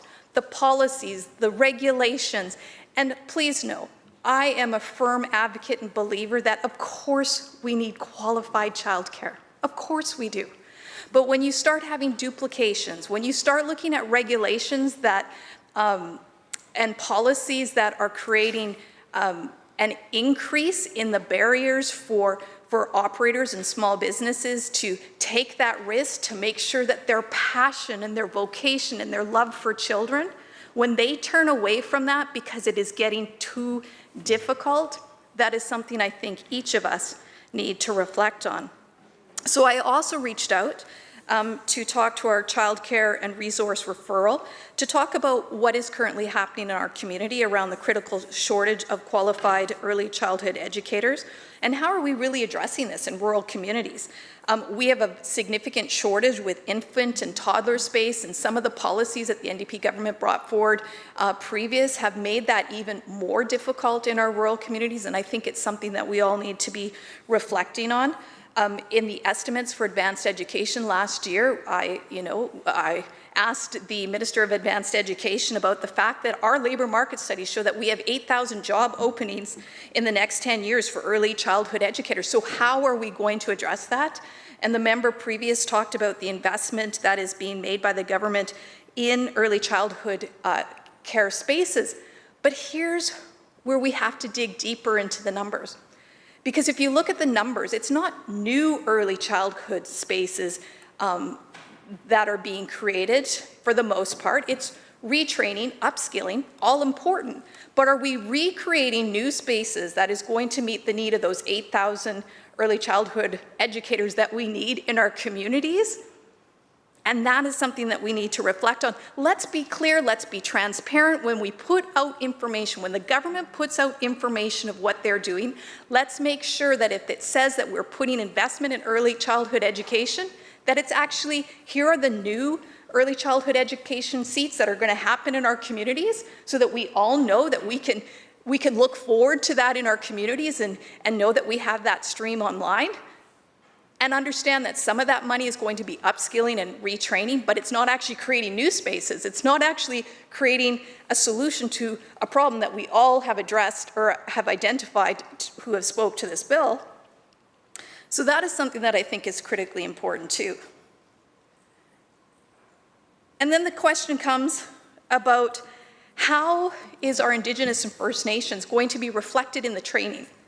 And I have some incredible stories that I want to bring forward. And I heard the member talk about the importance of having Indigenous-led childcare in our communities and to have that ability.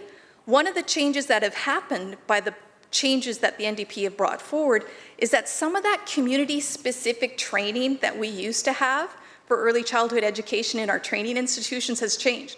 So in our region, we used to have a really strong focus on Southern Carrier and the Decath First Nations, and they contributed so much and were part of the early childhood education and the training in our college.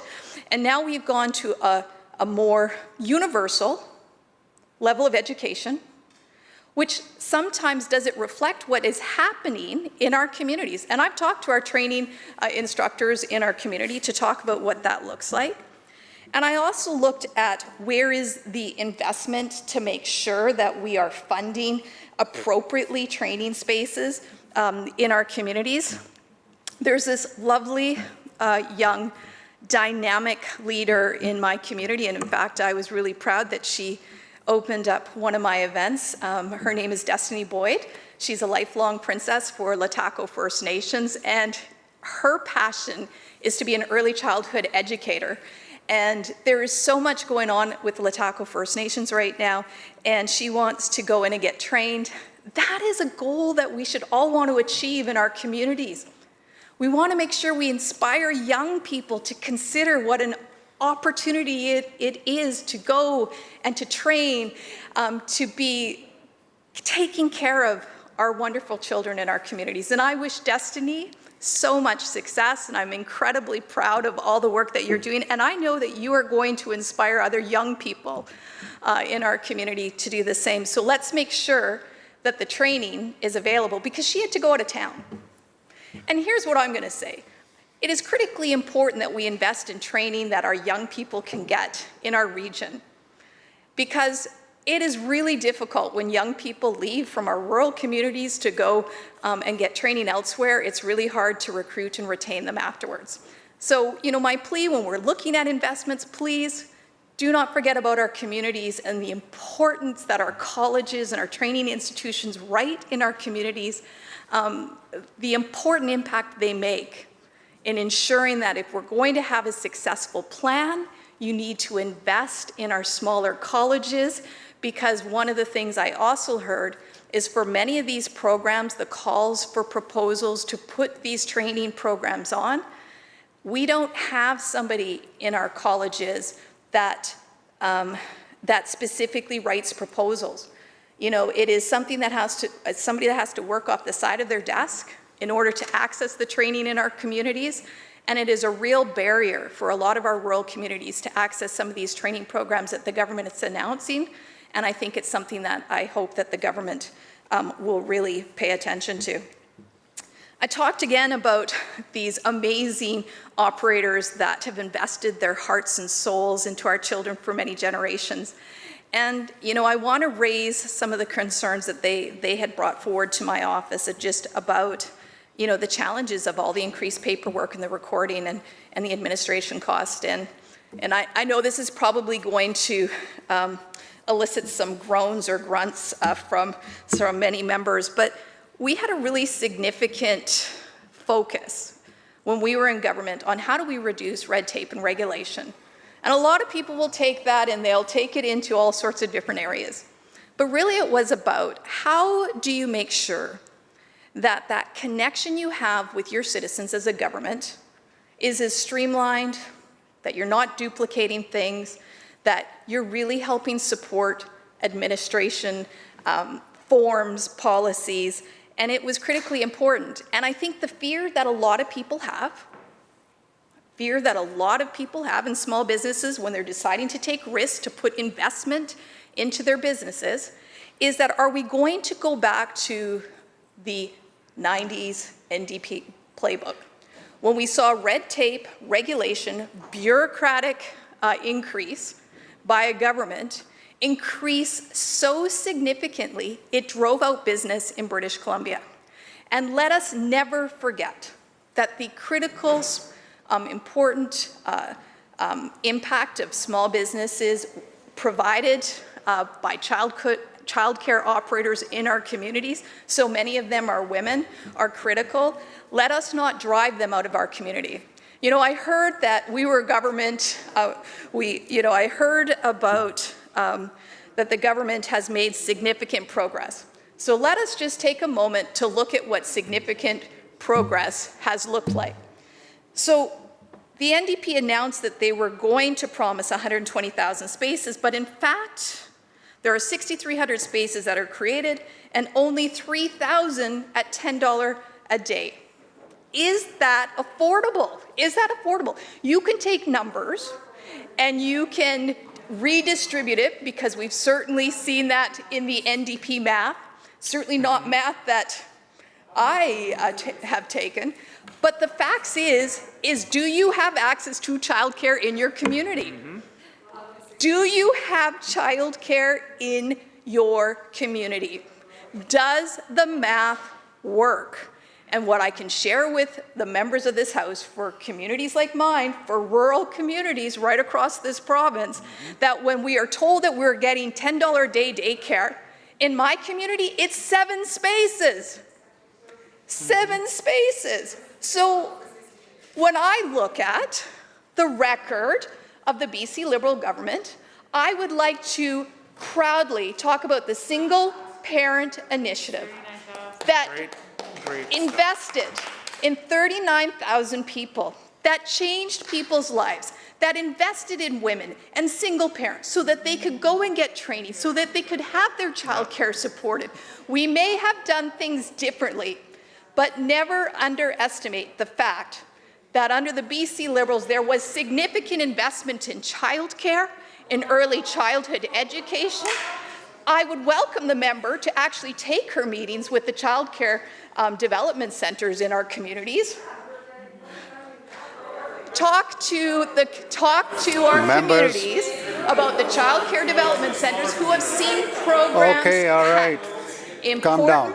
One person at a time. In our communities, I would encourage the members to Let's have one listen speaker. with an open mind Only. to One at a time. understand the program around early childhood education that has been cut in communities like mine because of the changes in the policies that the NDP government has put forward. Let's talk about the BC Liberal plan on what we invested for childhood spaces. So let's look at the math again. 39,959 spaces. I don't know, that's 39,959 spaces. It's a pretty good track record of childhood spaces, right? So break that down by month. That's 3,000. Who's twisting the numbers wrong? Yeah, 3,300 per year. So now let's look at the NDP. 3,000 spaces in your pilot for $10 a day daycare. In the community of Caribou North, that's 7 spaces. I can tell you, I can tell you Members. that the single parent initiative, which was a very important initiative to ensure that there was affordable access to childcare in communities like mine, had a significant impact on hundreds of people in my community. And let's just say if you're looking at 7 spaces or hundreds of spaces, I can say that in our community, the NDP plan is a fail. Absolutely. Here it is.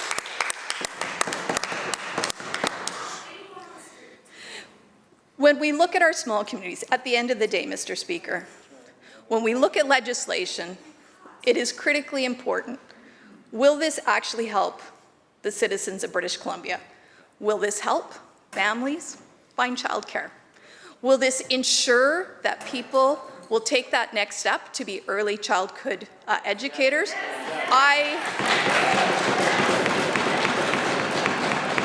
I can say, Mr. Speaker, that the public just don't trust the NDP anymore. Because your promises, True. you continue to make promises that you cannot deliver on. Deliver. Constant. Constant promises that are not delivered. If you look at what's happening on the ground, it does not reflect what is actually being said by this NDP government. And then the final comment that I'll have is that I heard about the dual credit program. Well, I am a passionate supporter of dual credit programs. I went to my school district. I said, look, early childhood education is an excellent example to partner with our school district and our college on. We had been leaders in the past in our district around the shoulder tapper program, which the government cut, by the way. Here's an apprentice program that important in resources and trades and training. The NDP government cut it. Yep. So here's the thing. I went to our school district and said, here's an opportunity. We need early childhood educators in our community. So let us figure out how we can make sure we can have that partnership. Guess what? That program is not on the table in our community. Has the floor. And so the NDP government can say that they have all these programs, that they have everything that's available, they're creating all these spaces. The math speaks for itself. Yep. The math speaks for itself. Enough rhetoric. Does the plan work? Will the legislation actually help achieve the goals that the government has put forward? And the final thing is, and this is more, I guess, to whatever minister has the responsibility for regulatory reform, but the government does still have an agreement with ensuring that there is a net zero on regulatory reform. So my question to the government, because of this commitment, what is being taken off the books if you're adding on increased regulation? And let's just take a quick moment to look at what happened in 2019 when we've seen that we've had hundreds of new regulations that have been put in place and the government is not meeting up to what they have signed off on. Again, another broken promise, Mr. Speaker. We need childcare in our communities. We need it to be affordable. But above all, we need it to be delivered. Thank you.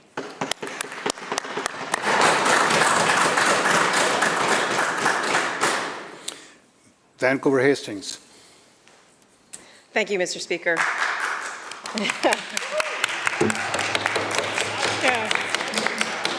I am so proud to stand up here today and speak to the two pieces of legislation with Bill 14 that came and the work that the Minister of State of Childcare and the previous Minister of MCFD with the Flynn Rowe have worked on for so long, and the decades of 10-a-day childcare advocates that have been working tirelessly to get governments to take action on 10-a-day childcare. And 3.5 years ago, more than that, 4 years ago, we got a government that actually had a Minister of State for childcare and set up a plan that put $2.2 billion in childcare over that time. 2.3 has given $411 million back to parents through the affordability measures and has created nearly 26,000 new childcare spaces. And those aren't just numbers, those are lives and changes that people have in their families. And I know that the Minister of State hears this all the time, but we've all heard stories in our community of what these impacts mean. They mean that families have more money to put into other things. They can live more affordable lives, and they can also start to go back to work, which is what part of the program is women, you know, starting to go back to work. And when I reflect on the work that's been done in the short amount of time, I think about not only the advocates that spent so long advocating for 10-a-day, but also those women that didn't have the opportunity for affordable childcare, whose brains and talents were not in the workforce. Mr. Speaker, my first time. Noting the time, I move to keep my place in the debate and adjourn the debate. Well said. Did I say it right? Okay. All right, members, motion is to adjourn the debate. All in favor indicate aye. Aye. Those who oppose, motion carried. Government House Leader. I move the House do now adjourn. Members, you heard the motion. All those in favor indicate aye. Aye. Oppose, motion carried. This House stands adjourned until 10 a.m. tomorrow.